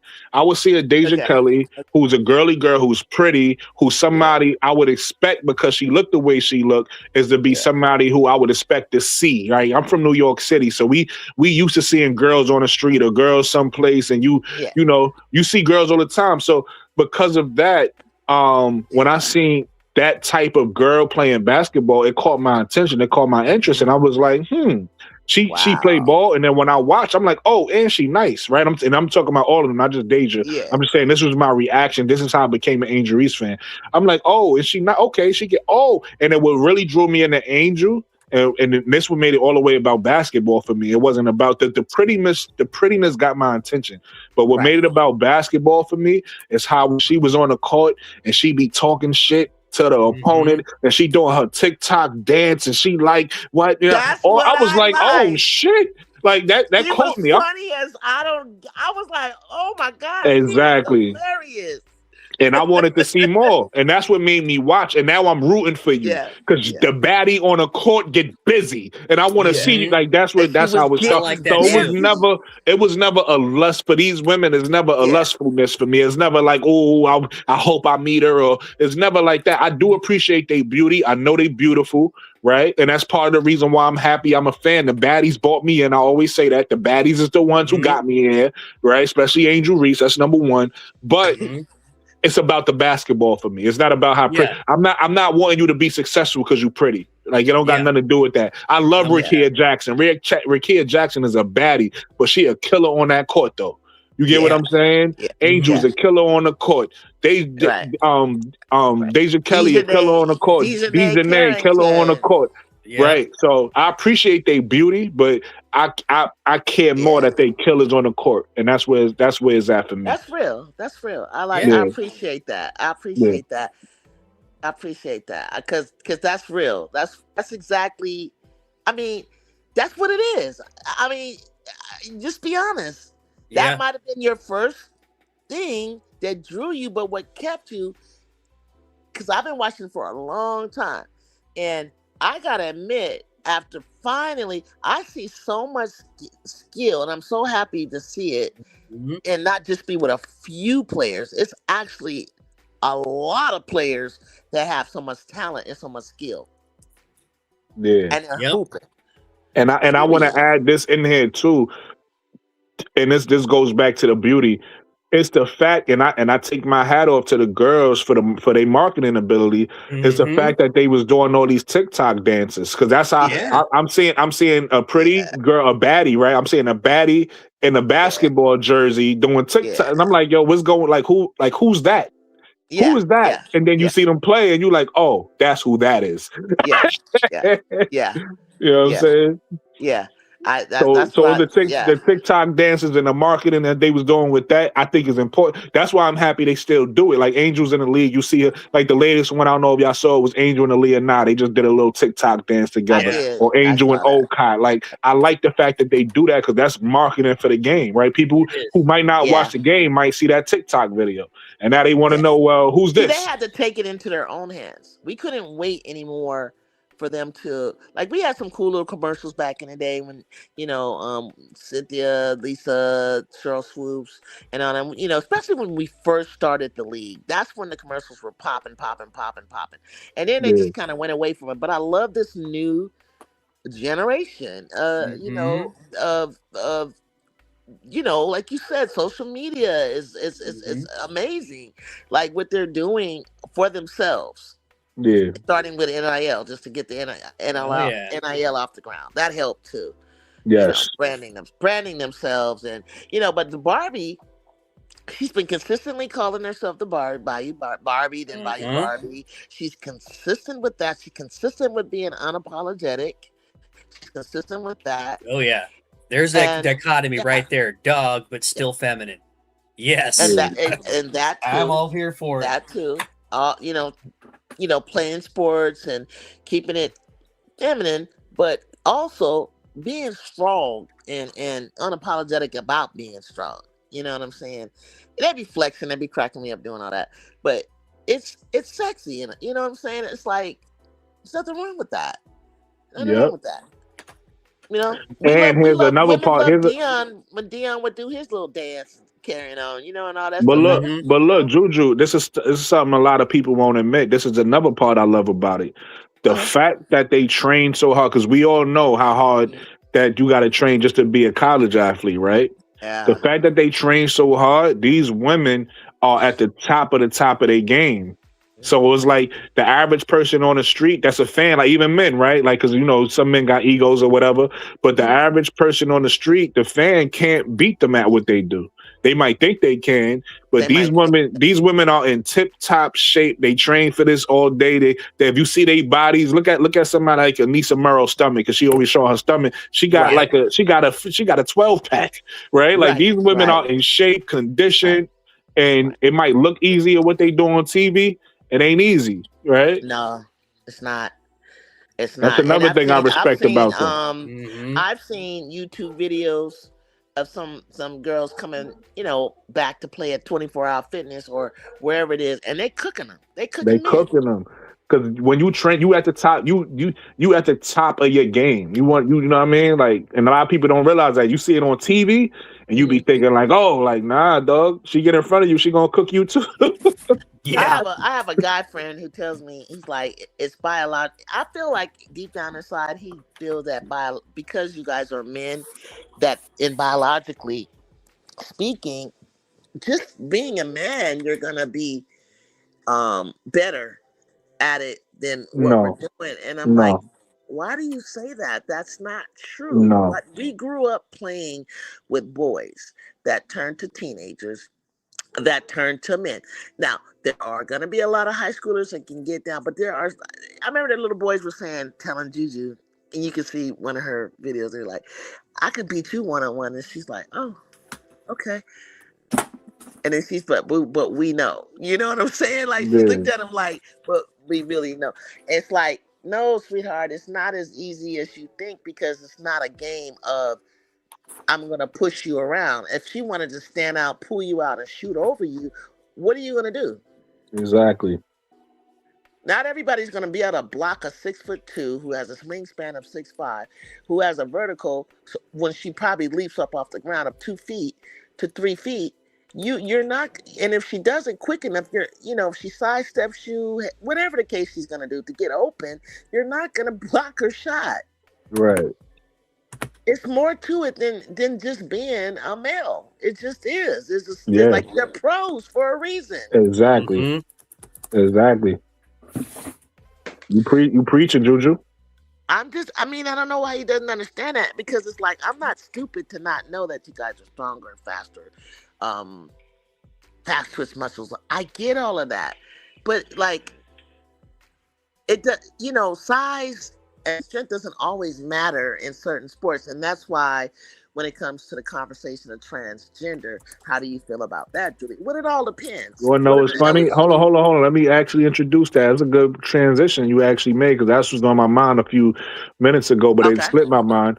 What do you think? And I'm gonna be honest with you. Somebody gonna have to actually give me the exact quote, because I don't know off the top of my head. But what do you think about Sophie Cunningham's comments about transgenders in sports or women's sports or whatever she was saying? And then what do you think about like the aftermath of it? Because I know you heard about obviously something happened in Seattle with the owner there, and then I don't know if you heard Cheryl Reeves actually had the shirt on today, and she responded, and Stephanie White. So if you heard about all of those situations, just kind of talk about it all. What's your thoughts on what Sophie Cunningham did in the after? What Sophie Cunningham said in the aftermath of everything she said as well? I'll go first. Exactly. Well, do me a favor. Somebody actually state what she said, because I don't know what like the. Because we have to. I'll get it, but I can start talking about it right now. And essentially, I would call it an unforced error. Didn't have to talk about it, and it kind of started getting this back into the mainstream conversation unnecessarily. And then double down on it too. But I'm going to get the comment so we can put some context on what she said.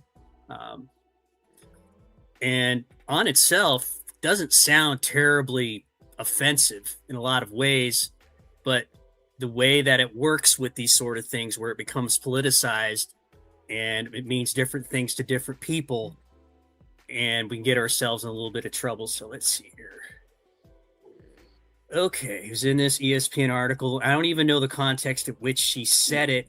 I think apparently it all started way back when she was in somebody's Twitter following, and she answered a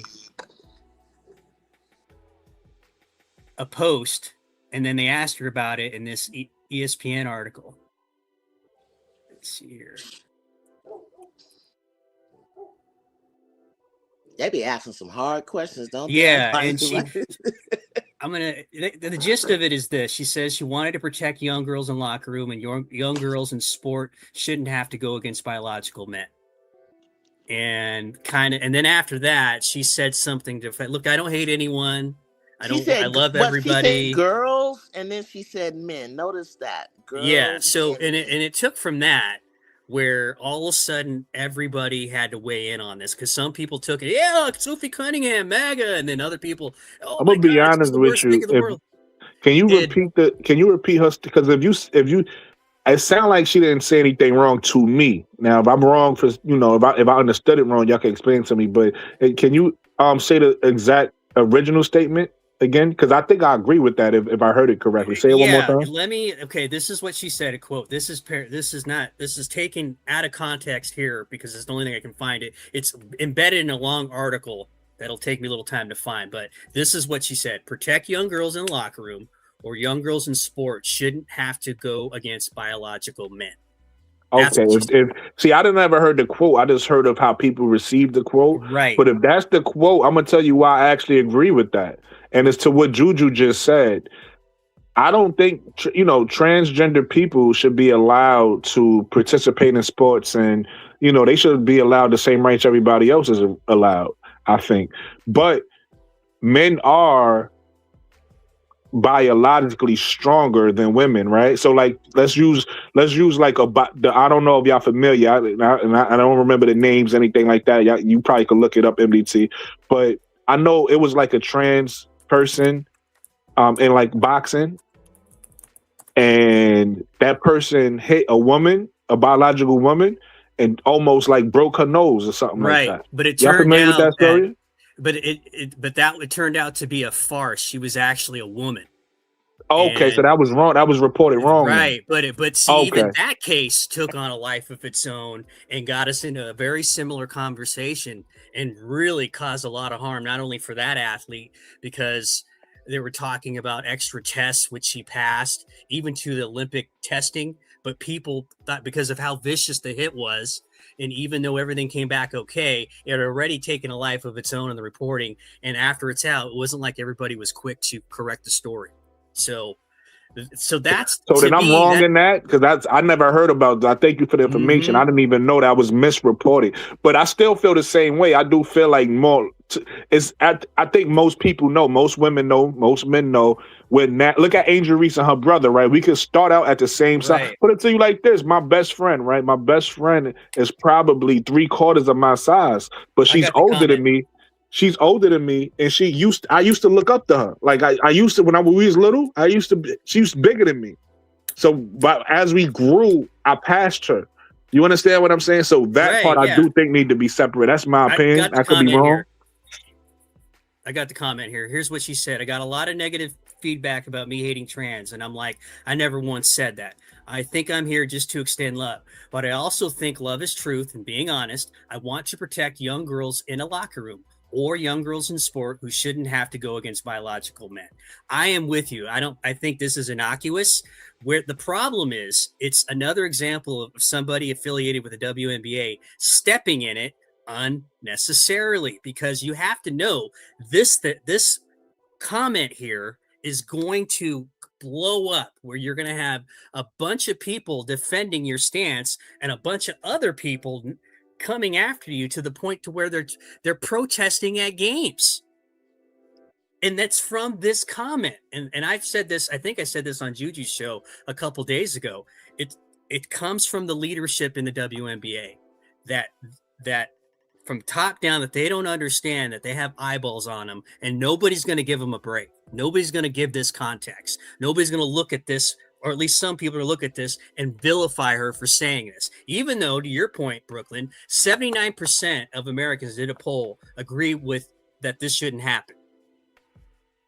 Not to mention, there's only about 15 to 20 documented cases of transgender men competing in sports. Furthermore, 27 states have passed laws against allowing biological males to compete in female sports.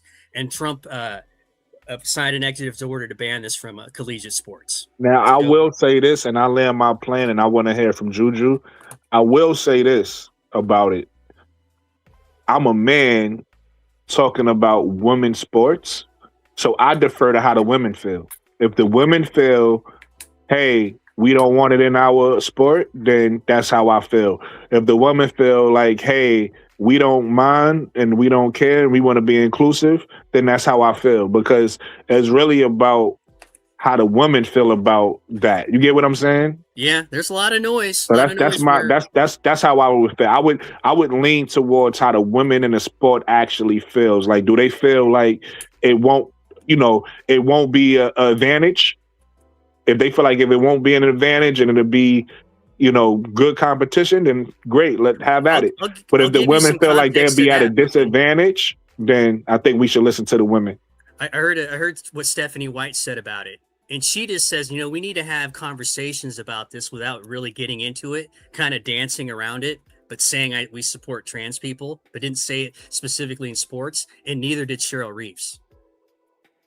Found that curious, on both accounts.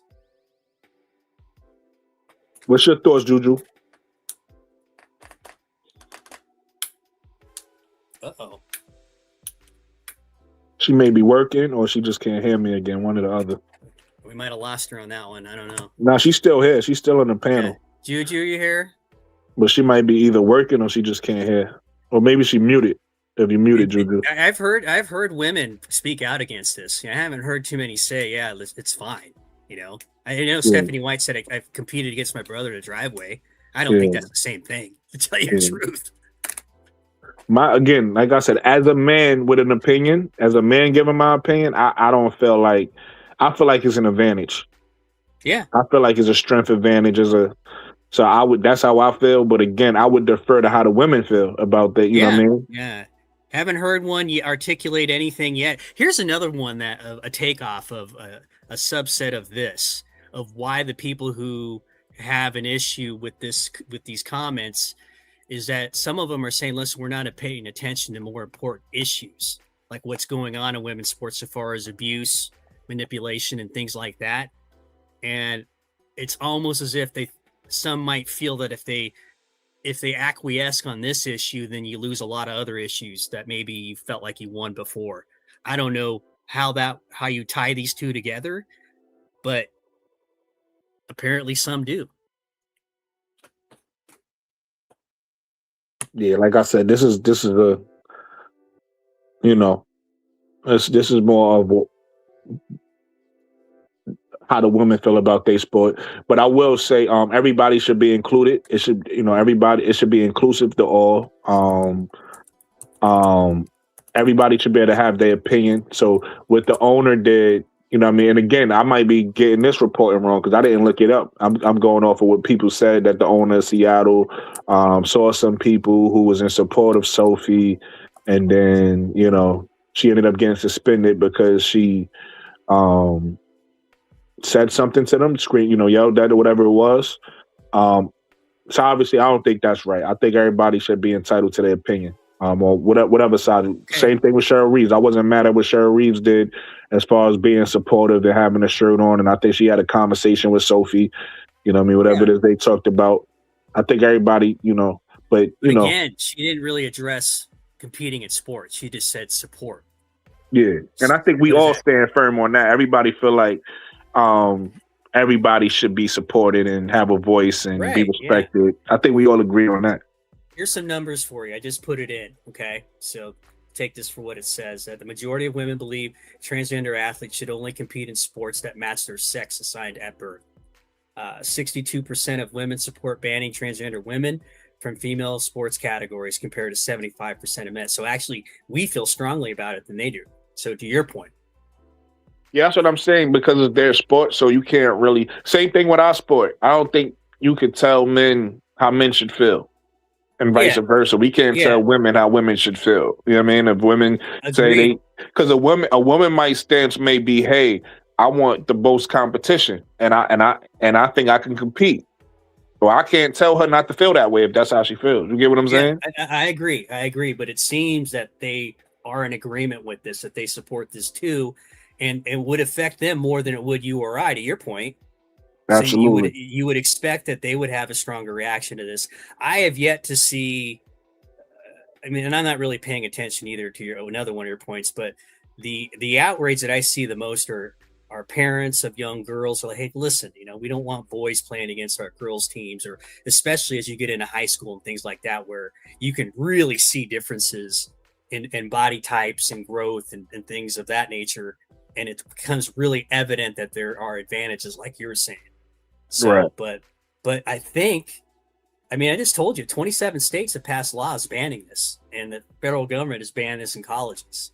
So you're kind of already there, which brings me back to my initial point. They've kind of stepped in it unnecessarily when you didn't need to, especially when you have all these eyeballs on you. So exactly. Yep. Where is everybody? Is it just you and I now? No, it's me, you, and Juju, but I think Juju's working. So she's working. Are you around? Huh. Yeah, I'd be curious to hear what she has to say. I really would want to know what people have to say about this. Stay tuned for the next time on. Oh, I had a really good piece of history for you, so I know you appreciate it when I talk about stats and historical significance. So this one's really good. I was looking this up as far as playoffs, seeding, and implications therein. So they went to the 3-game first-round series starting in calendar year 2022. Right. So since then, through last year, only 3 times in playoff history since 2022 has the lower seed defeated the higher seed. Okay, so home court advantage is important. Right, and it was even more important before last year when they changed the format, and I'll get into that. So between 2022 and 2024, the first round series was 2 home games for the higher seed, and then if the lower seed team won one of those games, then you got the third game at home. The best of 3. Right, but it was kind of a slanted best of 3 because you had to win one of those on the road first to earn the one at home. Last year, they changed that to a 1-1-1. 1 home, 1 away, 1 home. Yeah. So it became more equitable. So the 3 times, one of them happened, I think it was 2022, and then 2 of them happened last year with this new format. So you do have advantages for being the higher seed. Sometimes it depends on matchups. I'm sure you could speak to that eloquently. And then, but you still, I think, would want to have one of those higher seeds, maybe pick up your matchup a little better, because sometimes a 3 and a 6, if you're the 6, if you match up with the 3, that would be better than if you were the 7 taking on the 2. No, absolutely. And you could certain teams just match up against certain teams better anyway, regardless of where you at. So it's like, for instance, judging based off what happened during the regular season, the Golden State might not be a good matchup for Atlanta. Right? It would be a good matchup for us. However, I got another one on that. You'll like this too. Golden State is 0-5 against Las Vegas and Minnesota collectively.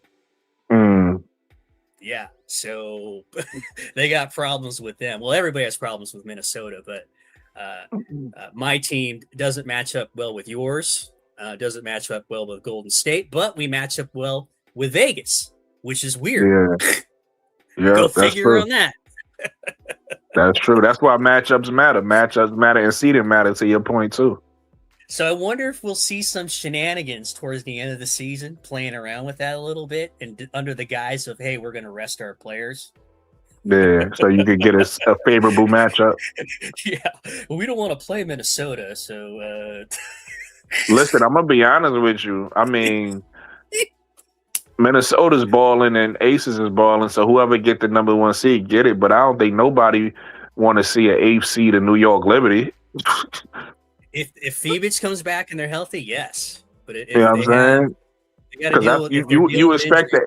You expect the 8th seed to be like a walk in the park if you the 1 seed. The New York Liberty ain't no walk in the park. If they come in hot, you know how that goes. They talk about this all the time. I think the Knicks came in hot into the playoffs. Isn't that right? The Knicks? Did they? No, I think they came in did. hot. I think they did. I think they did. Yeah, Okay, I so think they that did. in the NFL, football definitely means something when you come in hot. So you come in hot, you got a shot. So Yeah. I mean, and the way that they do it with this new format beginning last year, I mean, you have a better shot than you otherwise would because it was prohibitive. Yeah. Now you're guaranteed a home game. To your question, I think they did come in hot, but they didn't stay hot. They actually like fell to Atlanta. I think Atlanta was in the second round.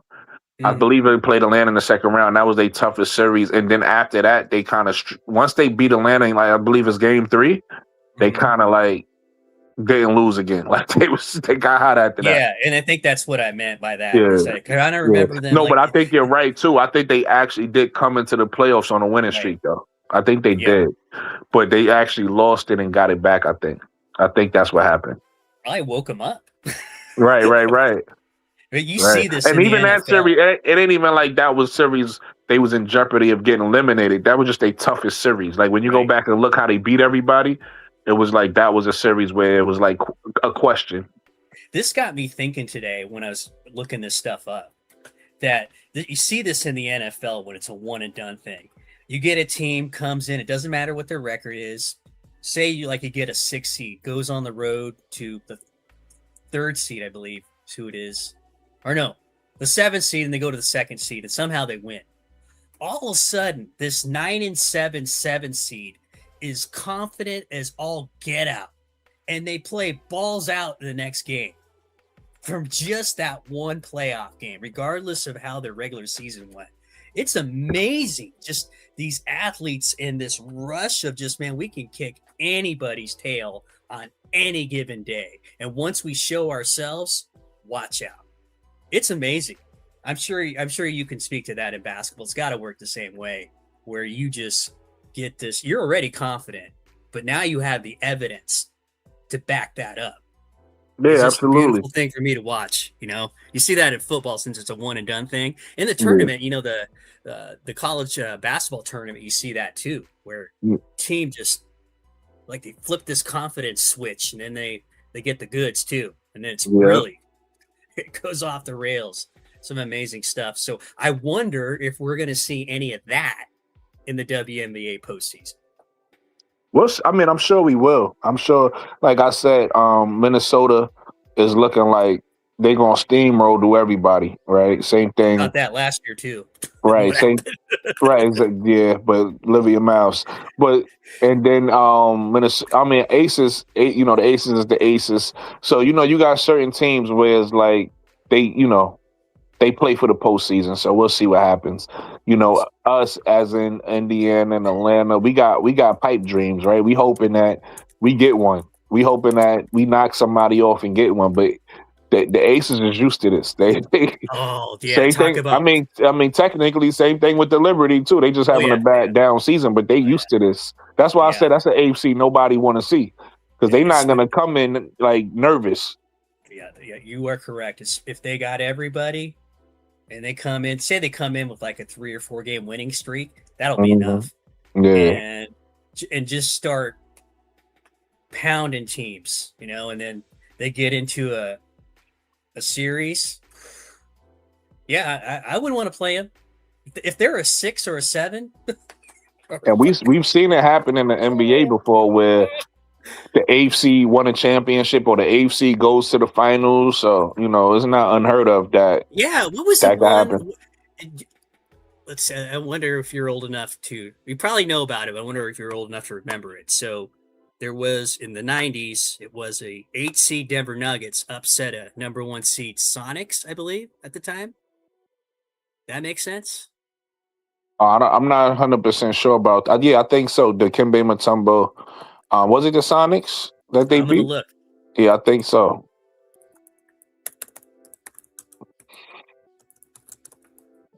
I think so. I think you right about that.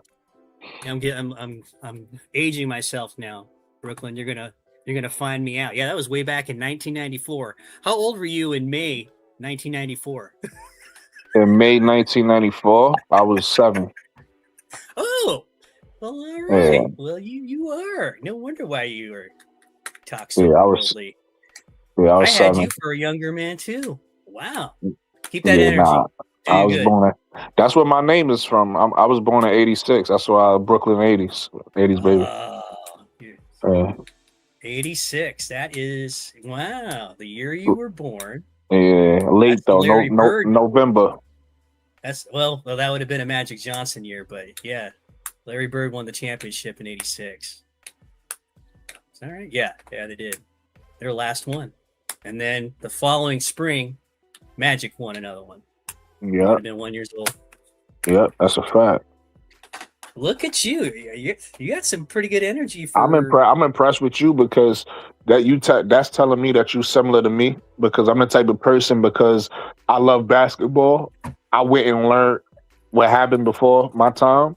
So if you were younger than me and you also did that, that shows like, and then you a football guy that did that. So that shows to your knowledge, like to how you like to learn about the sport and stuff like that. So that's good.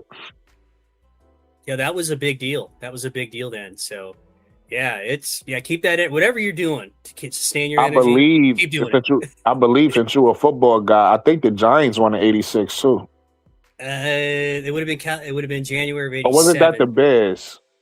That would have been the Bears. That might have been the Bears in '86. Yeah, January '86 was the Bears. 46-10 over the New England Patriots. Mm. Refrigerator scored a touchdown, and Walter Payton was mad. So, so you said the Giants won in '87? '86, January '86. No, I thought you said that was the Bears. Oh yeah. '87 was It's '86 season was the Giants. So I'm sure your parents were happy about that. And Oh, so it wasn't. Okay, so you said '86. It was the Giants. I was right. 85 Bears. You know what? I'm thinking about the defense. Everybody talk about the '86 Bears defense. That's what they talk about. But they always play their Super Bowl in the beginning of the next year. So. Yeah, 85. Okay, I got you. Yeah, that's my first love, Brooklyn, is I'm a football guy. So I know. That's why I brought it up. I know you're a football guy. So do you know who Big Dog is? Yeah. Okay, so I was on with him earlier today, and he had a huge live on football. And so the conversation, when we start going there and talk about football, way more knowledgeable. So I sound completely different talking about that. I don't sound like a neophyte up here talking about sport. Would you ever thought about like starting your own channel and talking about football? You and Juju and Big Dog have inspired me and some other players in this because you know how I operate. I gotta call it as I see it. Everybody has bias, but I think I could do something. But from what I've seen, who's your football team? You could tell me something about this. Is some folks, they get by because they're in a niche and there's not a lot of players in it. Yeah. And some folks are really, really talented, can speak and talk, have really good material, and don't get much traction for whatever reason. And I want to be as efficient as possible doing that. I would like to do what you're doing, where you bring just anybody on, as long as they're willing to have a discussion. I'm I'm a kind of guy. If I don't know something, I don't know something. It's no prime. Whatever, I'll learn. It's not no big deal. So, but with pro football, far more knowledge, especially when it comes to historical perspective. Houston Texans. Okay. Yeah. So we've been struggling. So you a JJ Wyatt guy? They're what? I think he played for the Texans, right? JJ Wyatt. I think his name. JJ Watt. JJ Watt. Yeah. You're a JJ Watt guy. Yeah. So right now, our biggest concern is whether my quarterback will continue to pee down his leg in the playoffs or not, but we'll have to see. So. I haven't heard much of them. Are they good right now? Houston Texans, what's going on with them? Yeah, they made the playoffs. They got a good quarterback? They got a good, decent. He's a little bit inconsistent, so he's got to figure it out. But their defense is good. Got a good defensive coach, so they could be there. But it's hard, man. It's not like other sports where you have another shot. It's one and done, and that's it. Yeah. Where you from? That's where you from, Houston? Where you from? No, I'm from Nebraska, actually. Okay. Yeah, I think I'm way east of you because I think you're on the East Coast. Is that right? Or did you? Yeah, absolutely. Yeah. I'm on the East Coast. What made you choose the Houston Texans then? I was a Cowboy fan, and then I decided when Houston started playing that I would start a new bandwagon. So I've been with them since 2002. Gotcha. So, but here's what happened. So for me, since I just love pro football, I watched 6 games at a time. Wait. So hold on, slow down before you get in that. So you was Troy Aikman and yes, Emmett Smith, and Michael Irvin and gotcha. Jimmy Johnson and Gotcha. Bruce Johnson, everybody. And then I moved to the Texans, started a bandwagon, didn't jump to one, started one. Gotcha. What was you about to say now? I watched 6 games at the same time on Sundays. I have 6 screens. So oh boy, I don't miss it down. I don't know how people do that. I can't focus on more than one game. Here's some people do that with the WNBA too, because they have multiple games. Yeah, I don't know how y'all do that. Brooklyn, I'll send you a picture. I've watched 5 WNBA games at the same time. That's tough. I've done that. Well, you don't really watch, but you can keep track of the score. Like you basically looking for like moments. So like say if one team is like gets in a crunch time before another team, you're focused on that game more. Or if something is happening interested in this game, you're focused on that game more. Usually goes like this. I'm gonna have the Fever game on the main screen on my biggest TV. If they're not playing or they're getting housed, I might move them to another TV and put the Dream game on if they're playing Vegas or another good matchup, something like that. So, and if you're Seattle and you're up against Connecticut, you're probably on a smaller TV and I'm just checking the score. But that's part of how I'm able to talk about this stuff and be like, yeah, I remember that, Yeah, and that's how a guy like me, on. a guy like me can go on an AR5 channel and talk about it. Yeah. So that's how it happens. So yeah, I mean, but anyway, with the Texans, what that did is because when they weren't doing well, I was always looking for other games that were more entertaining or better games. And that's really important to me. So if I'm learning basketball, I need to see a lot of different games and see a lot of the good players, which is why I know all the players too. So, and here's a weird, interesting thing. I know more WNBA players by name than I do NFL players. That's interesting. That's crazy. That's a true statement, man. I love it. It's kind of like that for me now because my love came from men's basketball. I was always a professional men's basketball fan. I never liked men's college. I still don't like men's college like that, and I never watched women's basketball. But once I started watching women's basketball, I fell in love with college first. So I fell in love with women's college basketball first, and then when Angel Reese got drafted, is when I started paying attention to the W. But because I knew basketball so well, I know basketball so well, I stopped really paying attention so much to the men's game so I could learn the women's game. So a lot of the younger players that got drafted, I don't know who the hell a lot of them is. I'm gonna kill fuckers because I don't watch college either. So I don't get to know people in the men's game until they actually make a name for themselves. Or you know what I mean? Yes, I got to tell you this. So I only watched about 2 or 3 of Caitlin Clark's game before she got to the pros. So I only knew her, what she's done in Indiana. So I didn't know that she was doing 35 and 10 and 12 and making people traffic cones in Iowa, because I always thought you go to the pros, you level up. It's not going to be as easy no matter what you did in college. Yeah. Hardly anybody ever does the same stuff, right? Yeah. So that was my experience. So when everybody's saying, hey, she needs this, what are you talking about? You're playing against the best of the best. How would you expect her to come in here and go 45 and 10 every night? Are you crazy? Just like in the NFL. I mean, you can't go from college football and go to the NFL usually and kill it. Right. It didn't happen like that. Got built up. Isn't that crazy? So I didn't have that crazy CC bias, and maybe that contributed to why I was always sensible about it when I was talking. It's like, well, wait a minute. Well, no, it's that, but also, and this part is important, and this is why people don't like, because I just put out a post, and man, obviously I said 90%. Who knows what the number is, right? It could be closer to 60%, 50, whatever, right? Mm-hmm. But I just put out a post, and I talk about the YNCCs, right? The CC slurp. The CC slurps, right? So what happens is, and this what annoys me, for people who claim they not CC slurps that get mad, right? What annoys me with them is they act like they don't know what I'm talking about. And if you're gonna act like you don't know what I'm talking about, then you being disingenuous, right?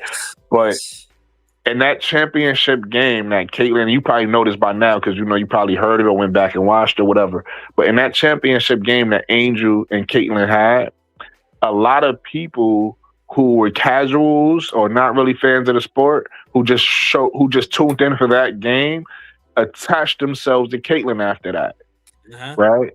And so that's where you get a lot of those weird conversations from. It's from those people who just attach themselves and now they just involve themselves in conversation. You see, I had posted another video. I don't know if you saw it, but I had flipped up somebody named Morgan Kelly, and she's somebody who's claims she's a CC supporter, right?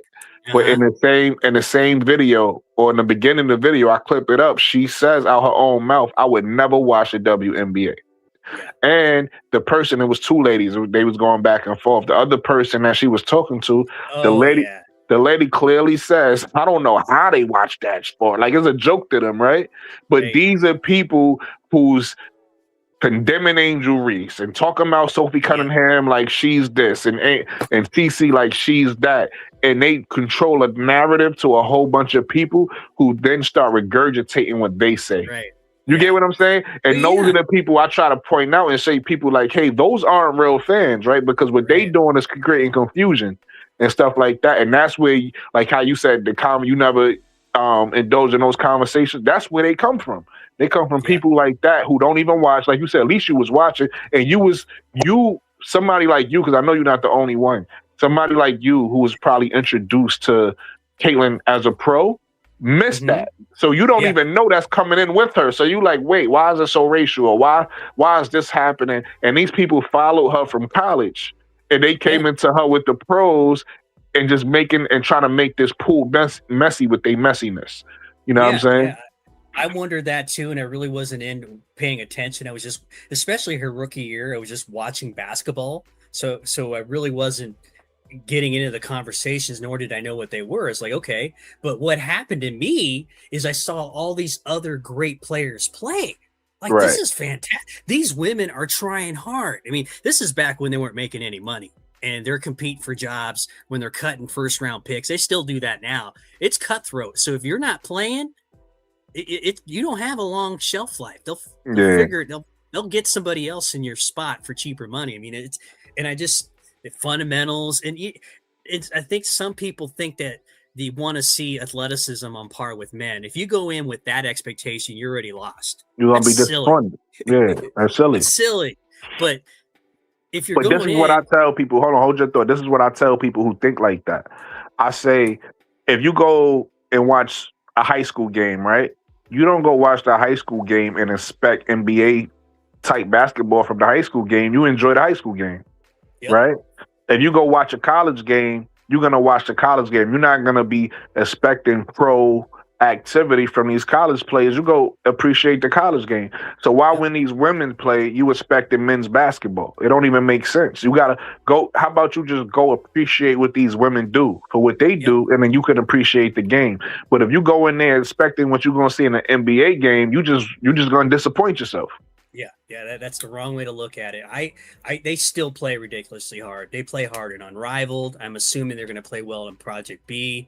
I mean, they're making great money, but it's not like NBA money. It's not like NFL money. It's not like Major League Baseball money, and it's definitely not like hockey money either. So they're still trying to make their mark. So they're still killing it out there, and you don't see these players loaf around, and I respect that.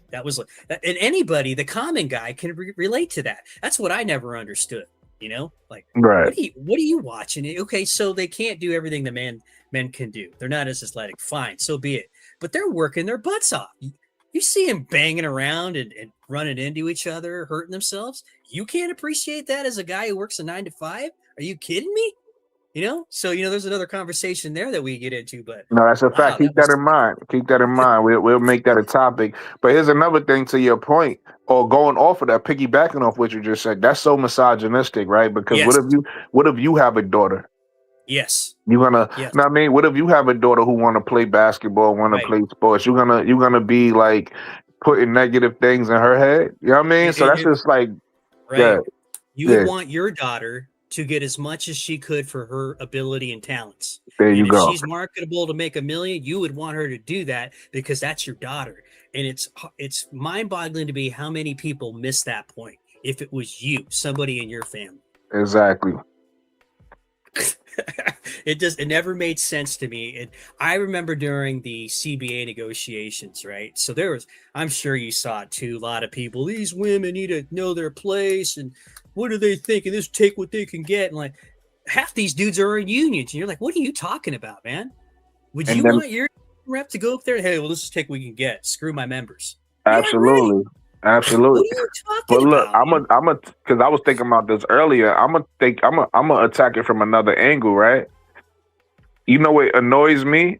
People who don't take accountability. Because some of those same men that you were saying that right? Now, they got their money. They got a historic deal. First of all, I still think they underpaid, let's be clear. Right? But they got a historic deal. They was able to take care of the past players. They was able to take care of a lot of stuff, right? Yeah. Where the women are happy and they're able to make generational money. You know, they're able to be the first millionaires in their family, right? With that said, we know that they still got fleeced in a deal. The WNBA still got the better deal in that, even though they got a great deal. What I want to know is all of those men who said that it can't happen and said that they was crazy to ask for what they was worth and all this, that, and the third. Where they accountability at now? Because I don't hear none of them saying, yo, I was wrong. Oh, they did get their money. Because they basically want them to stop asking. Oh, these women are entitled. They're crazy. Hey. You're going to ask for money? You would never. You know what I mean? You should be lucky to be where you at now. You solid. You solid. The algorithm you were so loud. You were so loud before they got their money. Now they got it, and where you at? No accountability. Right. That's weak. That's weak shit to me. I don't like that. This happened a couple times, but before I say what happened, that the algorithm in this space on YouTube doesn't reward taking accountability. It only rewards moving on to the next subject, moving on to the next outrage or counterrage construct that you've come up with. And then keeping your base, if you will, and your followers and people who drive your engagement. So it doesn't reward that, unfortunately, because if that were true, Brooklyn, you would blow up tomorrow. You would be there. Like all those other bigger channels could be like, hey, you want a straight shooter down the middle? You need to go see Brooklyn. There's a couple of you guys out here doing it. I appreciate that too. There's a couple guys that doing it, but they all say the same thing, man. Hey man, I would do so much better if I was willing to glaze this player or glaze that player. And you see it everywhere. And it's a problem, man. And anyway, so I've talked about this intelligently like I'm doing to you, breaking down facts, talking about how these union negotiations work, the posturing, who looks bad, who doesn't look bad, who has leverage, who doesn't, where the money's coming from. If the WNBA was really in the red for as long as they say it was, definitely not now. That they're full of crap, but there are still people out there that say that the NBA is still subsidizing the WNBA. That's not true anymore, but there are a lot of people still saying that nonsense out there.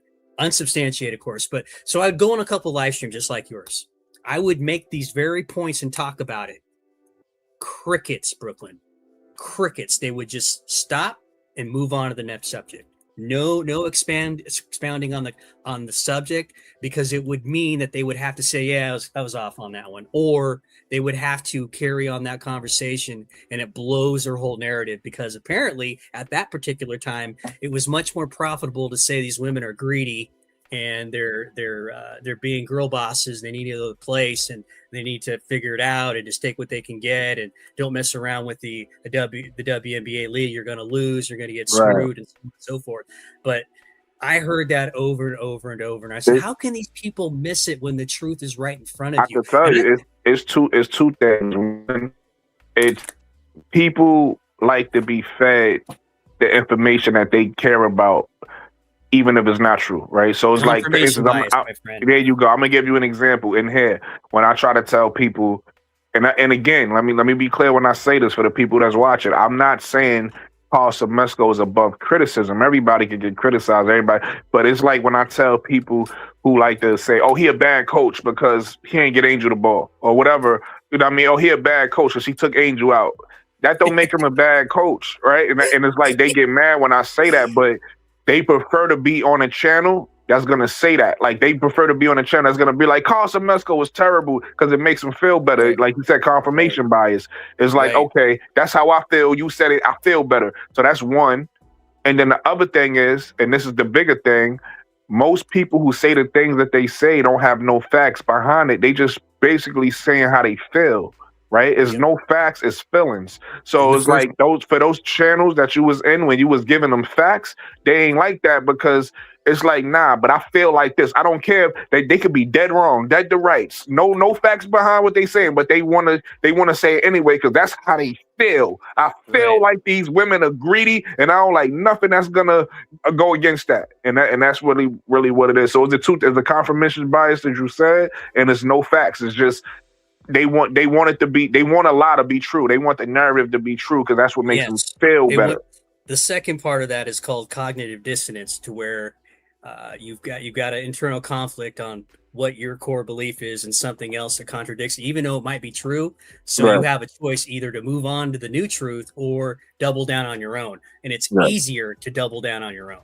Exactly. Not only is it easier, they want to do it. They don't care what's the truth, right? It's like, no, they're greedy. That actually happened, and you mentioned this the first time that I came on your live. You're like, I like the way that you come with these facts, right? and these stats and whatever it is you're talking about. You got this. Hey, here it is. You know, these are the types of conversations I like to have. Like I said, going back to Cece, right?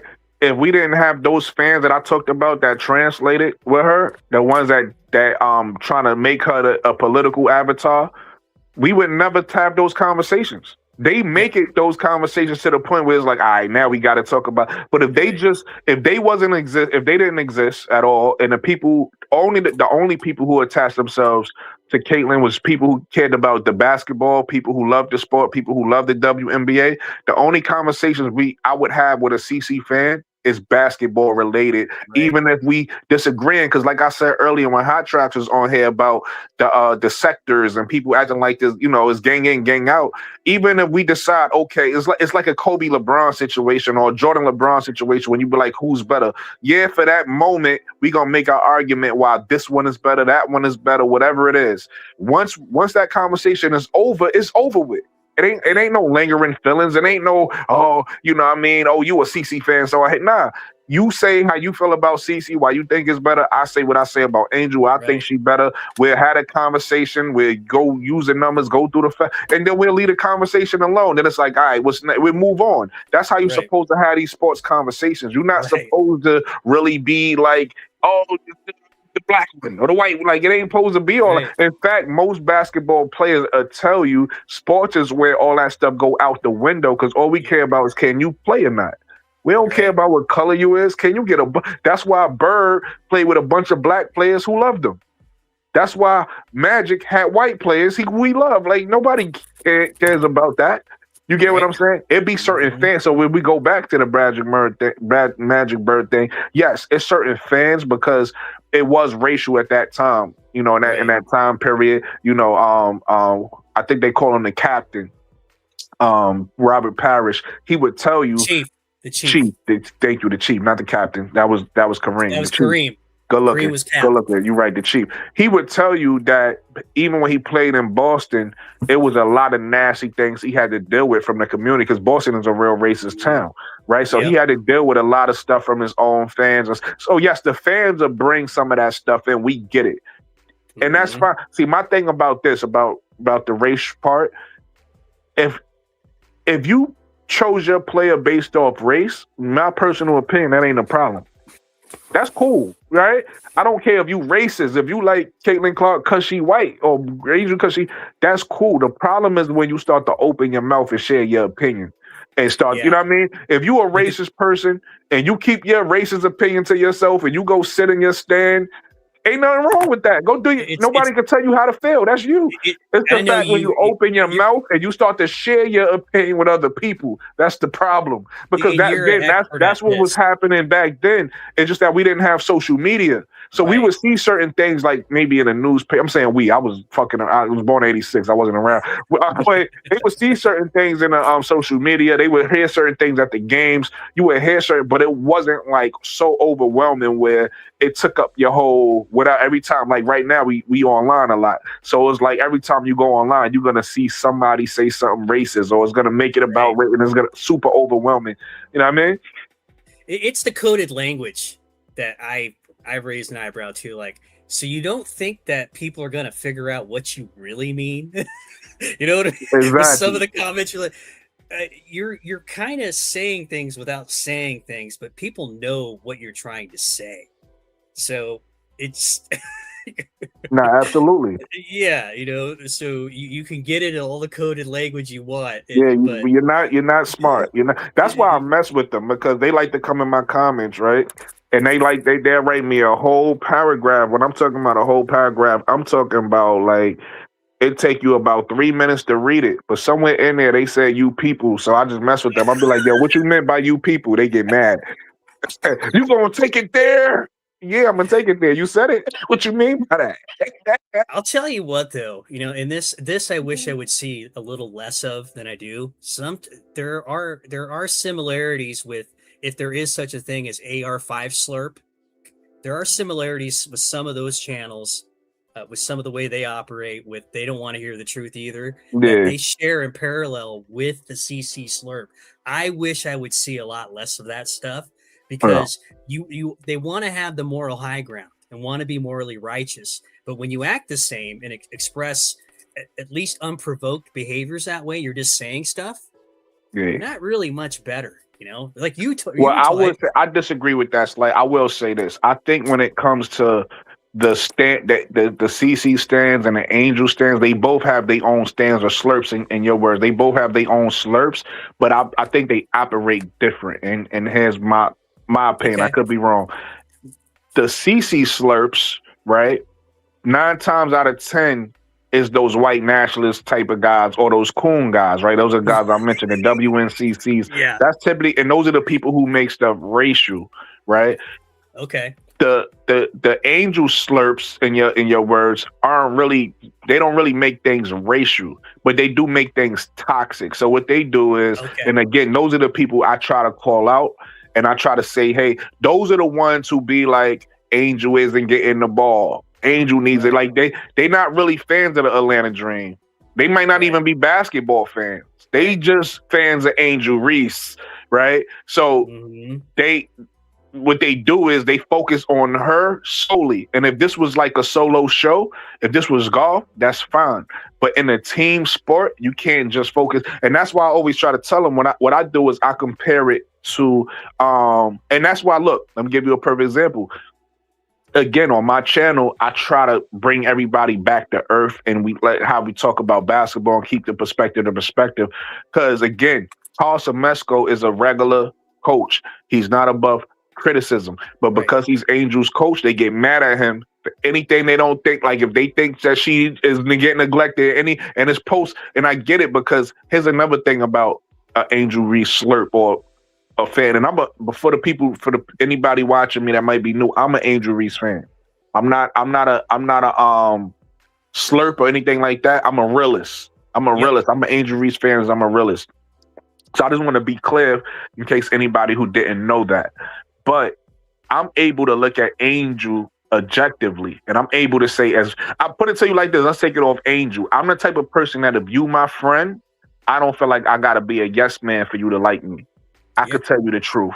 And if I could tell you the truth, I could tell anybody the truth. So I tell the truth about Angel, right?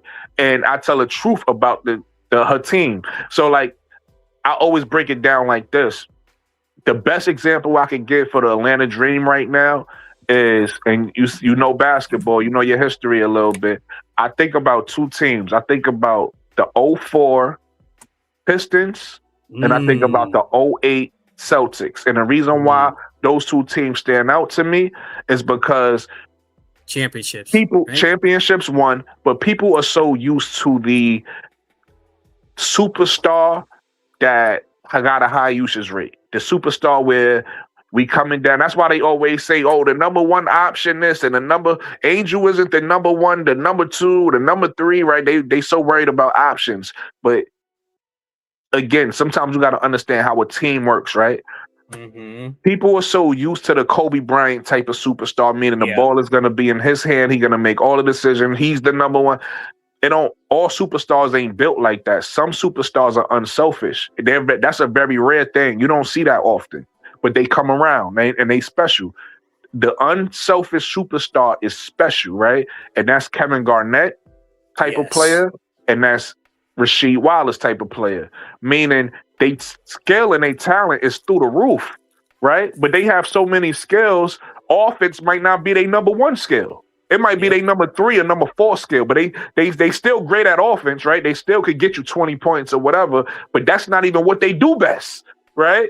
And because that's not their number one skill, or even if it is a top skill, they have so many skills, they can lean into their other skills. So when KG went to Boston, even though he was the best player on Boston, he allowed Paul Pierce to be the closer. Paul Pierce overall ain't as great as player as KG, but Paul Pierce is a better scorer than KG is, right? Same thing with Ray Allen. Ray Allen isn't a better overall player than KG, but Ray Allen is a better scorer and shooter than KG.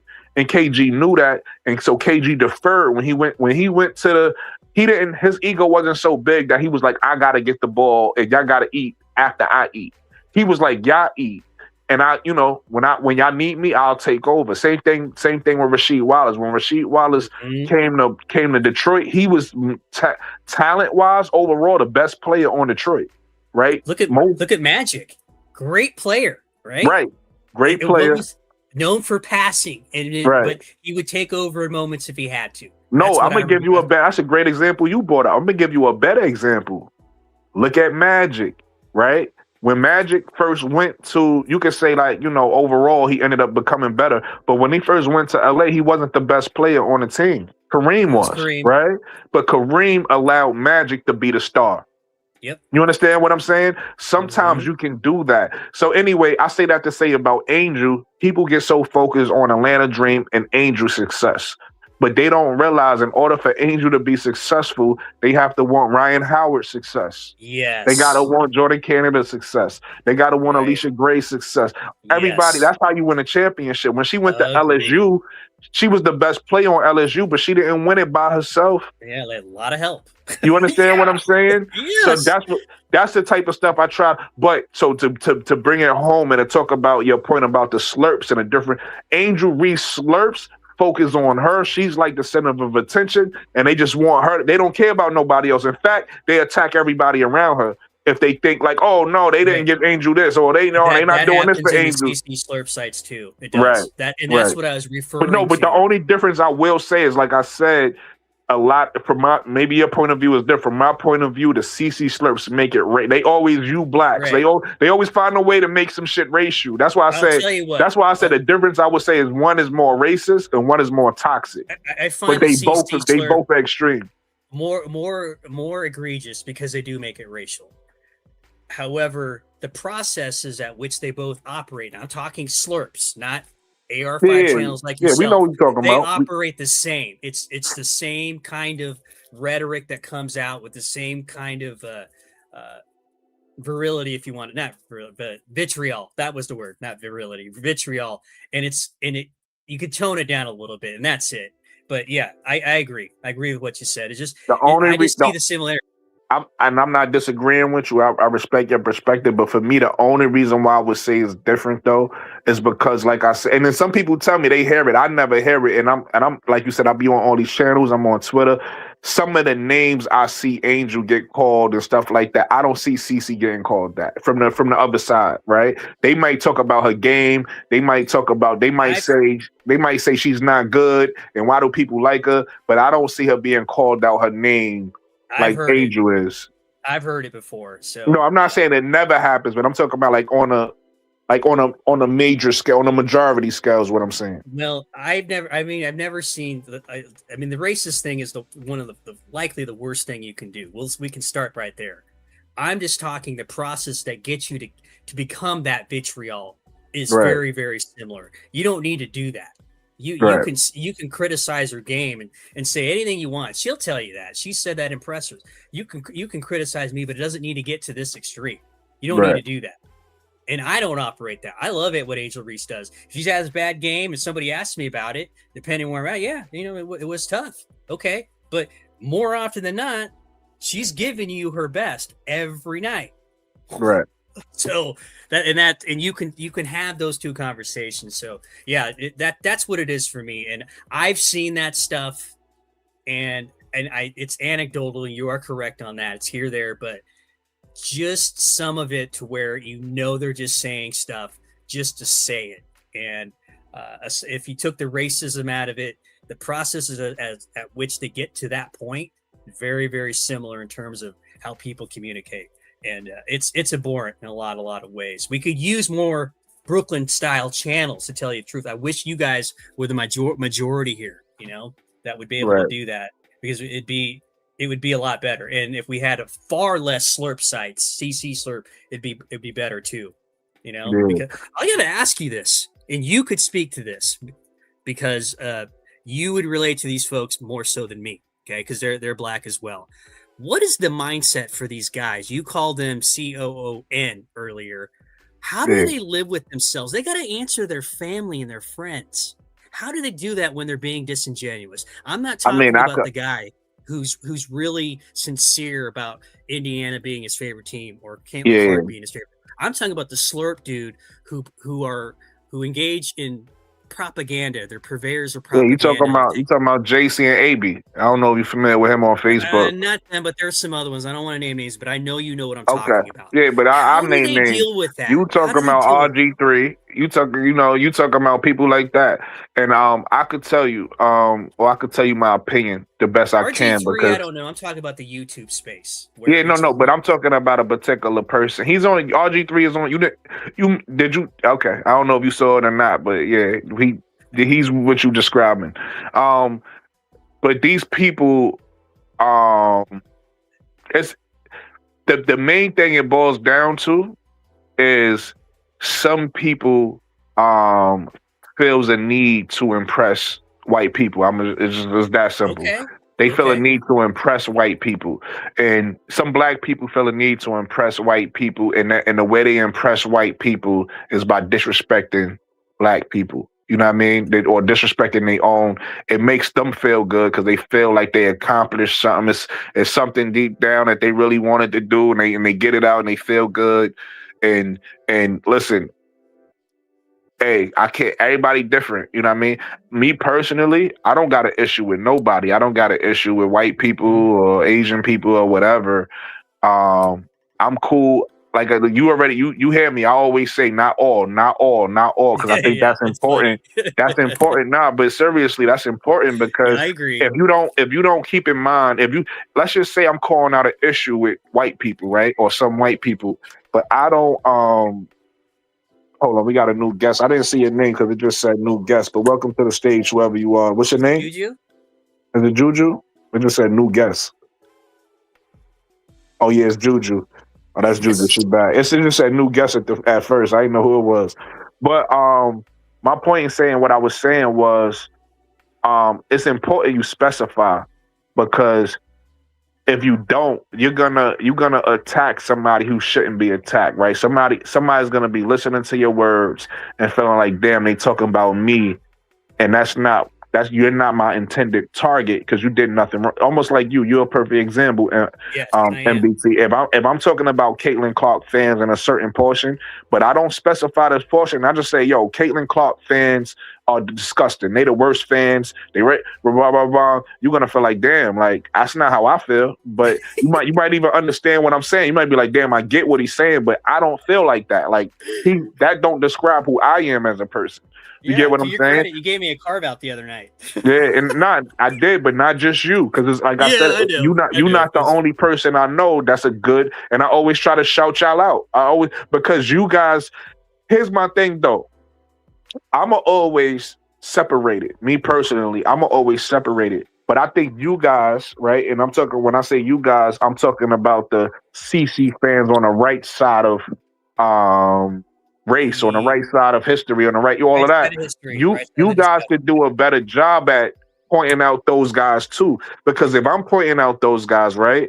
And y'all guys is pointing out those guys, guess what that make us? We on the same side as Angel Reese and CC fans, right? I'm on your side.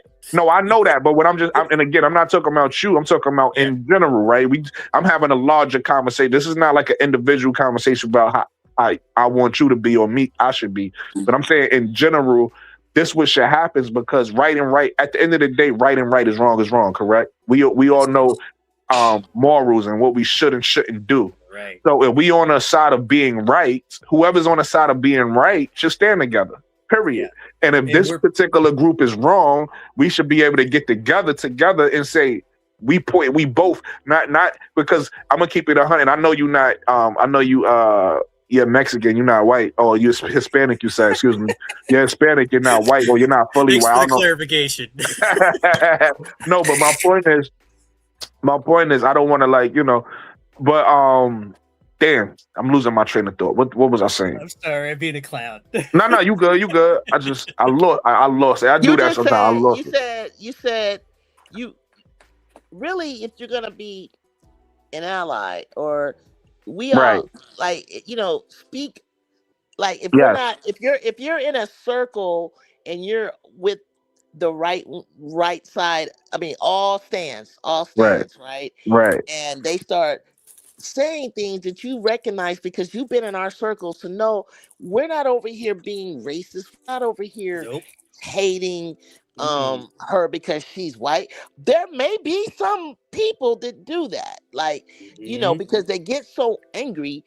And what they're trying to say is because there are certain white people that do things that we say, oh, there they go again. We recognize. And we so know if you're who the not, bad apples if are. you're not with us, get with us, say what you got to say, let them know, but also we have to come together. One thing that I'm starting to understand and I'm trying to learn is these people, I actually fact checked now what they're saying. I actually look at and I'm like, oh, she is that. Because I do the eye test with her. And although she may be scoring 21 points and 8 assists and blah, blah, blah, when they said it and she was in and out, getting better with her back, I was like, I didn't even recognize that that's what she was doing. It didn't even feel that because her availability wasn't there. So I wasn't recognizing. So if I'm talking about what Olivia Miles is doing, they take an offense like she's the standard and I need to compare her maybe to her rookie year, but it's like just, she's not at the point where I see her as a Sue Bird. Just understand me, okay? Sue Bird is the front runner of assists, and then it's Vandersloot, and then it's Courtney Vandersloot. She's not at that point yet where I'm looking at her as the standard. So I'm not going to bring her up all the time in comparison to. And if I don't say it, it's almost like they think I'm, biased against her. When it's like I'm not fully impressed with her with being a slightly over mediocre. I think she's good. I don't think she's at excellent. I don't think she's there to that point yet.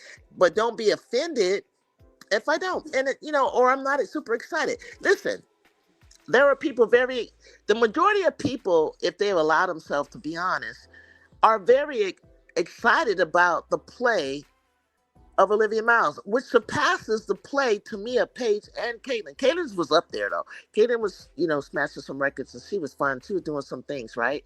But honestly, Olivia has elevated her team to the top spot. Paige, she went up. She brought Dallas from the bottom to where they are. She's done a lot. She jumped up tremendously.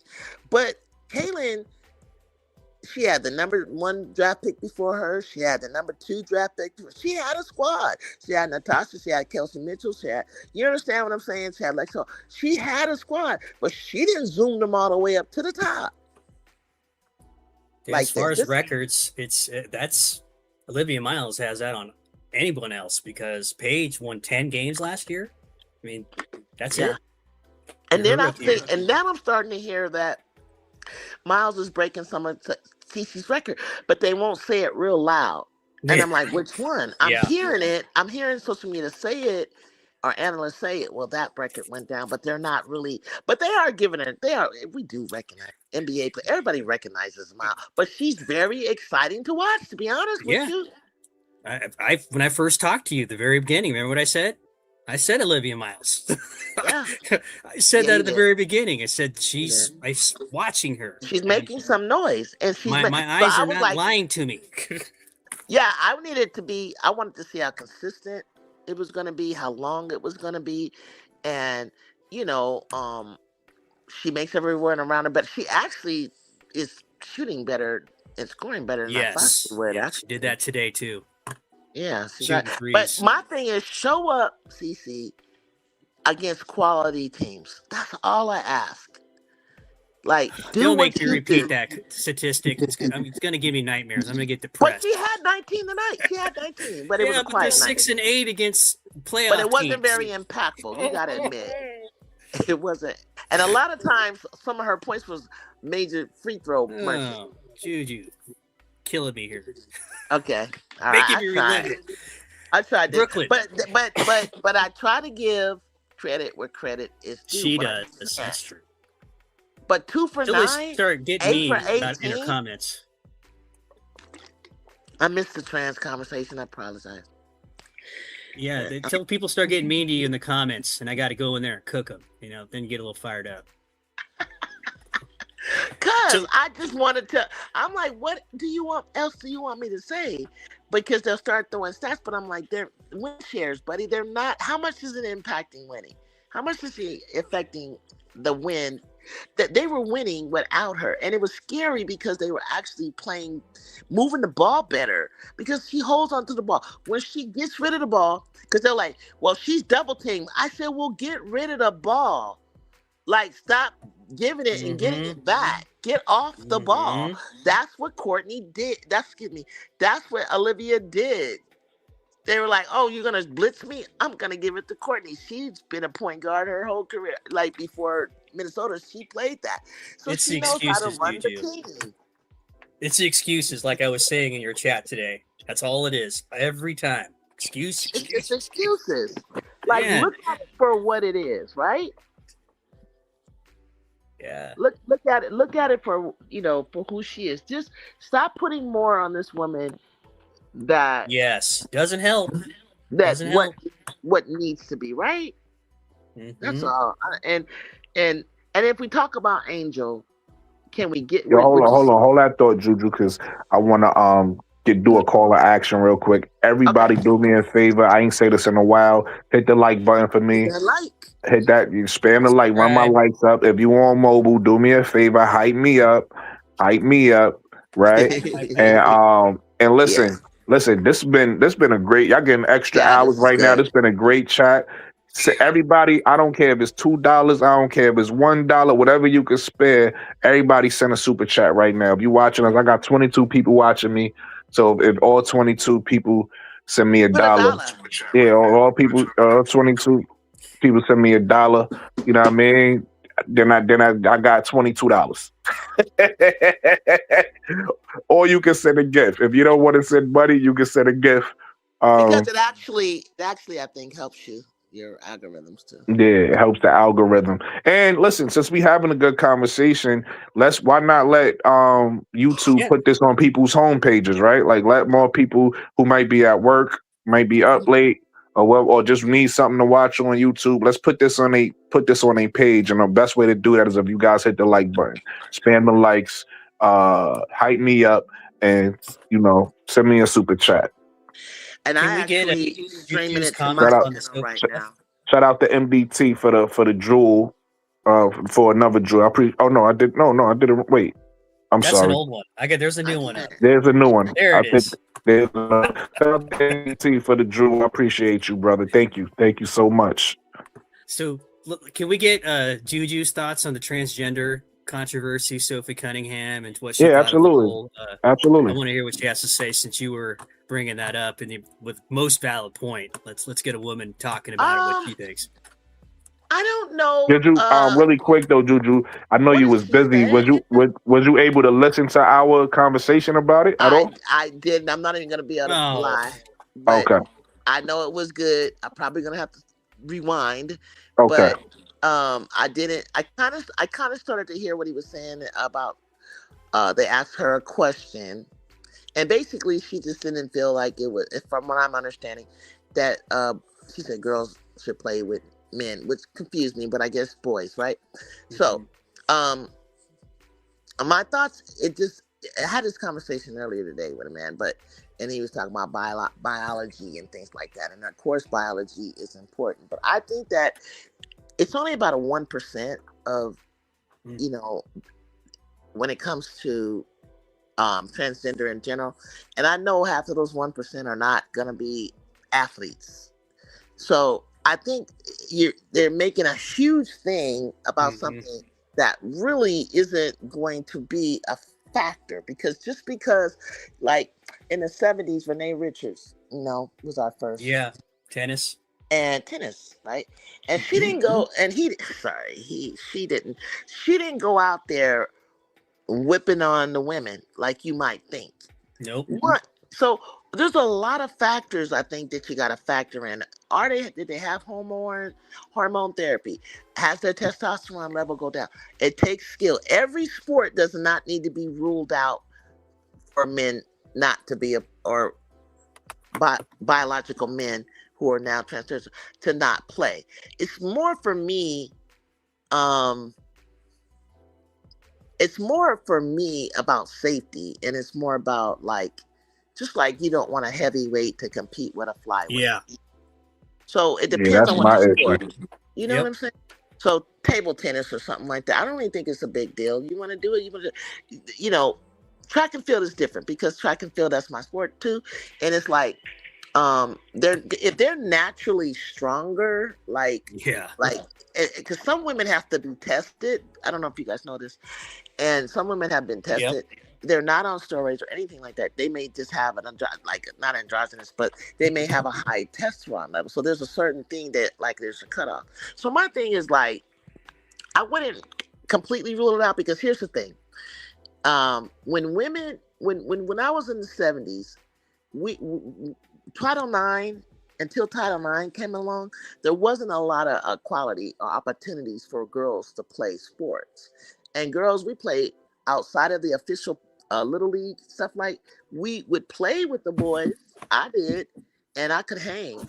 But when they finally crossed over and allowed girls to be able to play baseball, I think I was about 9 or 10 or something like that. And it was kind of I didn't really end up doing it, but I could have, and I was actually able to play major at a young age, because this coach tried me out. He was hitting me in the ball, and he was like, I think I was too young. He said, but if you were old enough, I would put you on this major league team. I mean, the majors, they call it. And I was like, cool, whatever, I get it. My thing is, so then girls were allowed to participate with boys, and girls. Juju was on a co-ed team with Master P's son. It still goes on where girls can play, right? So eventually, it opened up to where we started having more leagues, and and I think it would happen the same way. If there was enough transition, which I don't really think there would, start your own league, just like you have Special Olympics and things like that. No offense, but start your own then. But other than that, there is a clear disadvantage. Yes. With because whatever you're, minus the hormone treatments and stuff, I think people are picturing Dwight Howard saying, I want to play in the Wnba. I identify. No, it's not that simple. No, you cannot fool around and be Wnba, man. You're not going to come and play in our league and take the opportunities of scholarships and different things away because you want to quote unquote fake identify yourself. If you really are, then you are transgender or you identify with that and you are proceeding with your treatments or you're proceeding in that direction, and then but you also still want to play sports depending on what the sport is. I wouldn't have a problem with that. I could care less because women, we compete against people who are taking steroids all the time in track and field, and that doesn't mean that they're going to win. And just because you're a male, I don't believe it's just going to automatically mean you're going to win. I'm concerned about physical sports that you could actually injure us by playing with us. But then why do we try to get into your sport? Like Ann Myers tried out for the Indiana Pacers. They wanted Lucia Harris in 76, 77. I think she could have actually played on the men's team. Actually, she was that big and strong. You got to be able to have that skill set level. For if you're allowing women to compete against men, why do I have a problem with men coming into our sport? The obvious. But if women are playing against men, what's the difference? We push to want to play with them. Now they want to play with us. So if we could play with them, then why can't they play with us? That's confusing to you. It may or may not be. It may not be what you agree, but it all depends on what sport it is. Yep. And if there's danger for them to play in the sport. Girls grow faster than boys. That's why we're able to play with them at a very young age until they catch up, until you guys start changing, right? Until you start. But even then, I still played, like I'm in college with men, like pickup and stuff like that. Nobody was hurting me. Nobody was, trust me, they tried, but you got to know how to get in and out. You got to know how to play in that environment, just like another man who may not be as strong as the next man. You put yourself in that situation. And there's some girls that play they're kickers on the football team. I think we got one that in some rural area playing football or whatever like that. I think that's crazy, but she's out there and they're tackling her. They're going to do whatever they're going to do. So why is that one person, which will probably be one out of the whole team, going to be a problem? Are you picturing a bunch of men trying to play women's sport? It's not going to be that. It's not going to be that way. So what are you worried about it for? So you just got to be. It's got to be fair. If that's what you want to do, if that's how I would be upset if they took a scholarship from me. I ain't gonna lie. Yeah, that's a great point. I ain't gonna lie. Take a state championship with me, and I'm like, frick, this boy done come. He want to identify as, and I'm trying, and I got to compete against him. I might feel some kind of way. I'm not going to lie. Especially if his skill set, and he has no hormone therapy, his testosterone is not lowered, and I'm just competing against the boy, that would be kind of messed up. The records messed up the whole thing. So I don't really like the idea of it because of that. 27 states have banned it in scholastic sports. I think that's what it is. And then Trump banned it in colleges. So do I have a problem with them doing it? No. I don't either. I'm not ready for that. I don't think they would have to have something. They need to have, and even if you have the hormone therapy, right? Men's structure is different, like the bones and everything like that, and it could be. I think what Sophie might be worried about is it dangerous? I don't think in every sport it is. Yeah, I mean, if you're playing tennis, there's no real contact. You could argue it'd be unfair. If you're running, maybe. If it's table tennis, like you said earlier, okay. But you want to do some synchronized swimming? That's a sport you want to do. Is that what you want to do? Okay, go. But contact sports, that's probably where the line is right there. I think that may be where the line is. That's where it is. So just like but just like in contact sports, just like for you got midget league, right? You got different levels, weight class, right? Right. So with that being said, that one transgender on your team, I don't think is gonna. He might hurt. I mean, you're gonna get hurt anyway doing playing soccer. Somebody's gonna get hurt. Is he gonna be? She gonna be out there like she's so strong. She's just brutally hurting everybody. You know what I mean? Like in my department, in my field of social work, DCFS, we literally started getting a lot of kids that were transgender, and at night I was doing overtime, and I used to have to find placements for these kids, and there wasn't always enough placements because we had to start like building separate dormitories for them. Wow. For them, and the reason why is because I remember this man. He was because we're in the room and we can talk and say what we want. He said, "I'm gonna tell you this. If I was a parent and you put a transgender kid in a room with my daughter, it wasn't because of they're not interested in them. It's not because of they're gonna rape them or anything like that, which is what I think is going through people's minds. No, that's not what it was. It was the cattiness, because these kids are disturbed. Not the transgenders, but the kids in general are disturbed, and they come from trauma backgrounds. So sometimes they get into fights. So you're literally, this one kid, he said, if that kid hurts my daughter that's transgender, we're going to have a lawsuit. And that's what he was more concerned with. And guess what? The one kid that they did do it, he was in there kicking their ass. I mean, it was a big old fight, and sure enough, somebody got hurt. And then and if the parents are not notified, obviously they're in the reunification process. There's stages to this, court orders and everything. So like they were concerned about the safety of putting them together. Yeah, the great point here, this comment. Great point. And if you put that transgender biological male, female into a male unit, then we're gonna have another problem. Right. You may get jumped. So what do we have to do? We have to build a separate thing. And that's what I'm saying. The same thing with sports. You may have to have your own lane. Yep.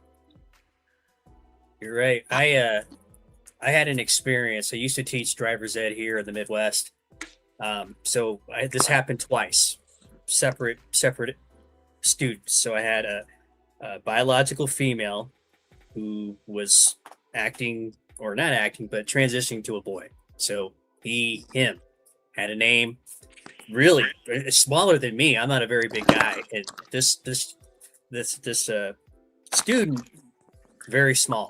So was gonna face his own challenges later on. I never knew what happened after we were done with the session. And then with another student, I had this 15 or 16-year-old biological male who was about 6 foot tall. All of a sudden wanted to be a girl. And it was like, well, if this kid ever decided to do sports, something that height was an advantage, that would be a really big advantage. And I never knew what happened after that. But in both instances, I thought that no matter what I do, they're still a student of mine, and they're going to have other issues beyond this 6 hours that I spend with them. And I wonder how that ended up, because I imagine they both had unique challenges, and their parents who love them, wholeheartedly, how that would have worked out from then on out. But I did have that. So it didn't make a difference to me, but I always thought about it in that sense that what would they have to deal with? And they weren't even trying to be athletes, I don't think, so far as I know. Yeah. So I wonder at the lower level, because we do have some kids that are allowed to transition. And I'm wondering, like, at a young age, girls can play on the boys' team. So it doesn't really, like, look as obvious anyway. Yeah. But, like, as time goes on, and I think this whole thing is going to be something that's down the line, 30 years from now or something. I don't really see it.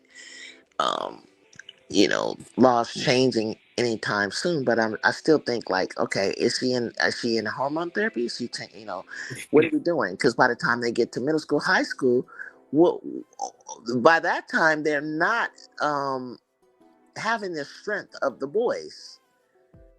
Yeah, but they're still built. Some of them, right. Some of them, not all of them, because some of them actually look just like girls. Like you wouldn't even know the difference. And with the second student, I mean, it was obvious that this was a biological male. Don't know how far along, but you're just. I remember getting out of the car, looking at this 6-foot kid, like, holy cow!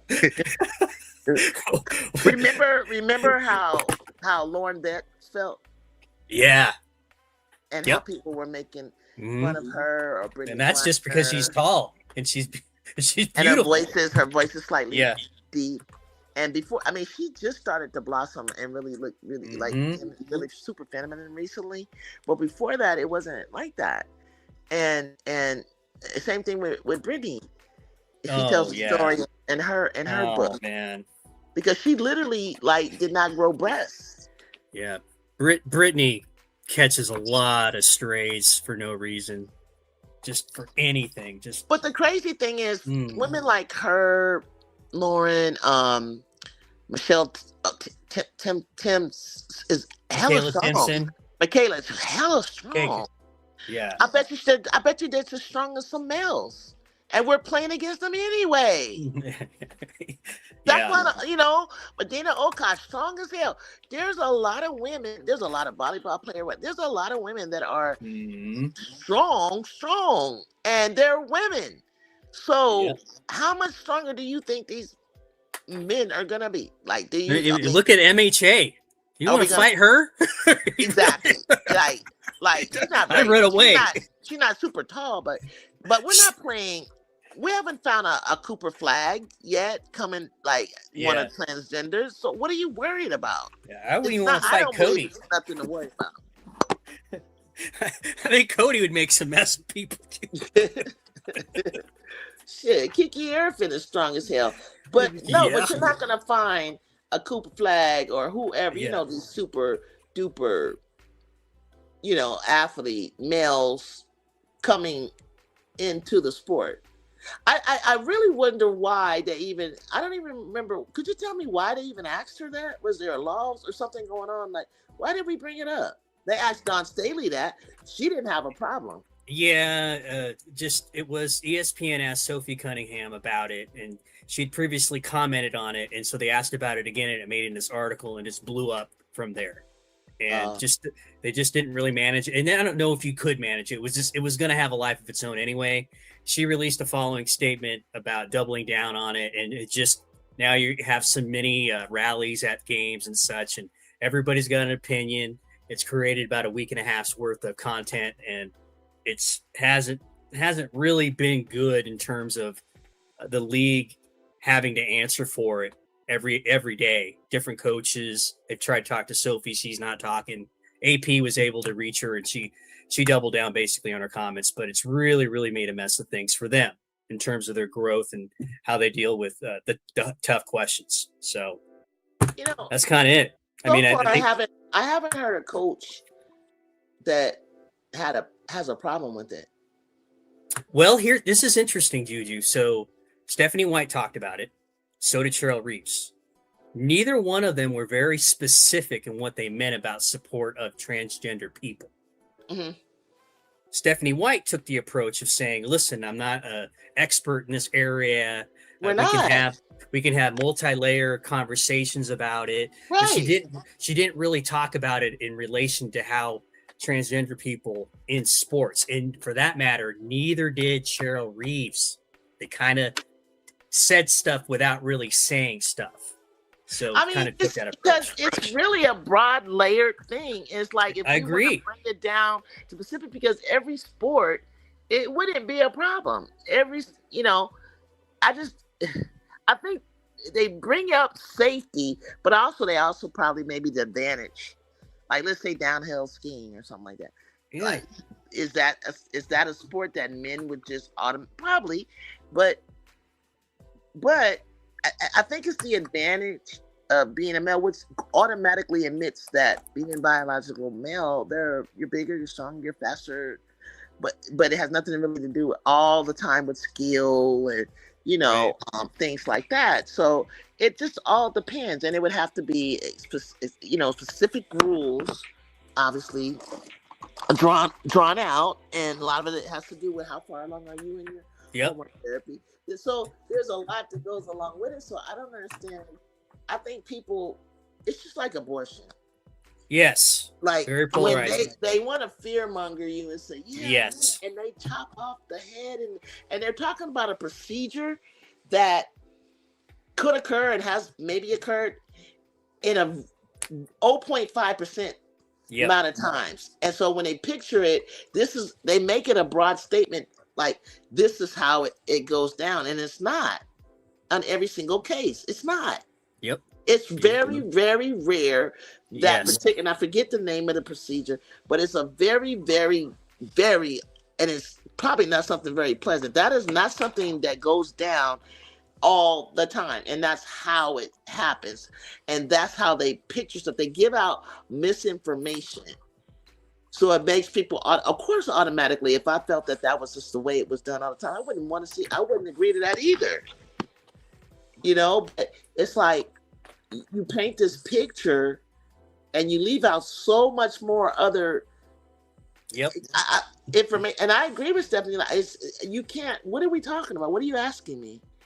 Yeah, because they wanted her to say something declarative and definitive, and they were both measured. No, I don't think they should play with women. I mean, transgender should. Yeah, I mean, and that in itself would have taken on its own life. So they're wanting it to just go away after a while, which it will for the next whatever it is. Hopefully, it's a basketball thing. Hopefully, that's what it is. Right? Yeah, that's somebody getting embarrassed on the court or something. Whoever it is, somebody winning a big game, and that takes over the discourse for a week. That would be much more preferable. So yeah. They're looking for a soundbite. Run with it. Who's on what side, and I don't know what the point is regarding it. And as Cheryl stood up for what she stood up, it's just crazy. I think it's just making an unnecessary. Maybe there's some rulings. Maybe like you said, he's voted, and some laws have already banned it in 27 states banned it for scholastics, and Trump because they really don't know enough about it. They hadn't even got to the point to really say what that will look like. So until you can present what the specifics are and what the eligibility and the rules are, I would say no, because in the meantime, I'm in the dark and I'm feeling like, there's a safety concern. Yeah. I guess, and what kind of safety concern? There's women that are stronger than you, bigger than you, that you had to go. True. But I had a choice, Yeah. To play or not. I don't have a choice with now because they're, a transgender is on a team. So, why are you worried about a locker room? Because if she wanted to be a female, then you should be worried about lesbians being in a locker room with straight women. So you're not worried about that. And if you are, go dress in go just in the shower or another area if that's what you're concerned, if you're straight. But I doubt that they are. Yeah. Because it's like when, and what really, I can't even make the argument anymore, because most of the time when it's a sisterhood, so you're kind of there and it's kind of like looking at your sister, if you're gay, you're not looking at your sister that way. But then you have these openly gay relationships. So obviously, they started dating their teammate. Yeah. So was you looking at her in the locker room type of thing? You know what I'm saying? So it's like that. And I tell you what, if the athletes in the WNBA don't have an issue with it, it doesn't go down like that. I don't know why, as a broader public, we got to have an issue with it. Because you change your clothes and you change it pretty quickly, so you're not really like. There's no one like staring you down, nothing you to be worried about or anything like that. That would just be odd. Just like when we've seen cameras in the NFL rooms and you got walking around your jock straps. I'm like, are y'all looking at each other? I don't think so. No. You just doing. You come out the shower, you change, you move on. But you know, and if he is transitioning, or not transitioning, if he's transitioning and he's identifying, it's not a male looking at you anymore. He's not interested in you. That's why he decided to be a female. Unless, what is he now? Transgender gay? Did you say transistor? Where's Brooklyn? Brooklyn, are you here? Did you fall asleep? What is happening? And that's No, I'm here. I was was listening to y'all. I'm listening to the conversation. That's what they're worried about. Like, I don't want to be in a I think you took a cat nap, man. No, I'm Was listening. she worried about being in the room with a man or something like that? A man on the team? Allegedly, during the MVP? 70s, the former Washington Redskins had 10 to 12 gay players, and it was never an issue in the locker room. Yeah. The only reason why it never came out is because they knew at the time it would have created a firestorm in the media, and the general public wasn't ready for it. Isn't that interesting? I'm back. Okay. I got cut off again. I was good. Did she mention something about having a male in the locker room? I mean, you know, is that what it is? Her quote? Did she ever say? Did I hear her say something like that? Is that what people were worried about? Like, I don't want to share a locker room with a transgender who's actually a male, but disguising himself as. Here's oh crap! What did she say? Core statement.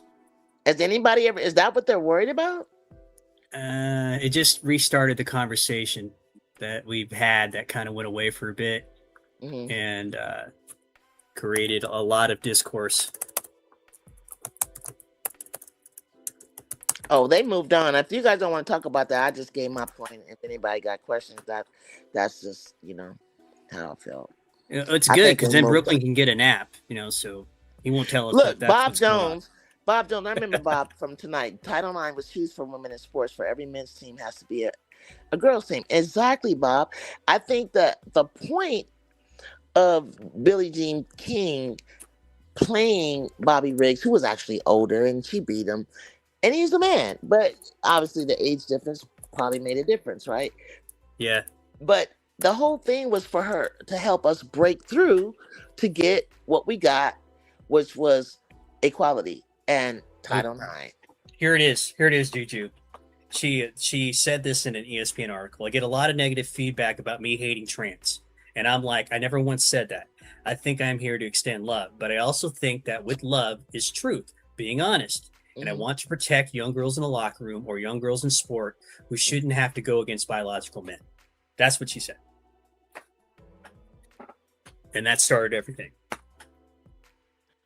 But I don't feel that why did she say girls go against men? That doesn't even sound right. There was a tweet that came out that she either liked or did something to propagate it. Girls don't play and me. Then so they ESPN asked her about it. So, and this is what came out. And then later on, they asked her to clarify, and she doubled down. And then she tripled down with the AP, and here we are. So I was like Bob Jones. He said, I mean, I don't know. She didn't say anything wrong. She said a loss of college scholarships hurts a girl that worked her entire life to succeed in their sport. Right. Seattle fan also spit water on a fan leaving the game. What? She's a straight white woman who's making them feel they've had their bias confirmed about certain players being men by saying what she said. Where's that at? I'm not seeing that at all. Kyrie said that on my channel. Okay. Are you on the mobile or are you on? I'm on my phone, yeah. Okay, that's probably why I can't see it. Okay. Oh, I think there's a lot of misinformation that needs to be cleared up. Yes. There, honestly. Yeah. And yeah, that's what I think. There's a lot of that, Juju. So they're not gonna be Boy Scouts like me and try to do the homework first. yeah, you gotta. Yeah, I don't know, and I think they asked her again on another show, and and she's getting a bad, rap for it. Whereas, to be honest with you, a lot of people probably feel the same way, Yeah. that she said. Yeah, I looked it up, and 62 of women support not having boys and girls compete, and 75% of men.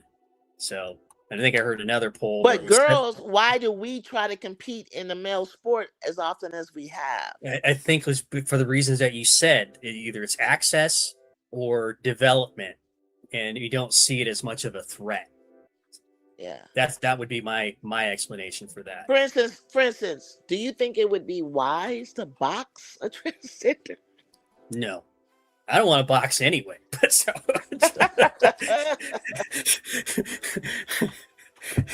Oh, Henry! Hey, Henry!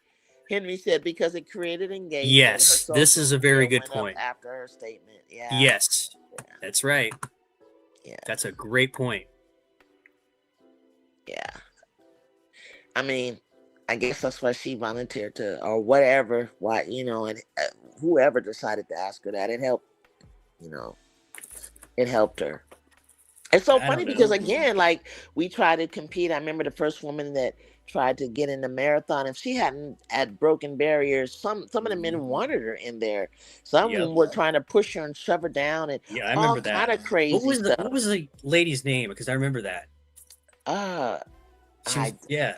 First woman to run the Boston Marathon. Is that right? Yeah, yeah. And she, you know what I mean? Like if we hadn't have did things to break barriers, and maybe it might be illegal, obviously, conflict brings about changes. Conflict is not always a bad thing, but it brought attention to it, and it helped to create a lane for you, and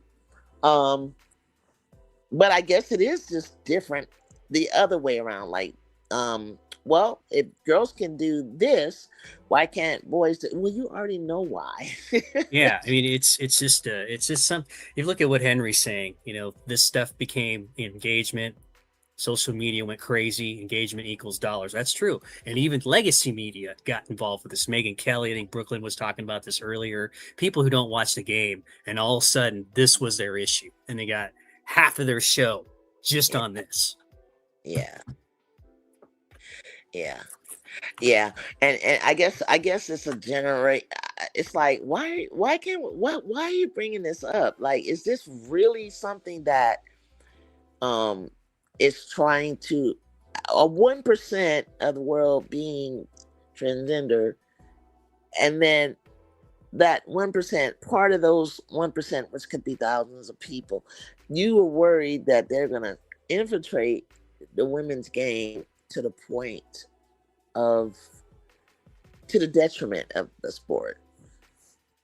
I don't think there's that many out there that are interested in it, and that just because they're young men or young boys, that doesn't mean that they're the best, out there, to be honest with you, to be worried about it. They may take somebody's spot. They might get exclusive, but I bet you it's really rare. Like I said, Renee Richards was not sitting there, just took over the sport.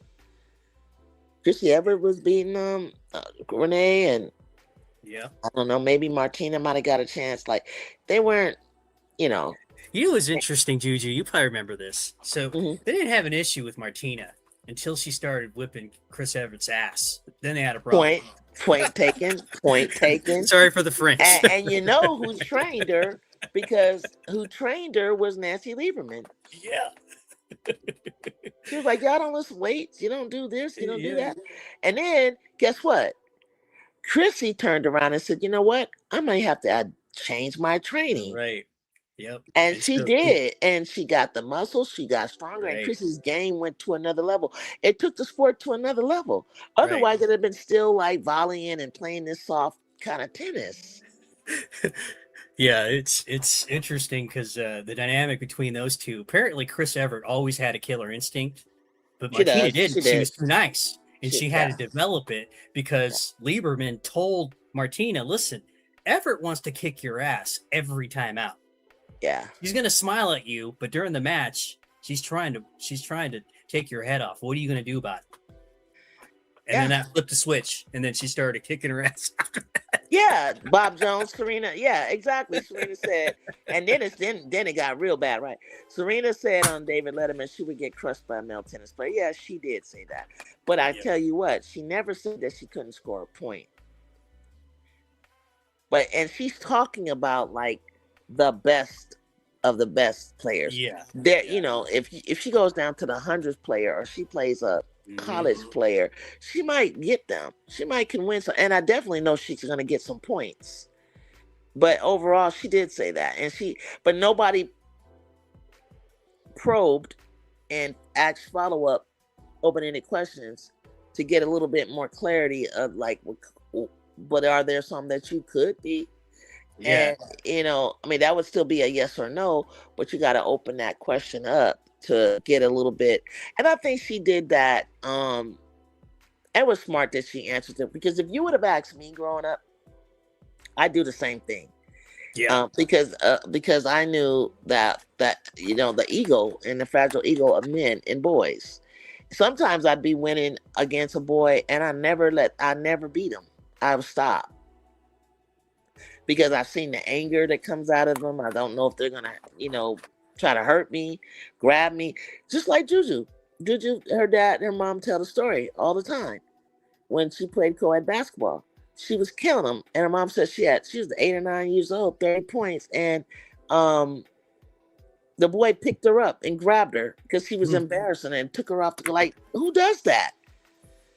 And that's exactly the reason why we try not to beat you, because he picked her up out of frustration and he was seriously mad and wanted to hurt her.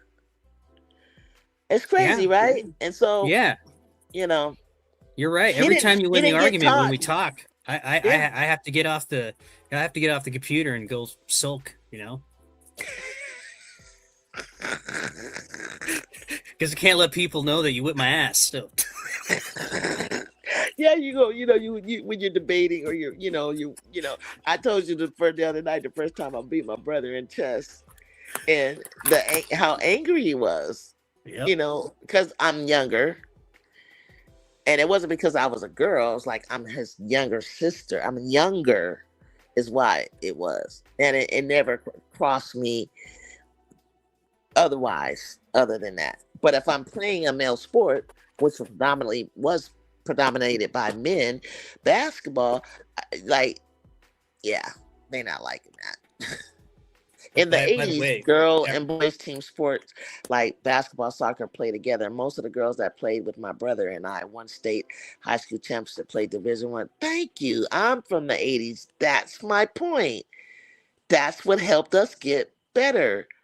So they're having another conversation in chat. Trading CC would be terrible for the Fever. She brings money in. Yeah, they won't trade her. But you remember the conversations you were bringing to me that they were talking about? I said, I don't believe they're serious about that. What? They're not gonna trade her. Give her time. She's warming up, I think. Yeah, it's the slurp folks that believe that. It's all over there because they think it's always everybody's fault. You know this. You know the what they do with that. It's always it could happen later. If she don't get it together, that might be something down the line. But I don't think they would do that right now. Yeah, there's no way. It's she likes it there. They're having a good time there. It's just you know how the conversation goes. It's unfortunate that's where it deteriorates to, but that's the reality of it. But yeah, there's a lot of that. They were like either fire Stephanie or trade her. Yep, staff, management, get rid of all the teammates, to shoot free throws to determine who wins the game, that sort of stuff. Yeah. Ball back. This is what they wanted. They put the ball back in her hands, and she had a great game, and they won. Again, it wasn't against a quality team. Today, they did the same old. You gotta remind me. Take her out of the game because she's a defensive liability. How are you going to be an MVP getting taken out because you're a defensive liability? That is crazy. Yeah, and I heard that talk too, and I thought it was ridiculous. I've heard that. So one interesting one, and you might know who this is. I'm just going to describe who this person is, but has a channel It's a bit of it gets slurpy, not as much as you would think, but the guy's trying to sell a book about CC. So how are you really going to be objective? And this gentleman is one of the people CC for MVP. And I'm thinking, are you crazy at this point? Okay. But is he making an argument for favor of it? It's believable, Juju. I mean, the kind of stuff that if you were, a neophyte and watching and had no perspective and only watched CC games, he could convince you that this young lady needs to be the MVP.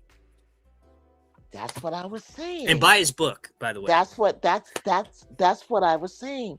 Like when you line it up and you say, hey, she averages 21, I'm just guessing, 21 points or more, and she averages 8, sometimes 9. Henry, don't do that, man. You're killing me here. What am I supposed to say? Conflict and confusion. Wait, below that. Below that. Robin Dunn. Oh, don't say it out loud. Robin Dunbar. Brooklyn, I need some cover. He's gonna find me. Oh my God, that dude! I cannot stand it. I was gonna start naming them podcasts that irk me, but I'm not even gonna do it. Well, I'll give you a nice stat about the MVP, how that works. I said this earlier to Brooklyn.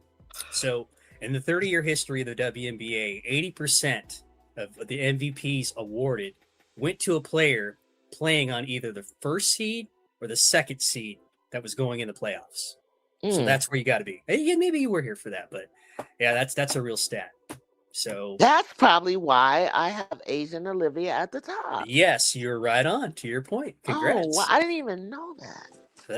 There it is. That's what I'm here for. That's why But when we were kids, that's how we always voted. We knew that. We always knew, the top. The top best players were somewhere in there. It'd be an anomaly sometimes that. Yeah, Lauren Jackson. You remember her too? She had a 50, 40, 90 season, and she won it as a 5th or 6th seed. And I think Candace did it too. Yeah. But they were efficient seasons. That means that player was so much better than everybody else at their position. That's why that happened. But nevertheless, he still played on a playoff team. So I digress. So that's why they push from the position that she is, because she falls in the. But you think about that season that Candace had, and you think about that season that Lauren had. I remember both of these two, and she's not having that type of season. Not like that. Nope. To me, not like that. No, ma'am. So that's the kind of stat that you would invoke on your channel and talk some serious smack to people. Bam, take that. Hey, we did the numbers. Wait, was it her? Who was it that I said 86.3% free throw percentage? 30. What is she shooting for three? 35? Who? Cece? Cece. And 40. Okay, let me look. 45 field goal. Is it 45, 35, 83? So she's close to the 50, 40, 90.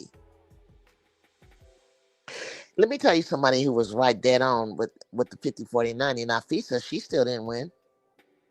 Yeah, she got hurt when she hurt her ankle. The Angels stole it from her. So here it is. Alyssa Thomas, yeah, go ahead. Yeah, Thomas was putting some triple doubles last year. I mean, Alyssa Thomas is the one that injury happened with. Oh, okay. So here's your shooting percentage for Caitlin Clark. Shooting 44.6, 54.4 from 2. That doesn't sound right.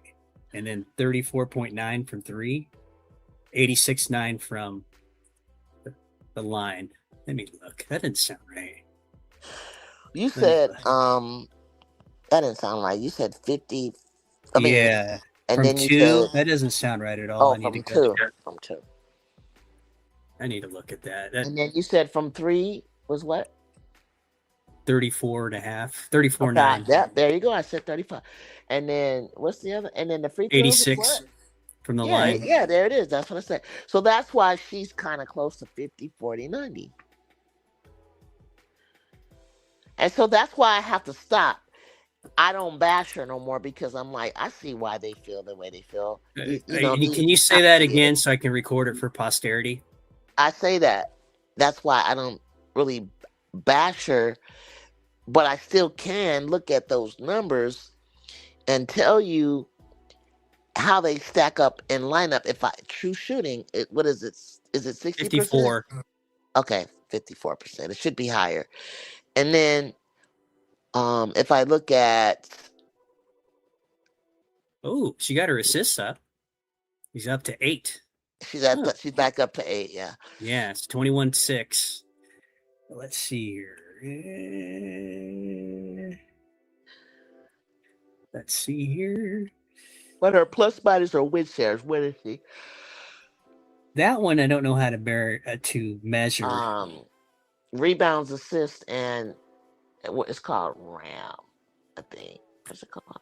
Okay, so here it is. Yeah, she's really shooting 44.6 true for just field goals, including everything, and then 3-pointers are 35.5.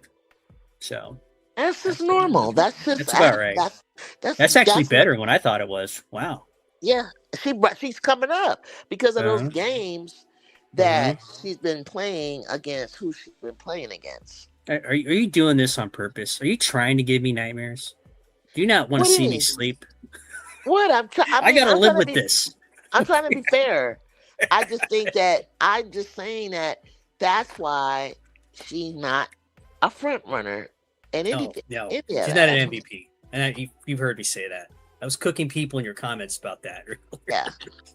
But what they're trying to prove is like, okay, guys, we hear you, but she's not trash. She's not trash. It's not the MVP either. But if I do the eye test, I see somebody that has no stamina. She's not in good condition, and she's not smooth.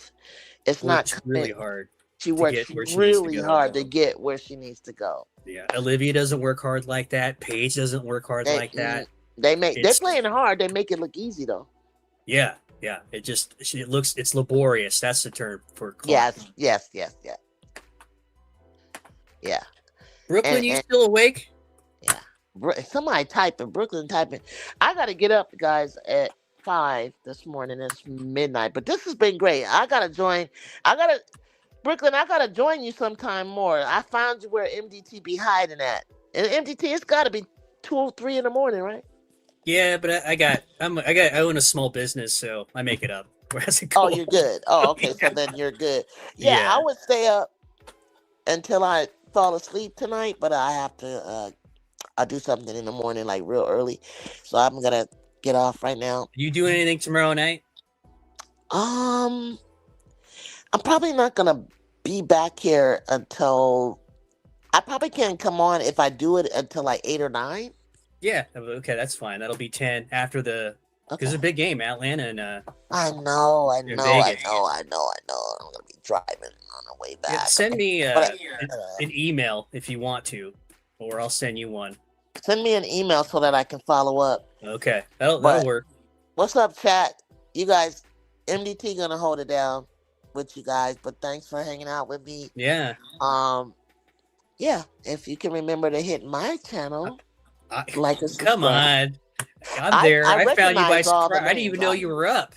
I just happened to drop by. I recognize all. I connected this channel to my channel about an hour ago, so that's why I'm seeing people. I know. I don't know Smoke Junior 1 though, but I do see a lot of people in here. I know. Okay. All right. I'm gonna let go. But good night, Brooklyn. Tell Brooklyn I said good night. Good night. I will. I might have to wake him up because I think he's sleeping. Good night, chat. Good night. All right. Bye. Well, I think Brooklyn is sleeping, guys, because I can't. He hasn't said anything, so I'm going to see what you are talking about. Let's see here. Bob Jones is still up, trolling us. Okay. Henry's talking about Diana Taurasi's best season was in 2006, but Her team missed the playoffs, lost the last game of the season. Houston Comets, no MVP. Yeah. Playoff teams should definitely not try hard against below 500 teams. It's not fair. Okay. Oh, perspective, you left. Why'd you leave me here? Oh, Henry, in my opinion, Paige and Olivia are able to utilize the pace more to get to. Yeah. They make it seem a lot easier. They're not laborious in their movements. I noticed that with Paige last year, it just seemed like she was graceful. Olivia, a lot of the same stuff. CC true shooting is 66. Is that combining the 2-point stuff and the 3-point stuff and giving extra weight to the 3-point stuff? Is that what you're saying, Bob?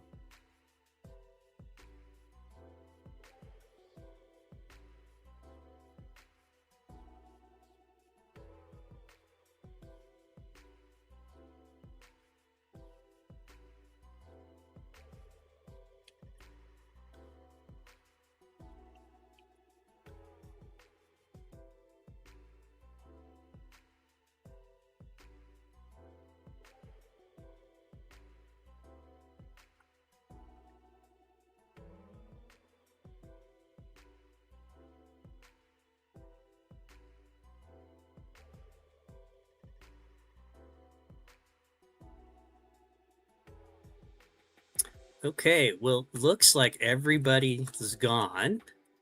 So those of you who are in the chat that can still hear me, had a great time. I can't believe I've been on for almost over 6 hours. But no, she's got to score wherever she can get. They need to get wins, Bob. I think just for some folks, they just want to see more from her and want to see her play well against the better teams. Like today was a decent performance. But when you don't get the win and you got all this scrutiny on you, it doesn't reflect terribly well on Indiana Fever and CC. Remember, they're on television 44 times nationally. So there's going to be a lot of people talking about this.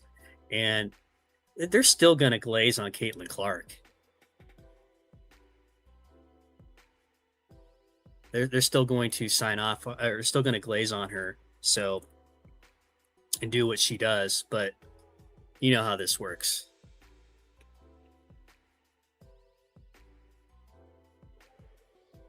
Whenever you're ready, sign off MDT. That is, baby. Okay.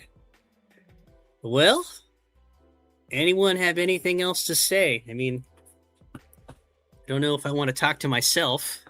Haven't really been in this space. Perspective, that's you. If you can hear me, type in a message or something. If you want to continue, I don't know what you're doing.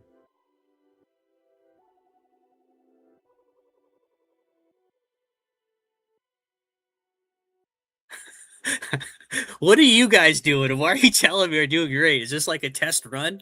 Perspective, Brooklyn, are you throwing me to the wolves to see if I can carry a dialogue by myself? Let's see what Henry says. Me neither. I would have left TikTok early if I knew y'all was live. Yeah, I mean, I didn't know Brooklyn was having lives either. And when I came, it's hard to leave. So there's a lot of good stuff where you're very, very, very good discussions about the NBA and a lot of other things.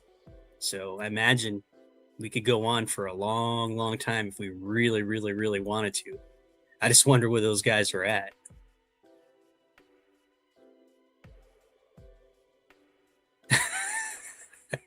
What were you cooking people about? Fun fact, Seattle is 3 losses from playoff elimination. Yeah, they're likely not to go anywhere, but they're probably looking at next year to see what they can do. They got nice pieces. I think that's important in the future. I don't know what their cap situation is and what they can do, but my guess is they'll be able to put something together.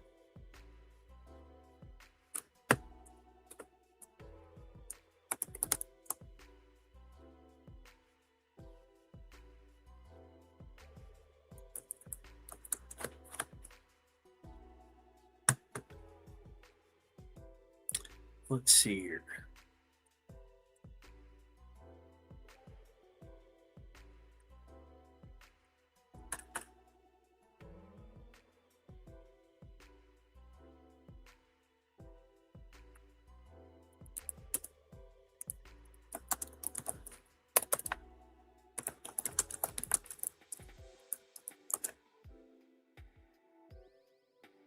Let's get a quick look at Seattle, see what they look like for next year.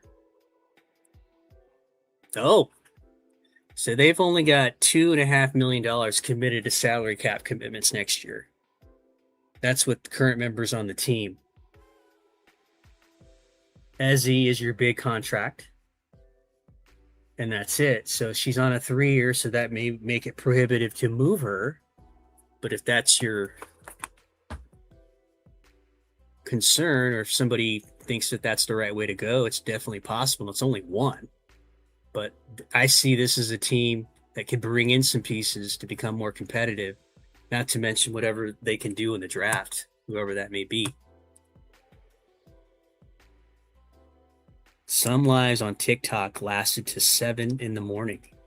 Wow. And are these WNBA live streams, or are these NBA or all sports or in politics? What are we talking about? Video games?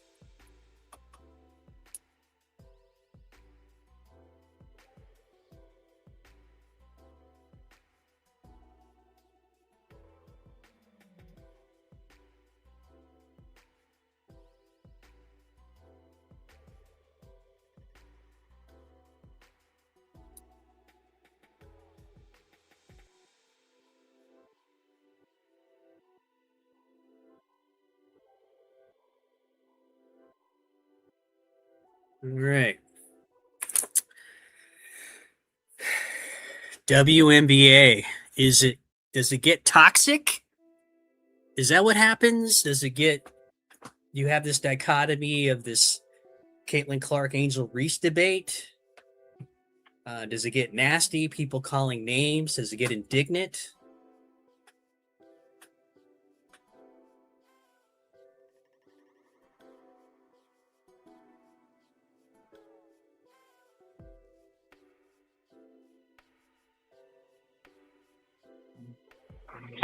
All right, I'm gonna end the show now. MDT.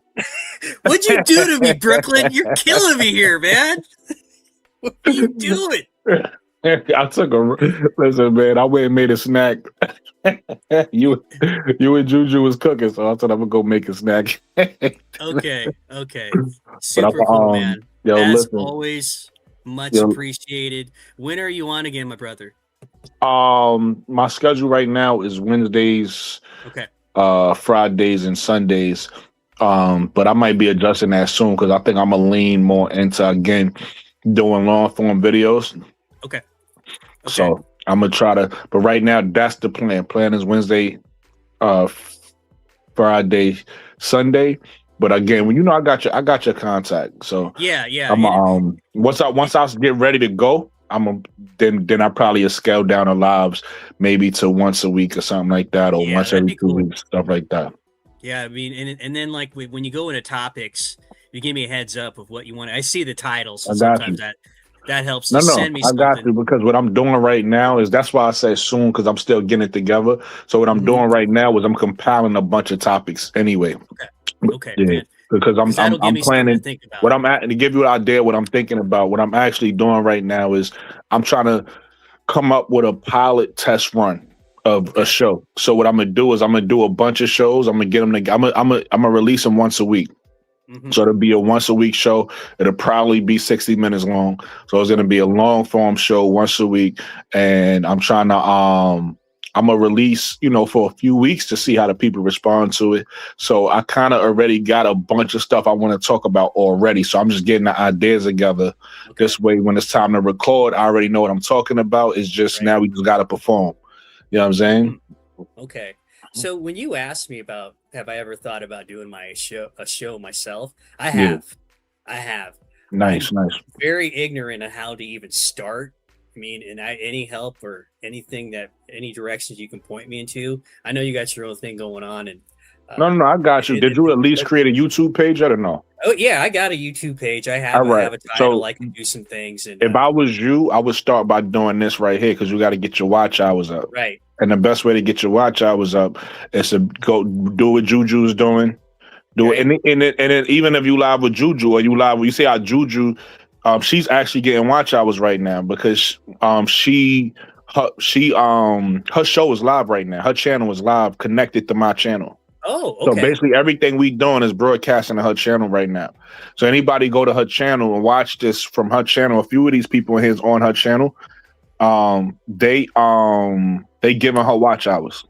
Wow. So you got to do the same thing. You got to actually, when we live, connect your channel, and get your watch hours up. So that's one. And then the other thing, obviously, how many subscribers you got on your channel already? Oh, it's brand new. I mean, all right. So you're gonna is a nice title, a nice. No, you good, Brody. It's gonna listen. We all started from somewhere. Started from somewhere. So you basically just want to start. You already on my channel, so you got my audience. You on Juju's channel, so you got her audience. You want to start telling people to subscribe to your channel.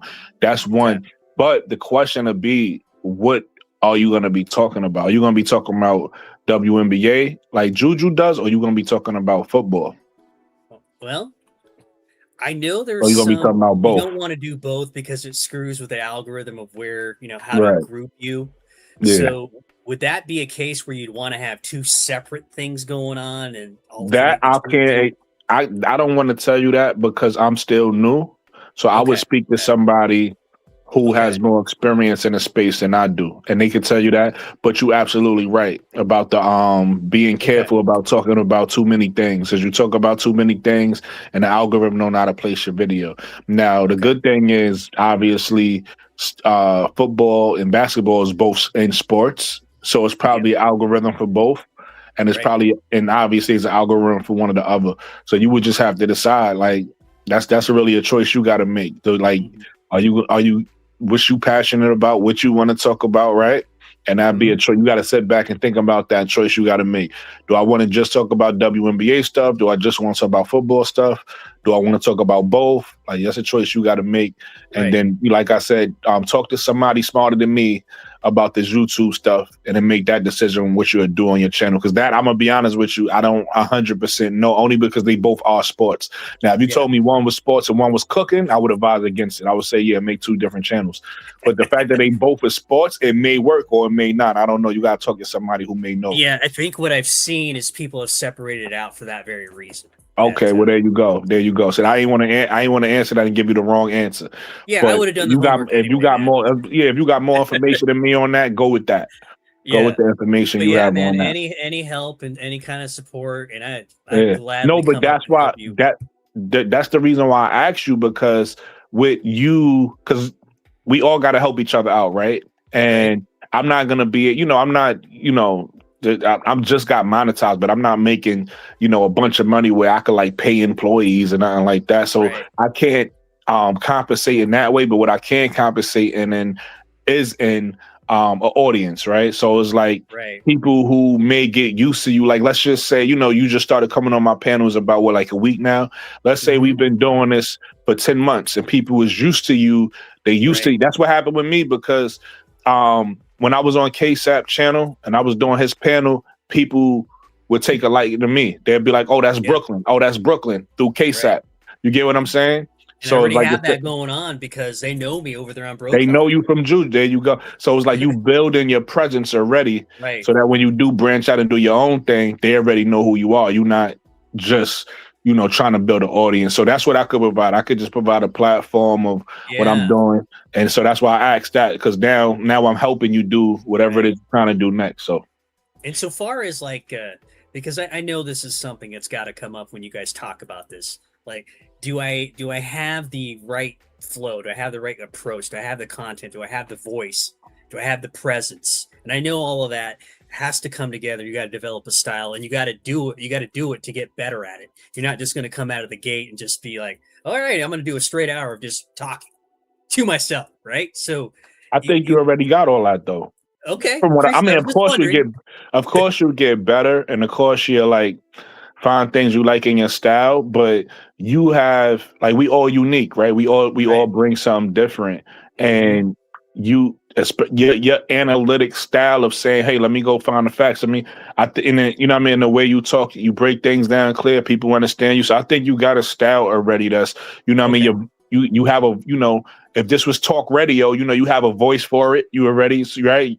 So That's it's what like Juju says. She says, yeah, like my yeah. voice. Not seriously. You got a voice people will listen to, right? And then you also talk about things and break things down in a certain way where people respect it.